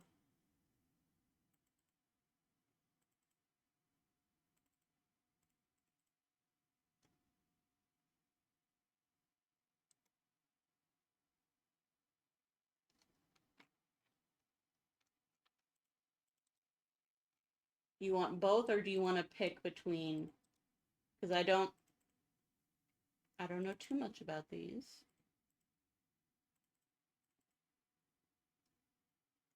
This one's still got One weapon will grant you 4 extra arms. Damn. Is there a translation thing I need for this? No. No, that's just part of it? Alright. And you have a second one to send over? Alright.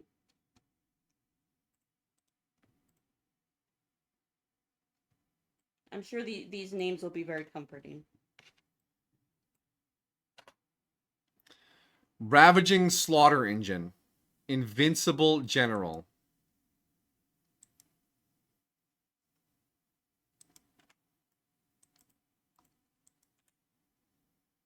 We have fun here. You know, just to make up for the one we couldn't get.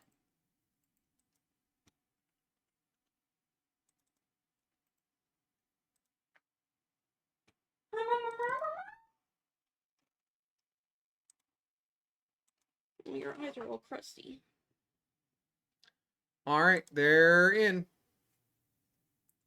See if the game opens with 3 more mods.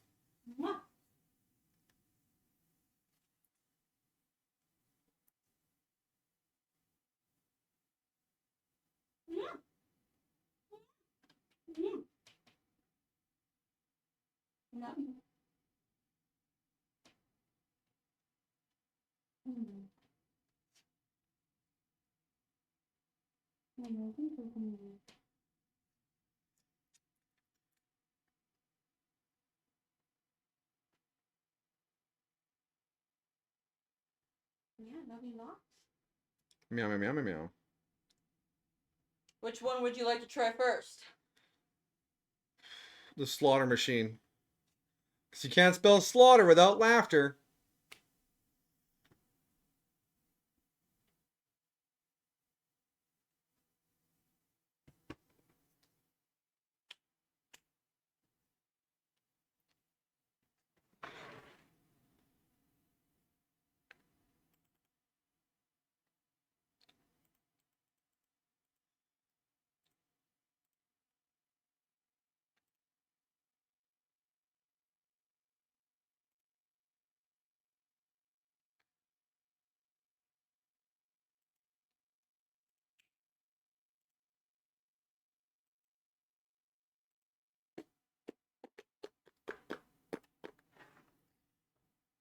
Okay, so plan is forming in my head. Mm-hmm. We're going to do the slaughter general Mm-hmm. and nothing there. And then once those 2 are done and unlocked, I think it's time to make our final our extraction department and lock in our day 41. And then in Hawkma's department, we can work on the other new stuff we have, Bloodsucker and the 2 new ones, while working on Hawkma's missions. Okay. So that's the plan. We're going to do slaughter and nothing there, and then we're going to lock ourselves in a records department or an extraction department. So do I need to find nothing there's number? Yes, please.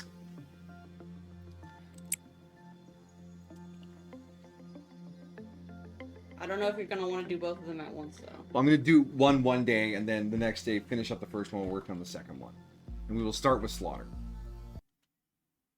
Because nothing there is a vanilla Aleph Abno, which is probably nothing compared to some crazy shit we've added already.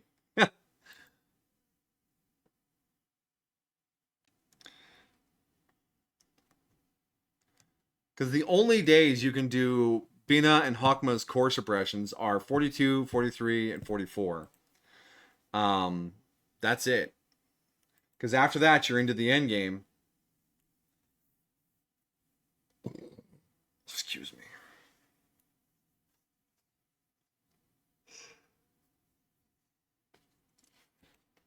Which I hope will be playable. Because if it's just a lot of combat and my computer chugs out on the combat, I'm going to be very disappointed.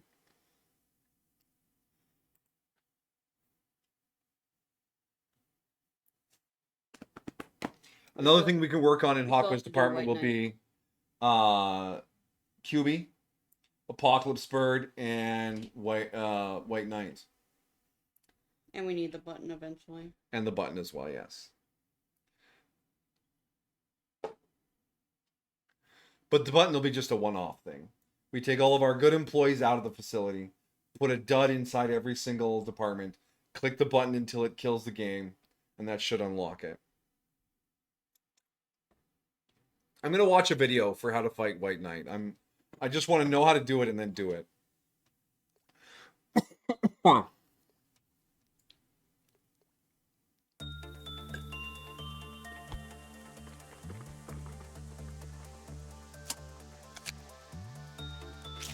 right.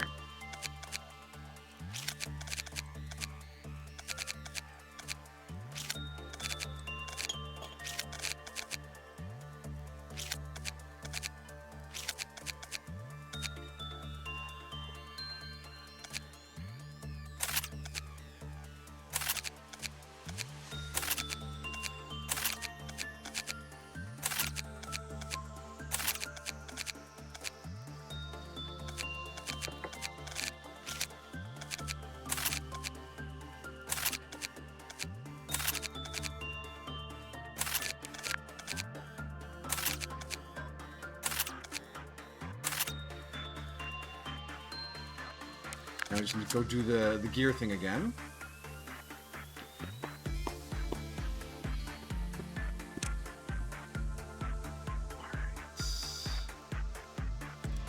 Downstairs. No, downstairs. Vine.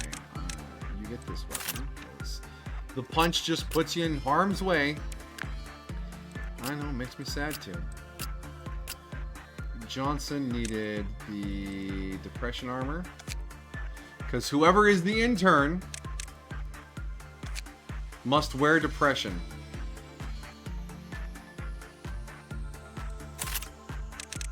Right, my dear?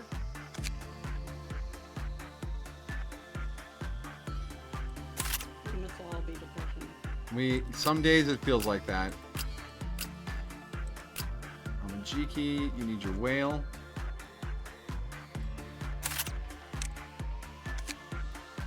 And then justice suits.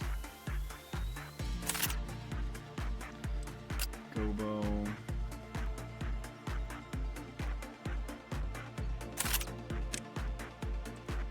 And then the brambles syringe.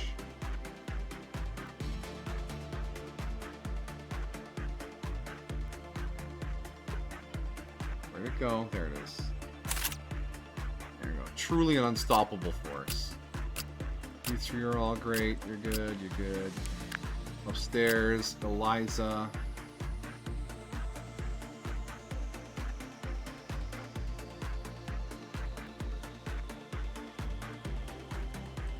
Dakota, I know what you need. That's Orang is good.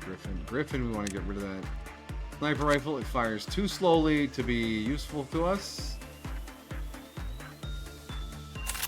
Take the other bow.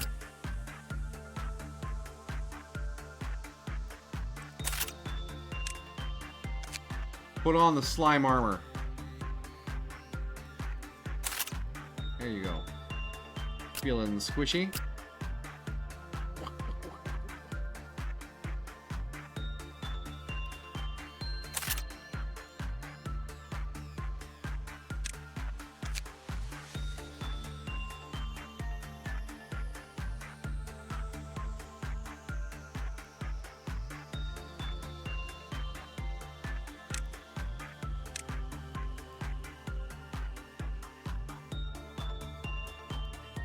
Just put whatever. They're all... Everything you have is good. Just use whatever.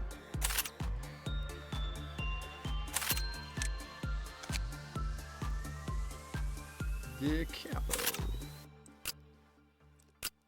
Ara. I remember what you had. There you go. Maxim. Is it pronounced Orphic? Because it reminds me of the word Orphis too much. Orphic.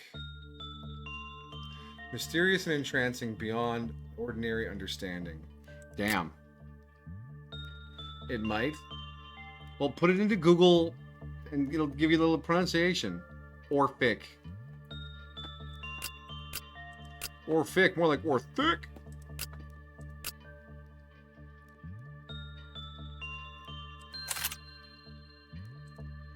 Alright, there we go. Everyone's geared up. Begin management.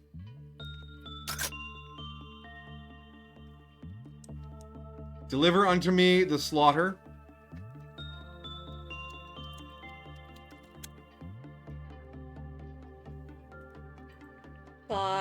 Five. 4 zeros. 1, 2, 3, 4. 1 0. 1, 2, 3, 4, and then 10.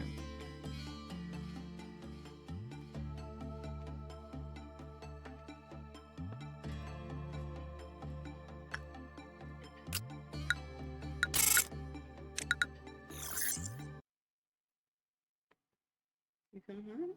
Just a little bit.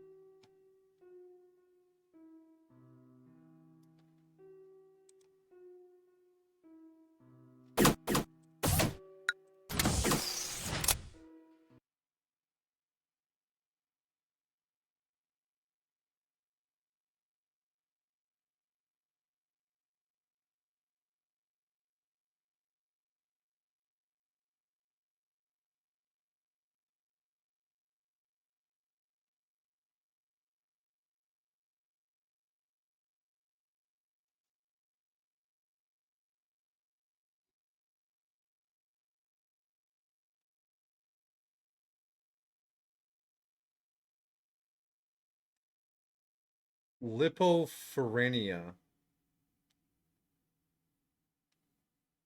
A vague sadness without a known reason. Are you on a weird word dictionary right now?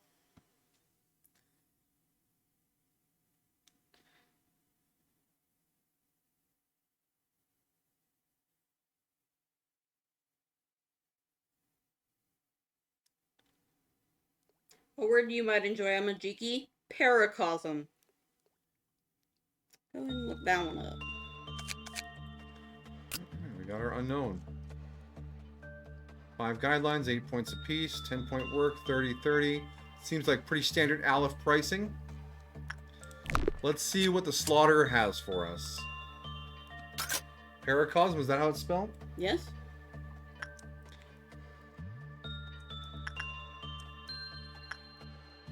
Okay, he's like a standard headless spooky boy. Wait a second. I fucked up. I gave you the general. The general? Oh, that's fine. I'm sorry. I'm a failure. What? Uh-oh. Dimensional refraction variant has a shitload of PE boxes. That's fine. Who cares? Don't worry about it. If we work it once, it'll probably reset, because... Yeah, alright. Caitlin, come work on this one, please.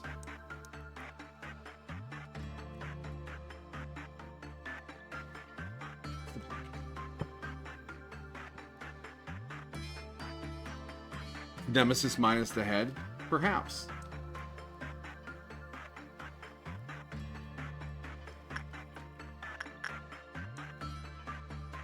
Alright.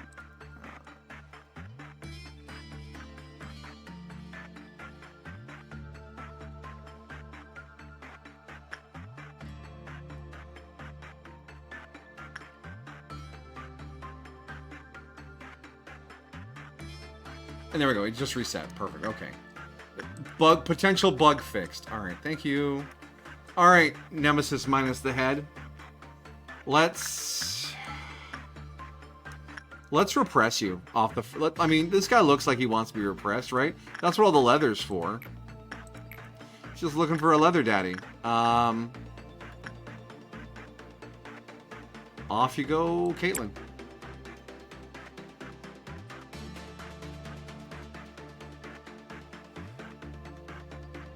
Anamoya.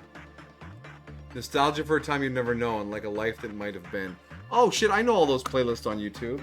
All that 80s synthwave, nostalgia for a time you didn't live through. Oh shit, is repression actually the right guess?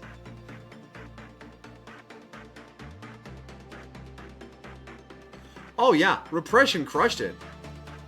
Does it feel like every time you get it right when you're not supposed to? Yeah. What? I'm unstoppable.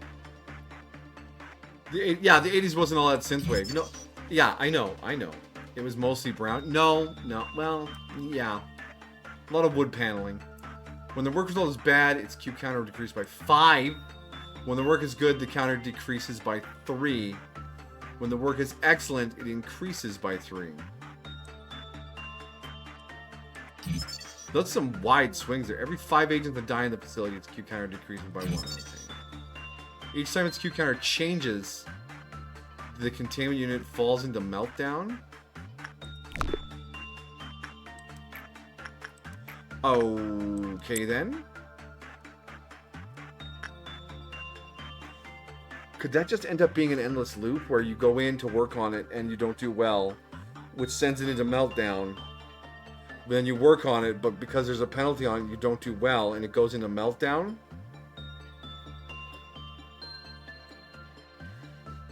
Caitlin touches his neck, glad that her head is still there. Oh, jeez.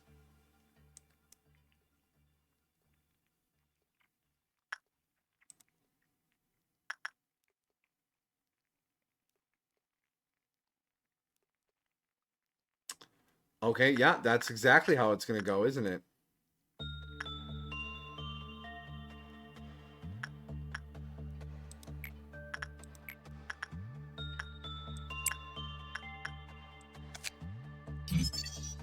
When the Q counter reaches 0, hold on, let's pause. When the Q counter reaches 0, it does not breach. Instead, it lures one agent to its containment. The agent is converted into a soldier, and then goes to convert other agents. When the number of soldiers on the field exceeds 8, it will breach. At this point, soldiers will stop converting and obey its commands. Yeah, while any soldier is alive, it will not attack and only command soldiers in battle. And during this time, it cannot be damaged. When all soldiers are dead, it will enter battle personally. When its HP drops below 50, the chance of using a special attack increases. After it is suppressed, it will drop a powerful EGO weapon. Oh, repression's not actually that good. We just got lucky.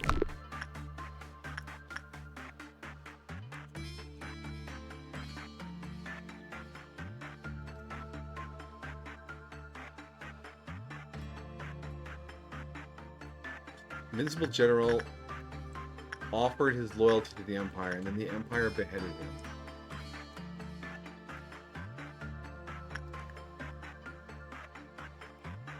Jinx suddenly remembers that he has never served in the military and instinctively wants to stand at attention.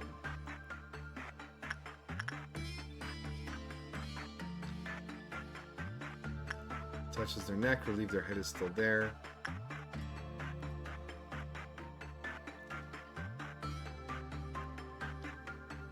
So is the only way to get this guy's weapon losing 8 employees? 8 random employees.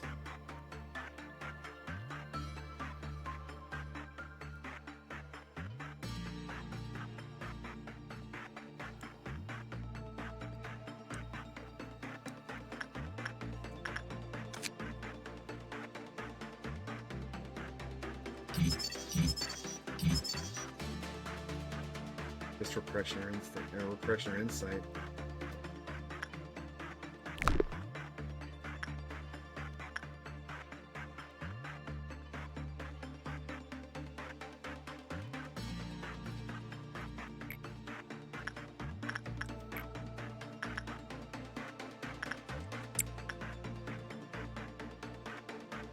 Your aunt's house had mostly wood paneling? Yeah. A lot of my grandparents' houses and aunts and uncles' houses had a lot of paneling too.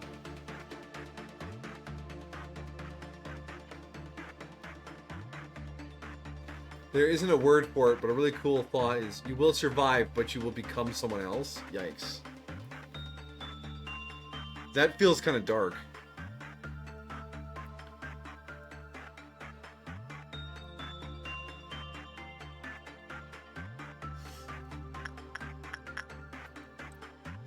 So am I just going to be endlessly stuck on this thing, working it over and over again because the Q counter keeps changing?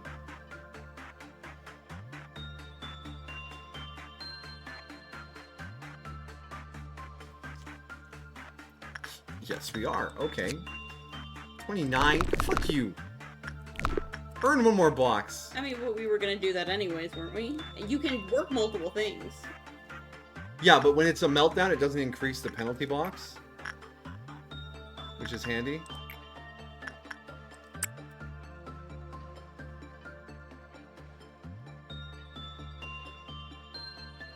This mechanic feels like it's demanding attention. Which is fine, because the rest of the facility is basically on lockdown right now. The only things that can melt down are the refraction variant in this thing.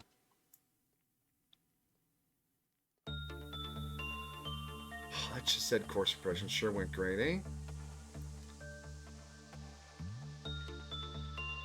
You look at it as the inevitability of change. In order to grow as a person, you have to change yourself. I mean, that is a very positive way of looking at that. Invincible General.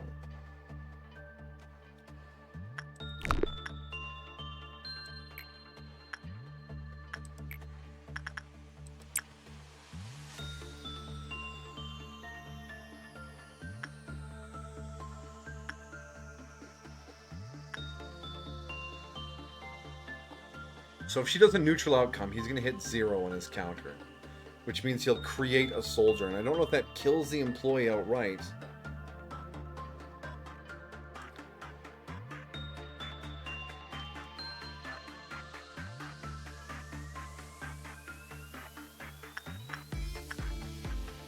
Yeah, she's going to get the neutral outcome. Okay. Hail damage, very fast, medium. 0.3, 0.6, 0.6, 0.3. Both the items are really, they already look really good. Okay.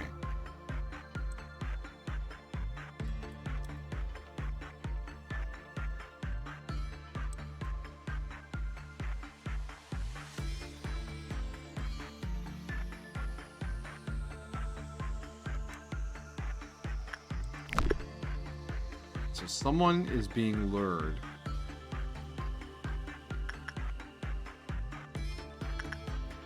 Can clerks be lured? If it's clerks, I'm fine with that. That's not a problem mechanic.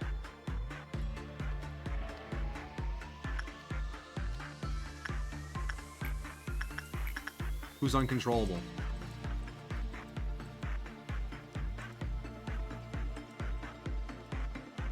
No one is uncontrollable.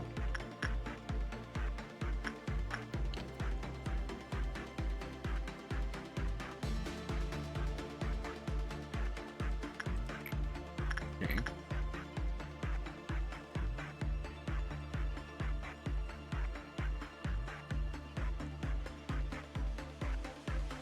It's gotta be a clerk. You know what? Take all the clerks you want. You can have them. I don't need them.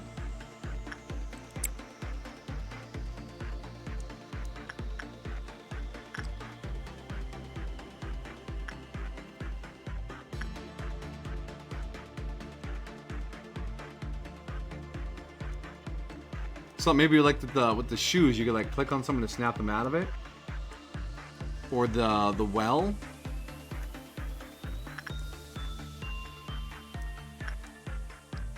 But I don't see anyone walking in, so either it doesn't work, or it doesn't work like that. Oh my gosh! Because it's at 0, we've been freed from the loop.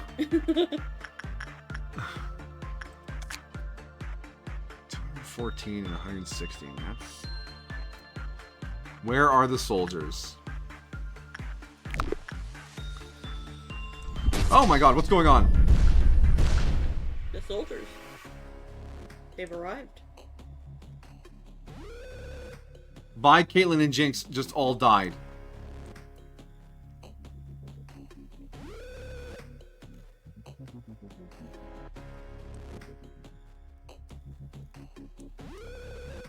Alright, okay. You asked where the soldiers are. Yeah, They answered your call. they certainly did.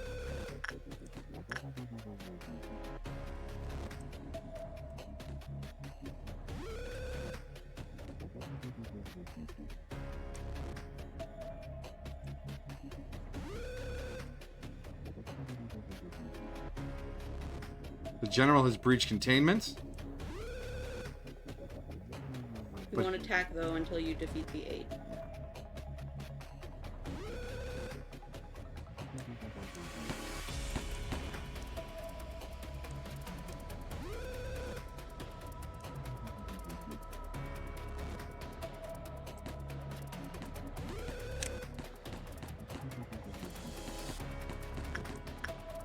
How dangerous are these soldiers?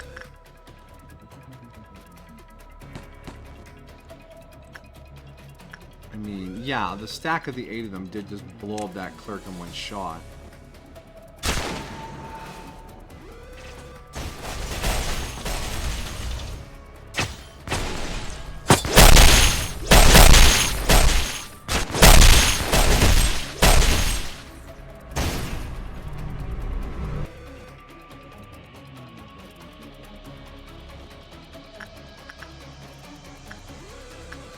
Did he go back? Is he suppressed now? Are we done? Where is he?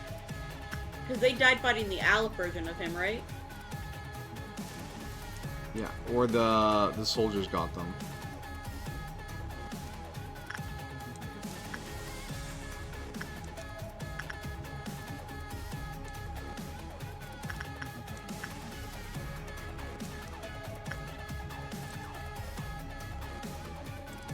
Is he still out there somewhere? What is that Aleph right there? Is that him? Oh, he has 1 hit point left.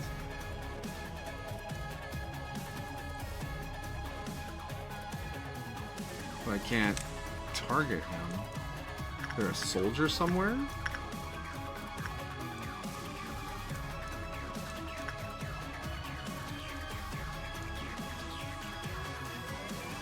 I think he might have bugged it because you're supposed to kill all of the soldiers first. Yeah, but I told them to attack the soldiers, and they beat the one soldier, then ran past him to fight the Aleph. Yeah, but they finished fighting the Aleph and then finished the soldier off. Yes. So that's what I'm saying. I think it was bugged. You have to beat all of the soldiers first. I am not a fan that the soldiers just takes away employees. Because that's gear that just disappears. Let's retry the day here.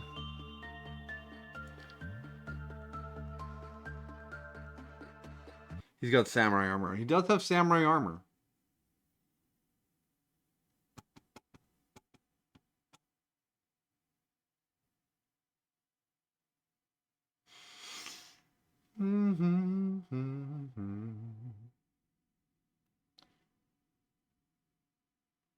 Could just never have him break out.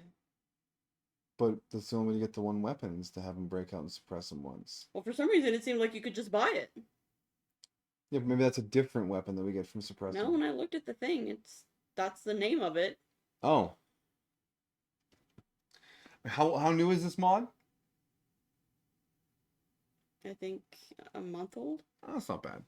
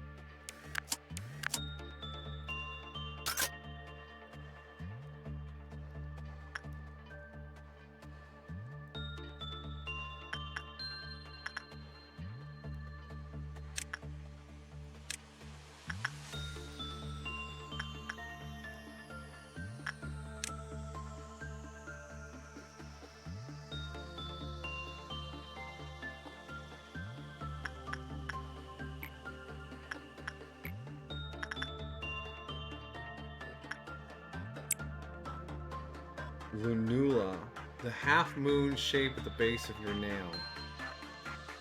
Cool. I mean, there's a lot of stuff that has a name that you don't think needs a name. Like the skin on your elbow being called a weenus.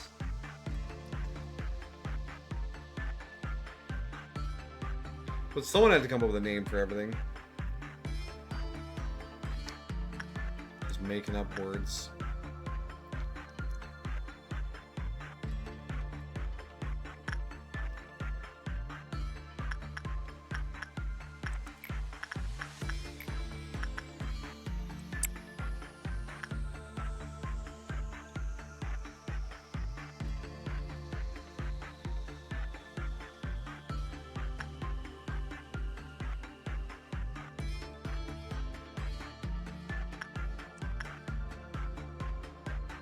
Alright, I think if the soldiers spawn in this room, we should be able to get them before he breaks out.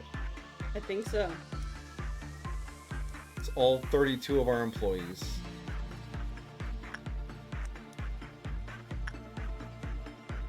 But also, if we end up rewinding, then they'll come back in their gear will, right? Only if we rewind the day, which rewinds the progress we made. Okay.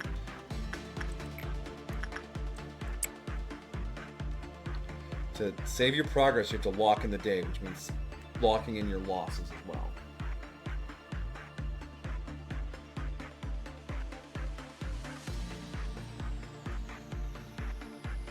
Wait, but what does Chised's unlock?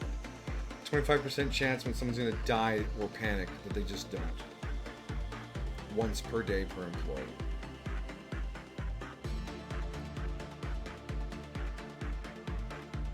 $25% is not something you can rely on to happen every time, you know?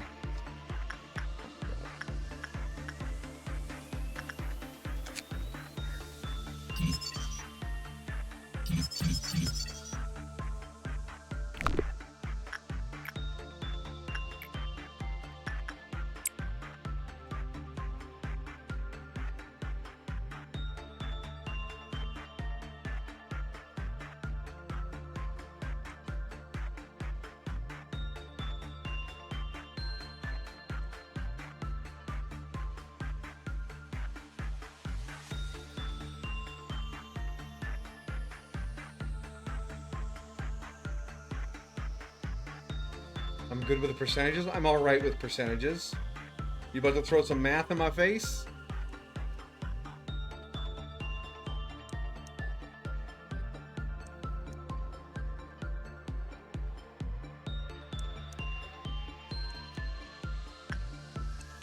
Okay, yeah, here goes the first soldier. And 2 dead, 3 dead, 4 dead, yeah, 8 dead.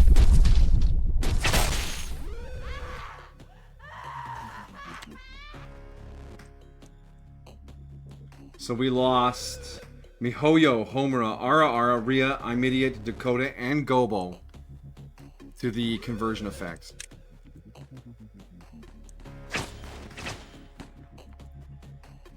Okay, did we kill the other soldier? I think we did. There are no other soldiers left.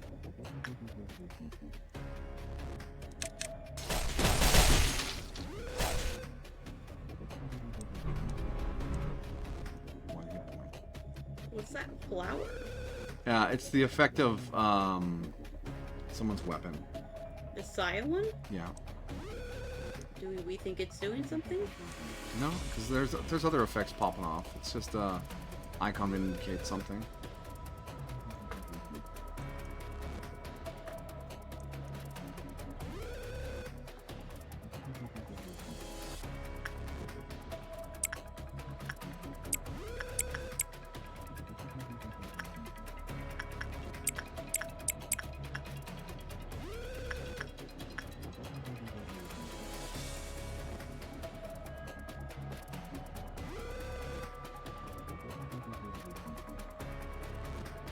So yeah, we had all the soldiers dead before we shot at him at all. And he still turned into the 1 HP blob. If something goes up by 80%, does that mean your 20% goes up to 100 or 28? Okay, so if you have 20% of something, it goes up by 80%. It's gonna go up by... it's gonna go to 36%. Because 80% of 20 is 16. 16? Yeah, 88. Yeah. So you're gonna get 36%.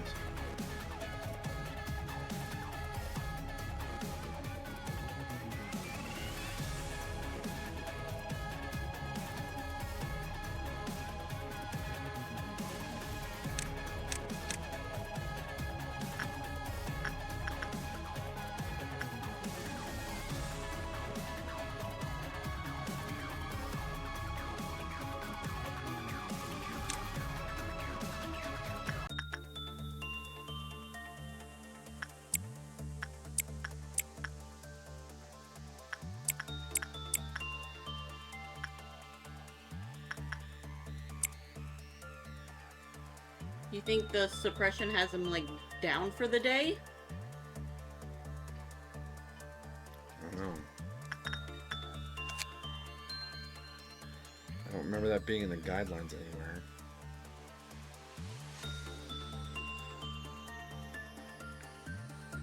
But that makes this even more punishing. Because then you get your 4 to 8 works on it before it breaks out. It breaks out, it kills 8 of your employees. You can't work on it for the rest of the day.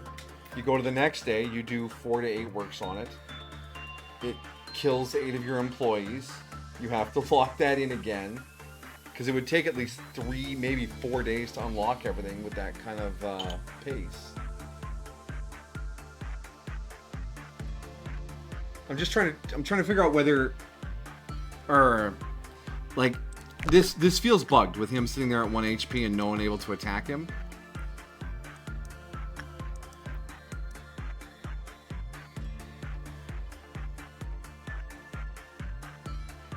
How much is his HP? 1500? 1500, yeah.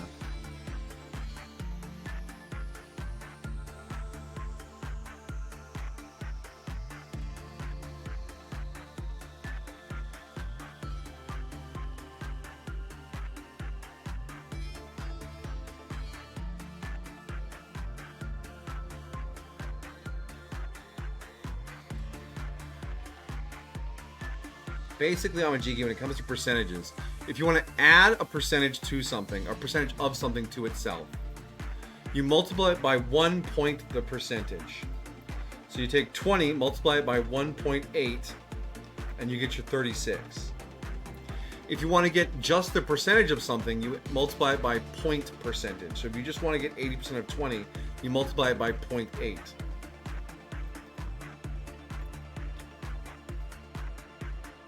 Because it's basically just fractions with extra steps.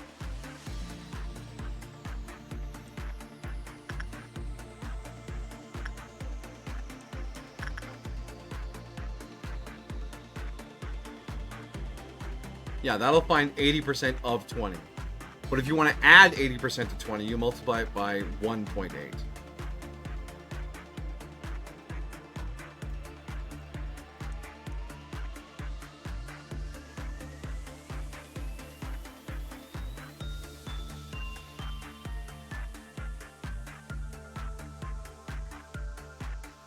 Any idea from the files?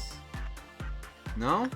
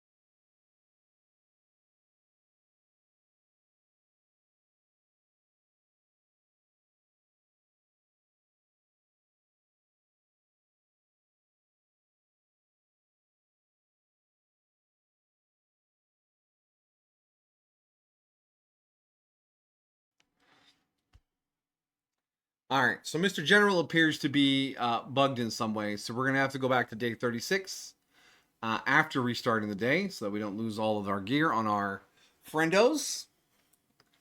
Because it'd be a real shame to lose Homura and Gobo and all the classics. You ruined your calculator by dividing 10 by 0. Dividing 10 by 0 doesn't make sense mechanically, because how do you divide 10 into 0 groups? Yes? Try adding this one with it and see if it works, because these two are actually linked to each other. Okay. So I need to add another Abno and skip the day. Okay.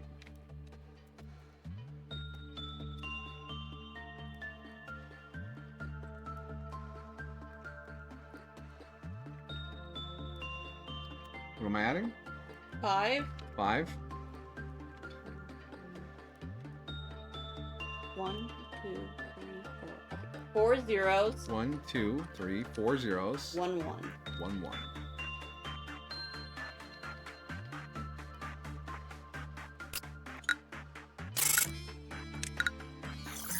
Gobo, Gobo, Gobo, Gobo, Bobo, Go, Go, Go, Gobo.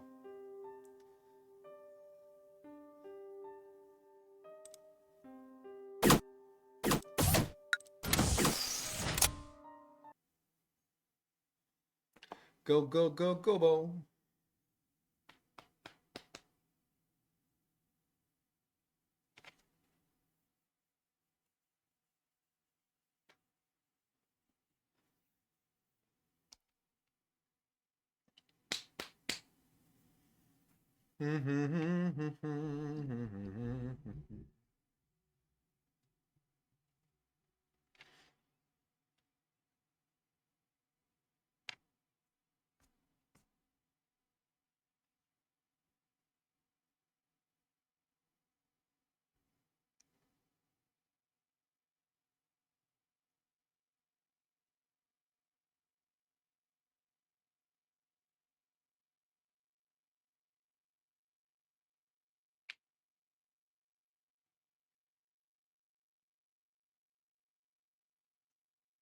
There we go.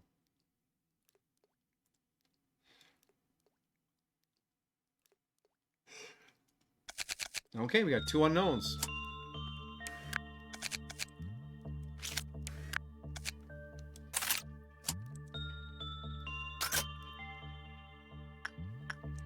So what does his friend look like?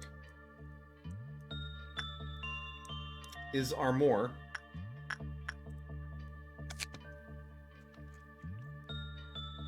also a standard array? Or Aleph, I would imagine.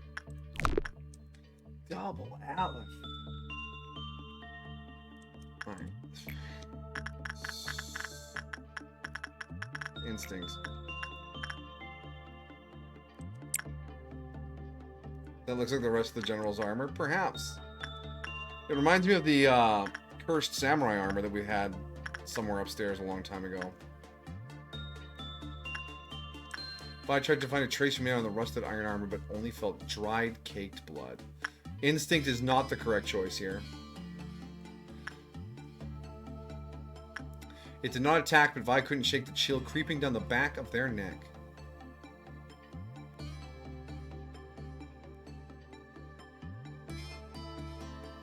Vi heard the repeating sound from within the iron chest cavity. Kill. Kill.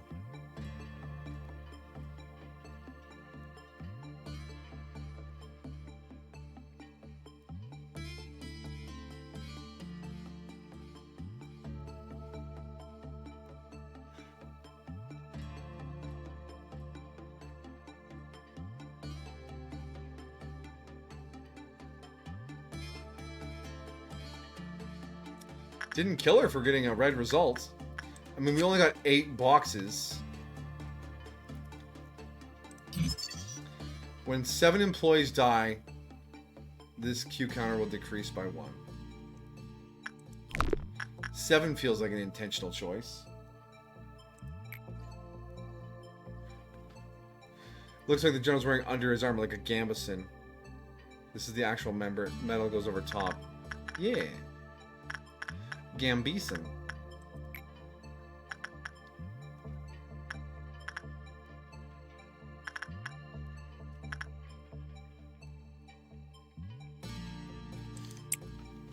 Alright, Vi, try insight.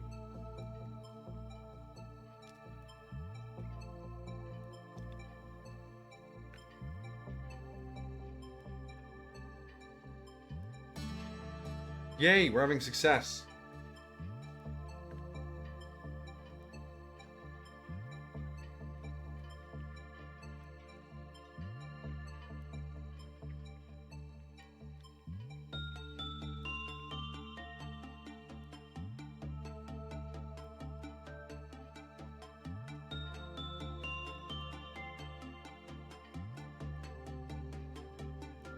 Come on, Vi, keep it together. We need enough boxes to actually see the rules. You know the rules, but I do not yet.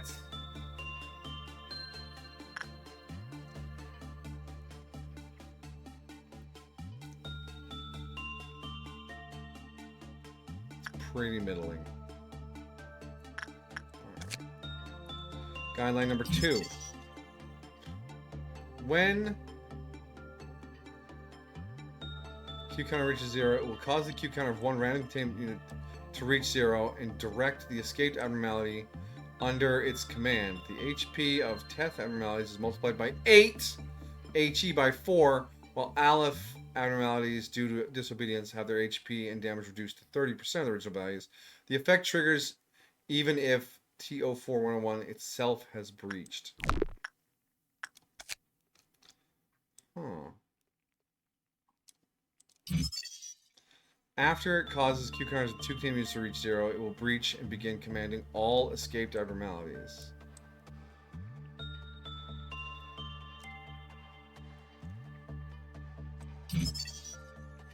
After breaching, for every 2 employees it kills, it will utilize an additional arm during its attacks. Okay. So...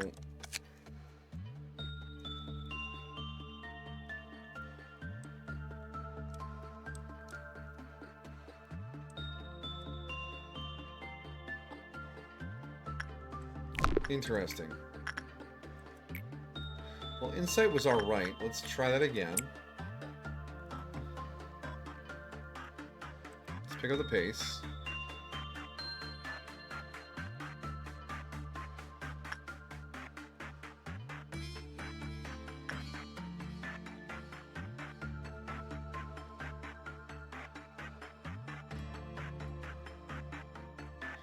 Do it.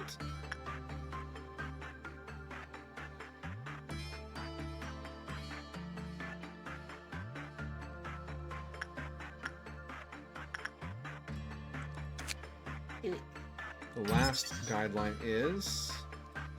once it is already utilizing 4 arms, killing 2 more employees will cause them to a 30-second berserk state.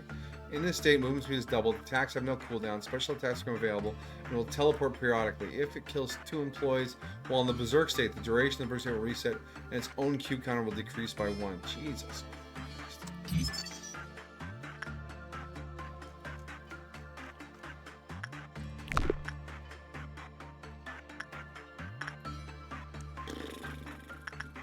Okay. Is this the unrepentant slaughter?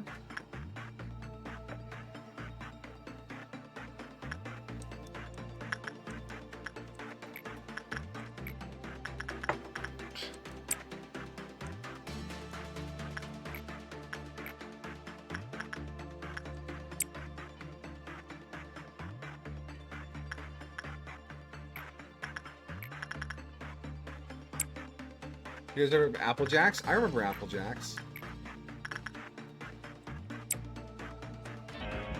Classic snack food. Some people said it was breakfast cereal. It was not. It was snack food. Just like I refuse to believe people ate Cinnamon Toast Crunch for breakfast. No, you open a bag up and you start eating it when the movie starts. And halfway through the movie, you're just covered in Cinnamon Toast crumbs and the bag is empty and you feel empty and too sugary. But, oh. Just me? You good? I'm great. Can I have some Cinnamon Toast Crunch? Please? I'm in charge of the groceries. I'll add one to this order right now. Okay. I won't eat any. You don't like Cinnamon Toast Crunch? I don't like Cinnamon Toast Crunch or Apple Jacks. No.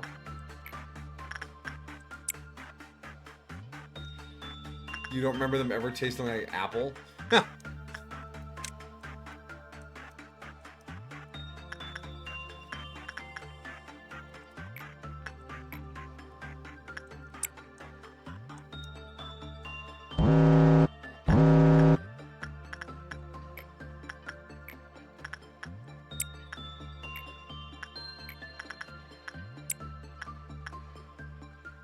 Alright, Jinx, you have to get the good result, otherwise we're gonna end up in a spiral with the fucking general again.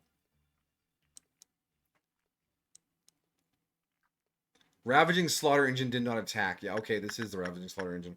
The blurbs have revealed this.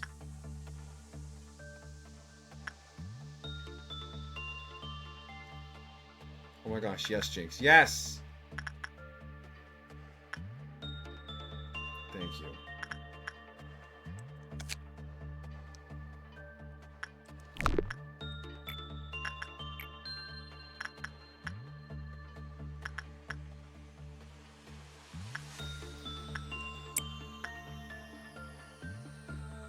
Jinx did it. What's my favorite breakfast cereal? Like, for junk food cereal, it was definitely Cinnamon Toast Crunch. But for healthy, like, reasonably healthy cereal, it was Honey Nut Cheerios. with Fruit Loops being a close second.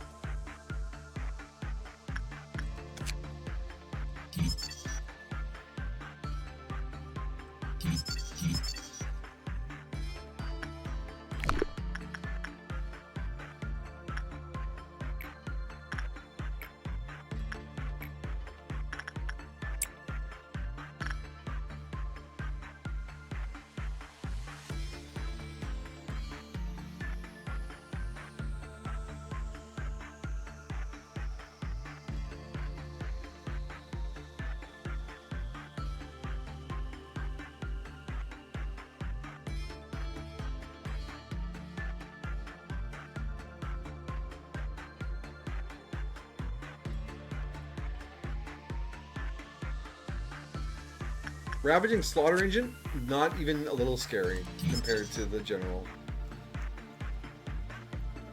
I'm sure when it breaks out, it's going to be fucking crazy.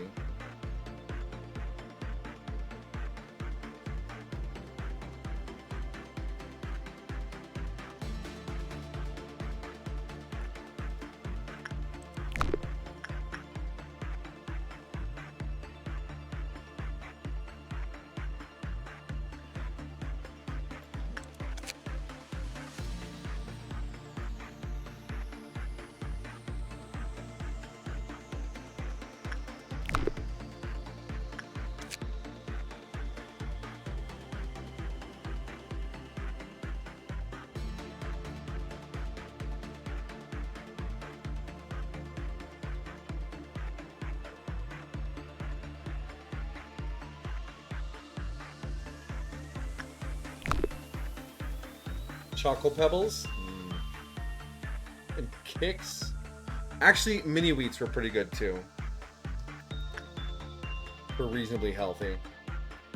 Reese's Puffs, Reese's Puffs. Beat 'em up, beat 'em up, beat 'em up, beat 'em up. Yeah. There's a lot of fun cereals. I mean, blasting ultra-processed grain with sugar is a pretty good bet to make something that people are going to enjoy eating. Right, my dear? Yeah.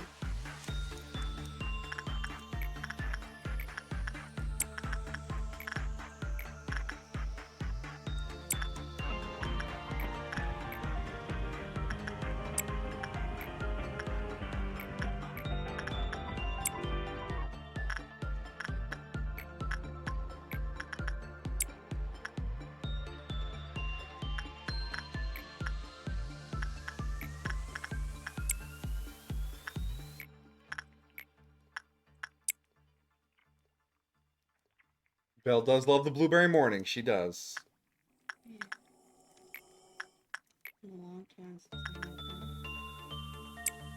But I make her parfaits every week and cook breakfast personally every weekend so that she doesn't miss it too much. So wonderful.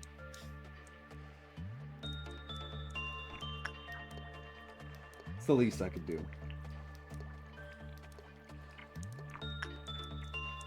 Would you love me anywhere near as much as if you woke up on a Sunday morning, you're like, what's for breakfast? Like, bread's on the counter, toaster's right there.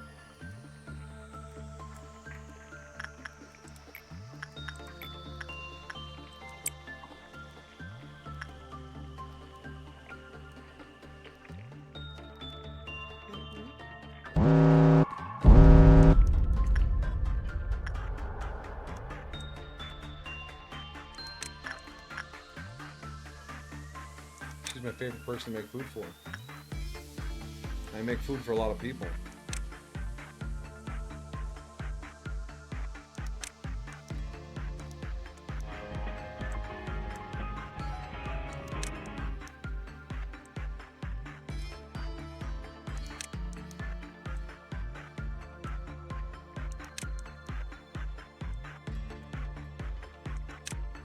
Food is good. Food is good.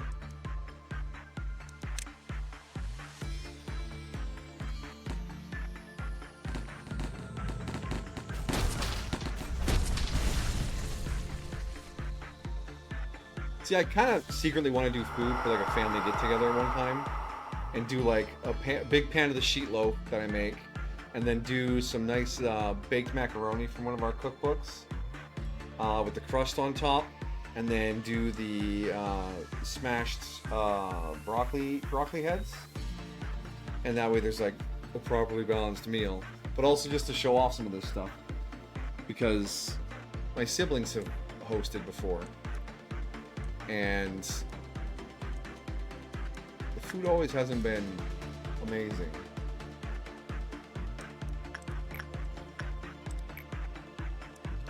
But again, when you're feeding that many people, it's hard to be like, mwah, you know? Also, like, with a bunch of the dietary restrictions. Yeah, I guess with the lactose on the one of them, and the no red meat, and Dad can't eat this or that or the next thing, and Mom's kidney troubles means she can't have too much potassium.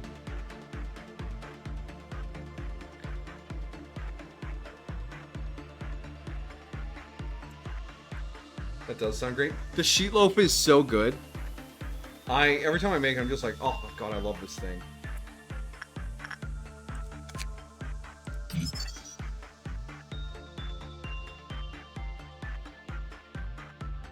Steel Severance and wheat to white. Damage 85 to 115 very fast. How is that balanced? Oh.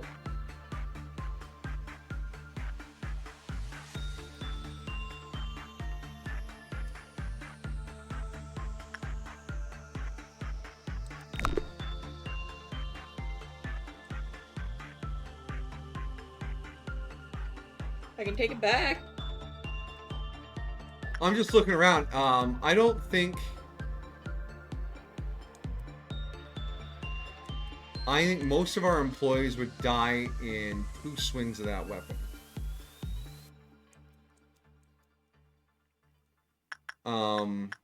Yeah, that's crazy strong. 85 to 115. I mean, you could try getting it and not equip it to anyone, except for when we try White Knight. Yeah, because Blue Star is also an Aleph, and it's 8 to 12 on a fast attack rate.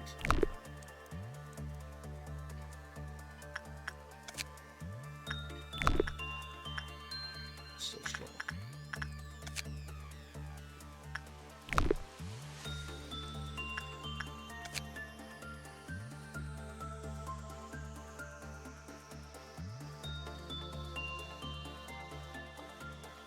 Does it have an effect as well?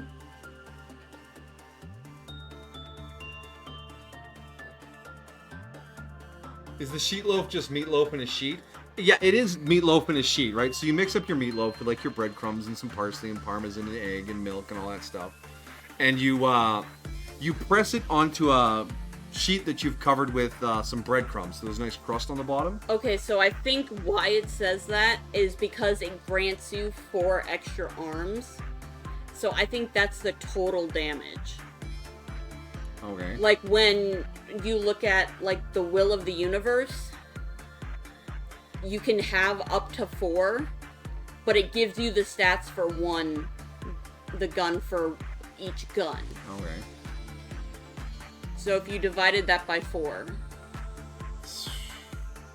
20 to 30.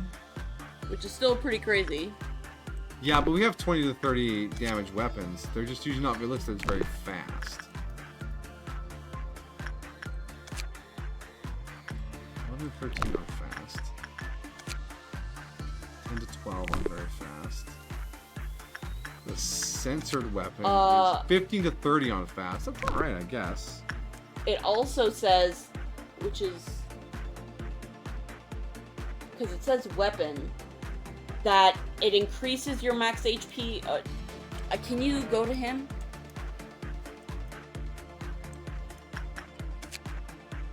No, okay, that's the, never mind, that's the neckwear, okay. But to finish the meatloaf, and then you press out flat onto the cookie sheet, the cooking sheet, with the breadcrumbs on it. So you get a nice thin layer of sheet loaf, And then you top it with crumbled bacon and you brush on this glaze.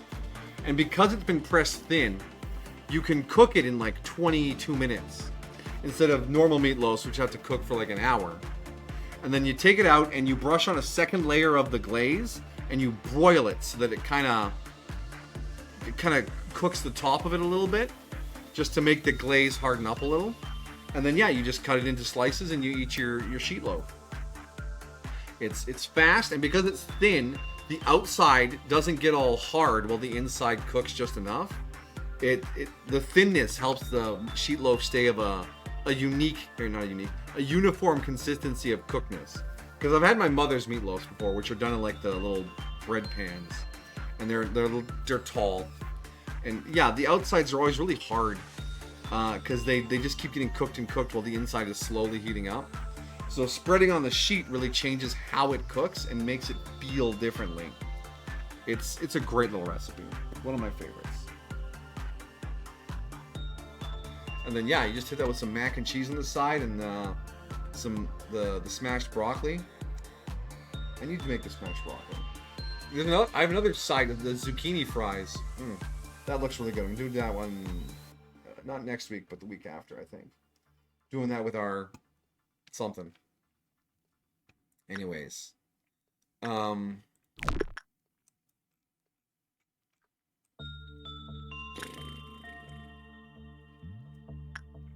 let's press ahead, I guess.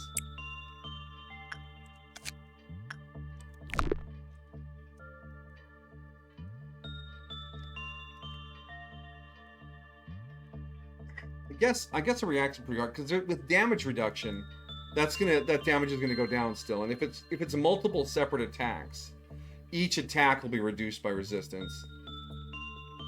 The number was just so huge, just dumped in the thing there. It kind of caught me off guard.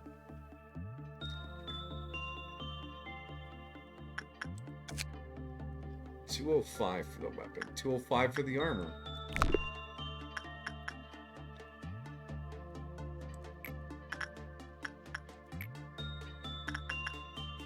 But anyways, that's just me talking about how you cook things, changing the nature of them.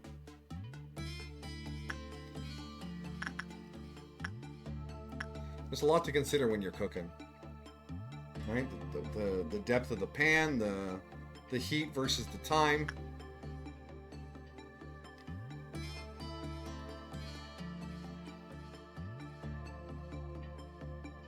I always like seeing things heated up in double boilers, because that keeps you from burning the bottom of whatever you're heating up.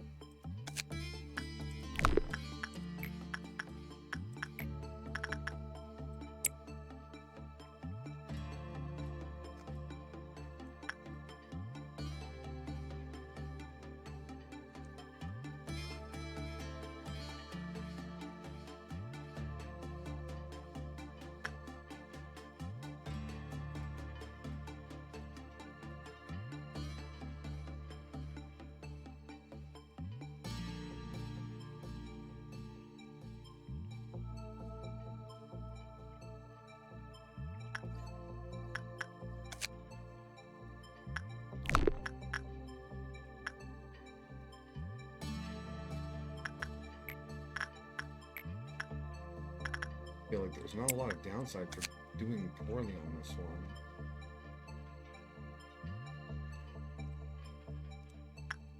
Yeah, most of its danger comes from the breakout. And potentially dying from damage while working on it, but Vi's armor basically keeps her safe. He said as she whipped so hard. Vi, you're making me look bad in front of the chat. Oh my god, Vi. But yeah, the bad work doesn't count down the timer, so... Oh, hold on. Heal yourself up first. Heal your bitch ass up.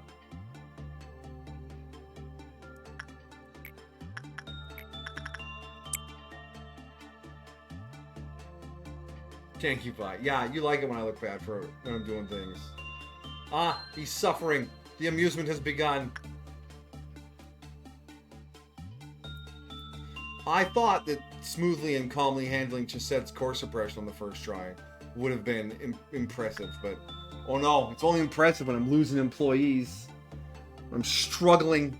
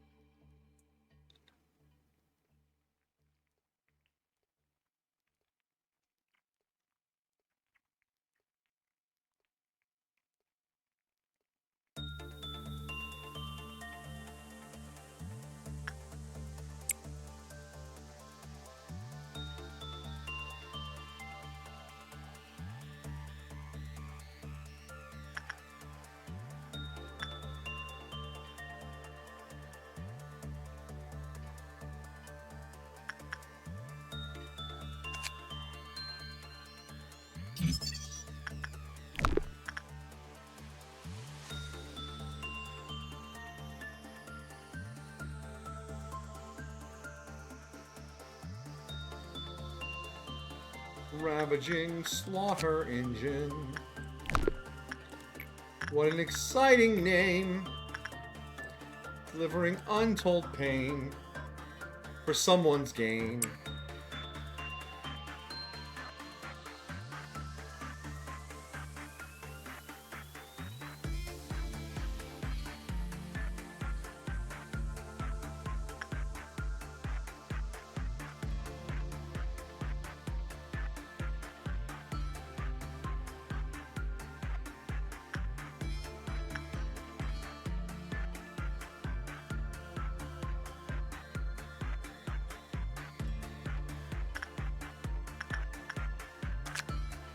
Oh, come on, earn more. I want to see how this weapon works.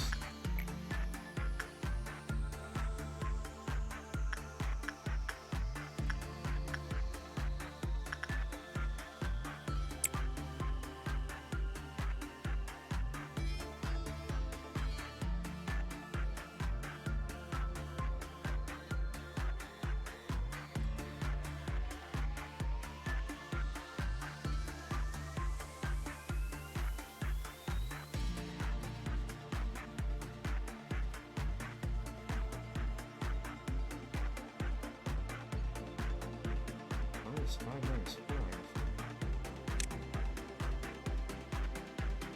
Oh, you got the neck gear off this. I don't know. It's not a fan of that, but come on.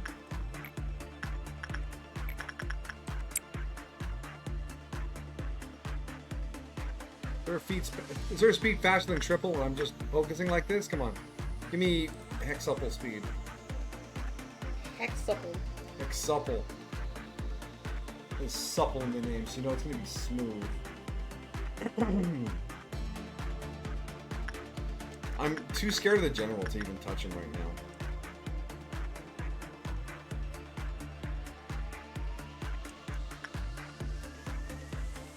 But he could show up on the 1-point meltdown that's coming up.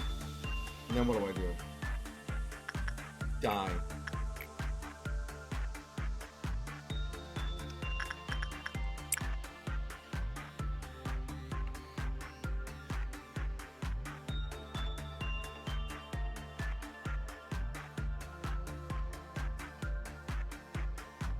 So yeah, the breakout mechanic sounds bonkers on this thing, but the work itself, this is like HE level work at best.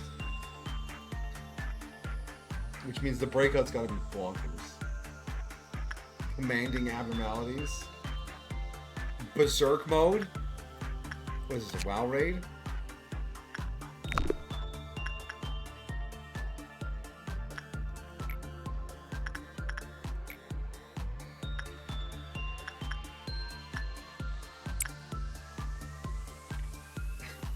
That reminds me of on Reddit during the White Whale arc of ReZero. Someone broke down an entire list of the fight. Like it's a World of Warcraft raid encounter and what everyone's jobs were during each phase and what to watch for during the transitions. Because the White Whale fight did have World of Warcraft style phases. It was great. Good write-up. Creative people on the internet. Love them.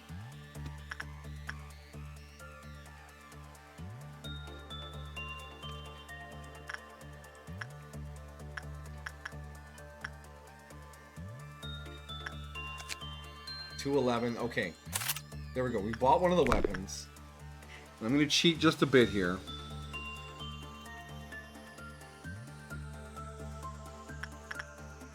Oh, that didn't work like I thought it would. What did you try and do? Oh, is it standard Jarvis? Standard forge? Are you trying to make something? No.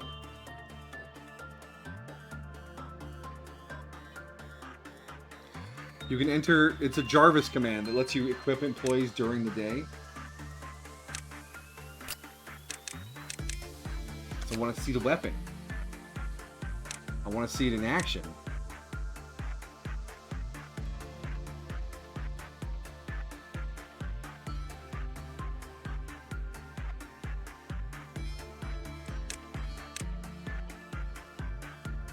Grants the player 4 extra arms when suppressing abnormalities. Alright. If that's the base damage, that's fucking insane. Alright, so let's do our 1 point meltdown. Pray that it's not the fucking general.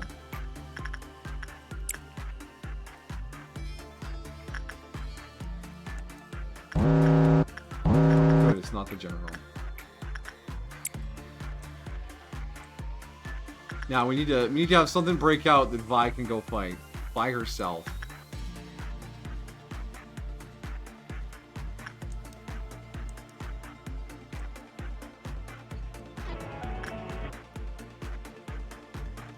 I know, just the friend.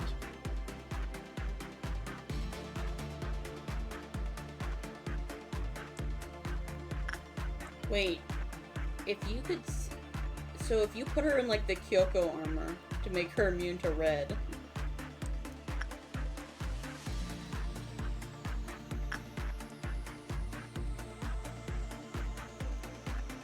That would be quite powerful. Did she actually go where I said? Yeah, she's just walking. I'm walking here.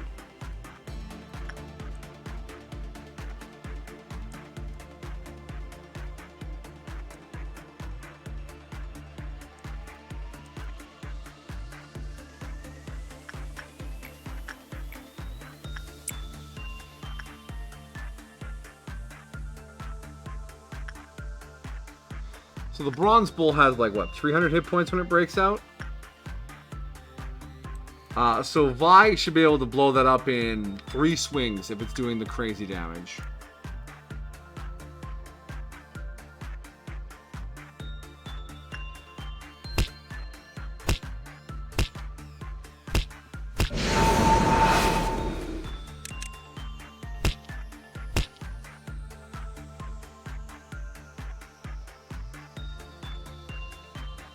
Relaxed. Also, I don't know how she's holding that one. She got some grip.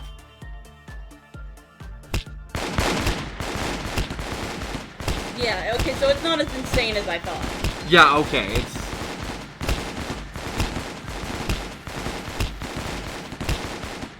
Okay, that's more normal. That is a reasonable amount of damage for one employee to do.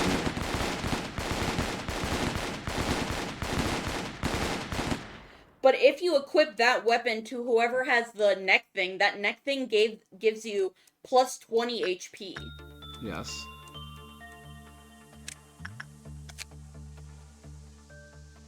Which she has, because she was working on it. Oh, it was her, okay. So, the animation on it's a little silly.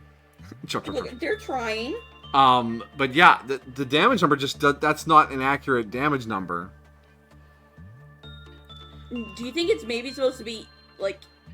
8 to 11? 8 to 11? Or 8.5 to 11.5?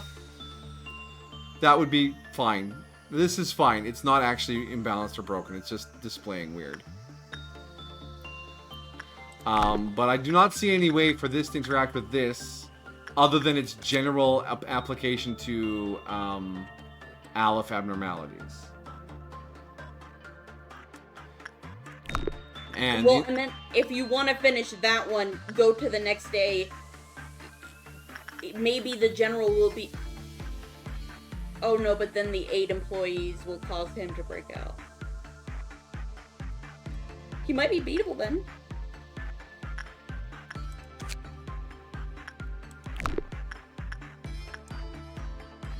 I don't know, it was just a thought.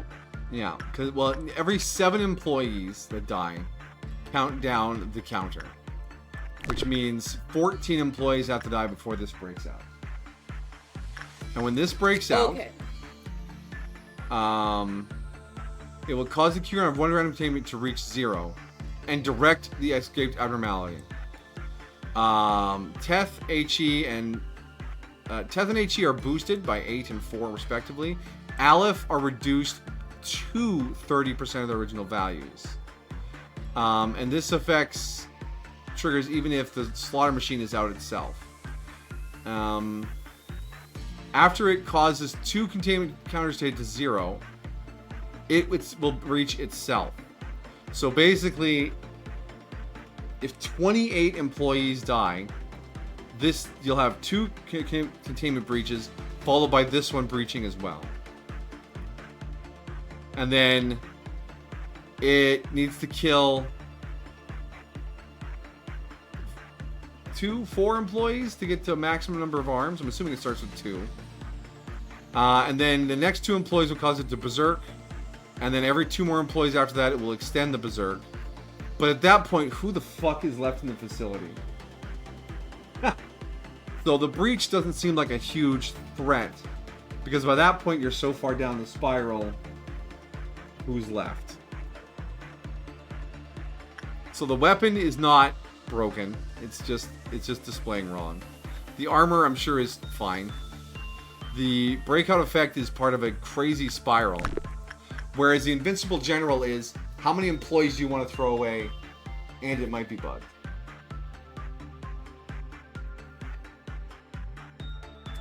So I am not sure how to proceed with the general still in the facility. Because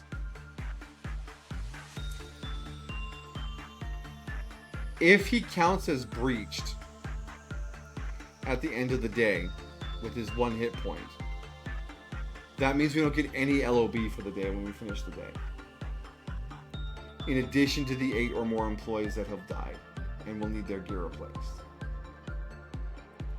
So I don't know how else to approach him, because we did kill all of his soldiers before touching him last time he broke out. So with those kind of losses for employees, gear, LOB points, I don't know what to do. If, off the top of my head, disregarding the bug, if he instead took control of all the clerks in a department, But you could easily wipe all your clerks. and turn them into the soldiers that are actually something worth fighting, and then you fought those clerks with your employees, and then fought him afterwards, that would be balanced. Even with the keeping the mechanic where you have to work him a whole bunch of times when his Q counter changes. That way you're desperately working to keep him from doing the thing, and then your clerk's turn, you have to fight the clerks down, and then you fight him, and then he gets suppressed properly. That would be totally balanced in my mind for an Aleph level Admiral.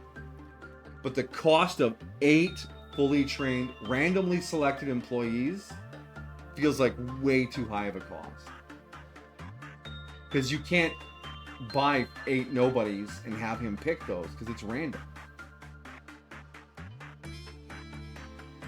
And the slaughter engine, yeah, the slaughter engine's fine. We could keep this thing around, because like I said, its breakout condition is so far down a death spiral that at that point you're like, let's see how far this can go. But yeah, the general, I don't know, just the fact that it's bugged and the crazy high cost just it doesn't feel right, you know?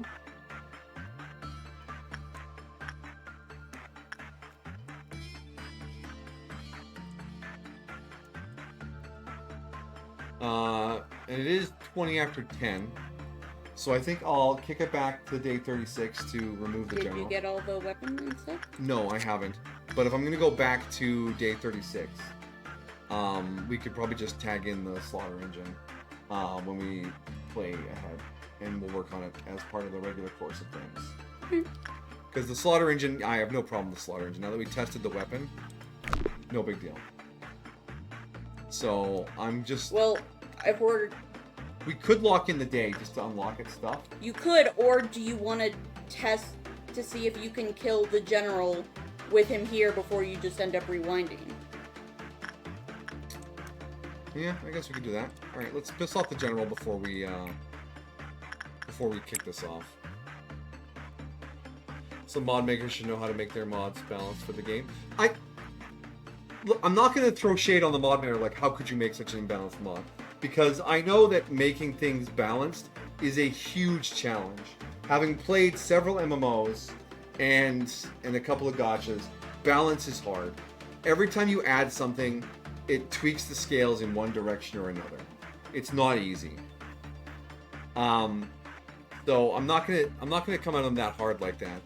But just the cost of it's losing the 8 employees without having a chance to fight back. That's what's really putting me off on this. Like, yeah, fine, it breaks out a whole bunch. That's just a challenge, right? Like, math broke out a lot. And as long as I didn't have Bloodsucker with it, it was manageable. Lots of breakouts is fine. I mean, but also, like, if you think about it, we lost 12 employees when Plague Doctor transformed. Yes.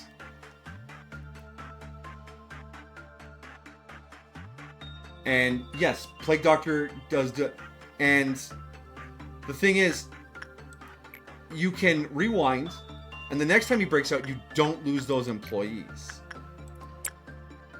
The employees become part of his Rachun, his honor guard, or whatever you want to call them, and your new employees remain untouched by him. Plus, the 12 that you lose at the beginning are early game employees with low level gear. And you can decide who gets picked by choosing who to send in there. You have control over it. It's less random. Right? So once you understand the mechanic, you take the gear off of those employees. You send in low-level employees, right? You have some play with it. Just like the well to hell, right? It randomly selected employees to throw themselves into the well. But you had a chance to break the entrancement by clicking on them. Just like the ruby red shoes. You have a chance to get the employee back. There's some counterplay. It's random, but you can counter it. But this is random and there's no counterplay. And maybe I'm just wrong, and that's not how most people play Lobotomy. They just roll with it. Oh, I lost 8 suits of armor and 8 weapons. That's how the game goes, right? It could be my loot gremlin tendency to hold on to every little thing that's causing this to feel imbalanced for me. That could be me. But just in terms of cost versus reward, it feels like a really heavy price. And with no real counterplay to it. Like XCOM lived in the realm of random. You could randomly stumble into a pod. You could randomly miss an 85% shot, right? So there was random in XCOM, but the counterplay was the other actions of your squad members. Knowing the aliens' attack patterns and abilities. Bringing the right equipment to stop them from doing X, Y, or Z, right? There was counterplay there to the randomness.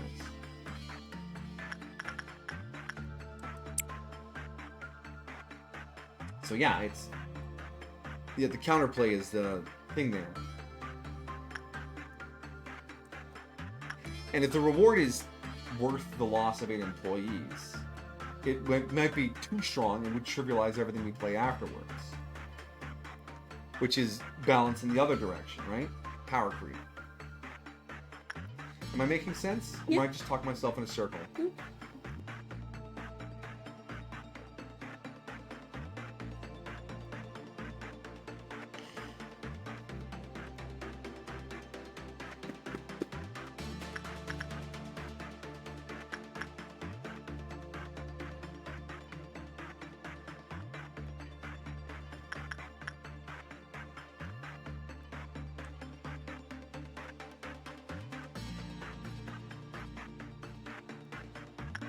You're gonna head to the bed zone? Alright, rest well, Amajigi. Thanks for hanging out. I'll catch you tomorrow on May the 4th. As we finish up Korriban, the Sith homeworld.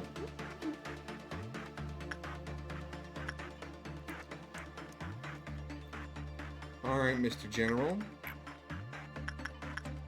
One more work, and that should have you in the danger zone. Fly into the danger zone.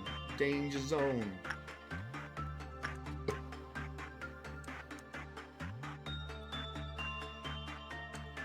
Alright, so we have the whole crew here ready to bop the soldiers.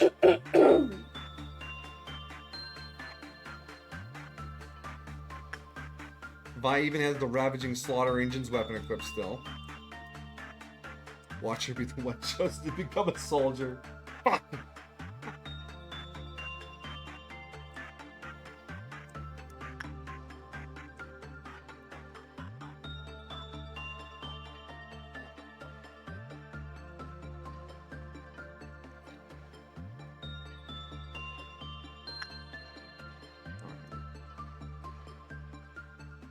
What a squad, what a crew. Okay, here come the soldiers.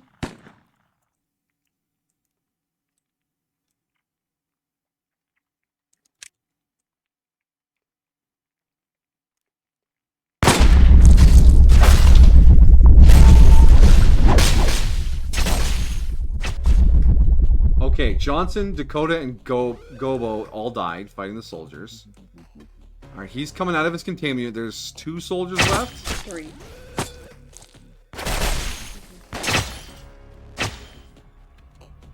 Okay, that's it for the soldiers. Yes, no more soldier health bars. No more soldier health bars. Okay. Now he is out.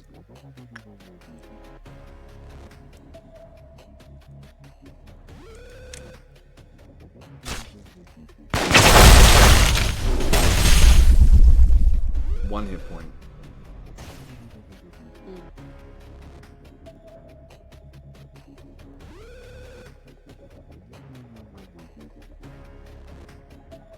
Yeah, I just think he's just broken. Because even if I Expecto Patronum in right now, with an Aleph breaching, it takes away all your LOB.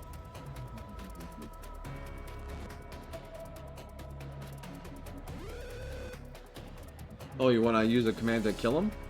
Just seeing if it works. Okay.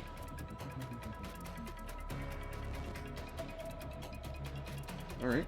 Yeah. Oh, I was just getting the employees out of the hallway. This will only affect avenues. Okay. All right, creature. Sure. Cry of Banshee. Cry. I'll note. Banshee. Spelled correctly. Mm-hmm. That's it. Mm-hmm.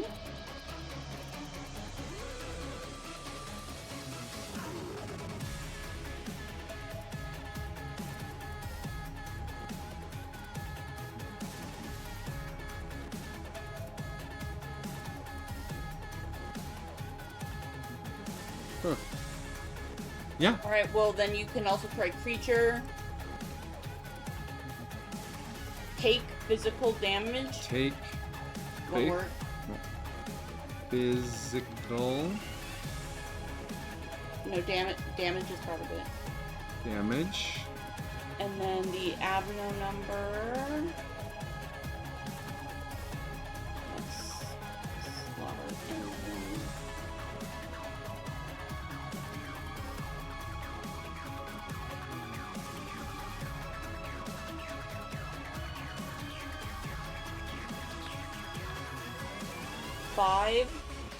Five. 4 zeros. 1, 2, 3, 4. 1 0. 1, 0.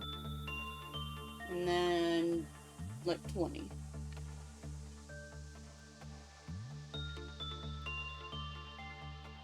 Nothing. They'll just sitting there. Yeah, I think it's... Yeah, it is broken. I'm sorry, General. keep your armor though. We'll keep your armor. We'll unlock your armor next time. Okay. So retry the day to get my employees back.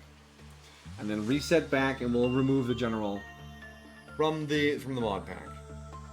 And then next week we'll come back with Slaughter Machine and nobody there.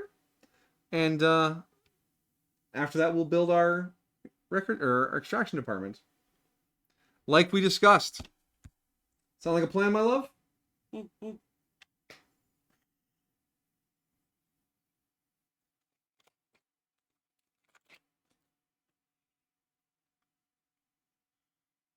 Okay. All right. But since I'm going to have to go back to day 36 and I'll have to do all the gearing and stuff again, I will not subject the VOD watchers / lurkers to that. I'm going to wrap it up. All right. So, my friends, anyone out there lurking and chilling, we'll be back tomorrow for some Star Wars Knights of the Old Republic for May the 4th. And Thursday, we will shoot for an anime night, hopefully this week. Friday, we'll be back into Jedi again, because that's normal Jedi night. And then Sunday, we'll be hitting the Lobotomy again. And Monday, we will start our Command and Conquer journey once again. Halfway through the Red Alert 1 Soviets campaign, last I checked. But yeah, that will be that. Thank you all for hanging out. That's where we'll be. Any changes or updates will be on the Discord. But if we don't see you there, my friends, wherever you go, whatever you do, have a good time. Good night. Bye.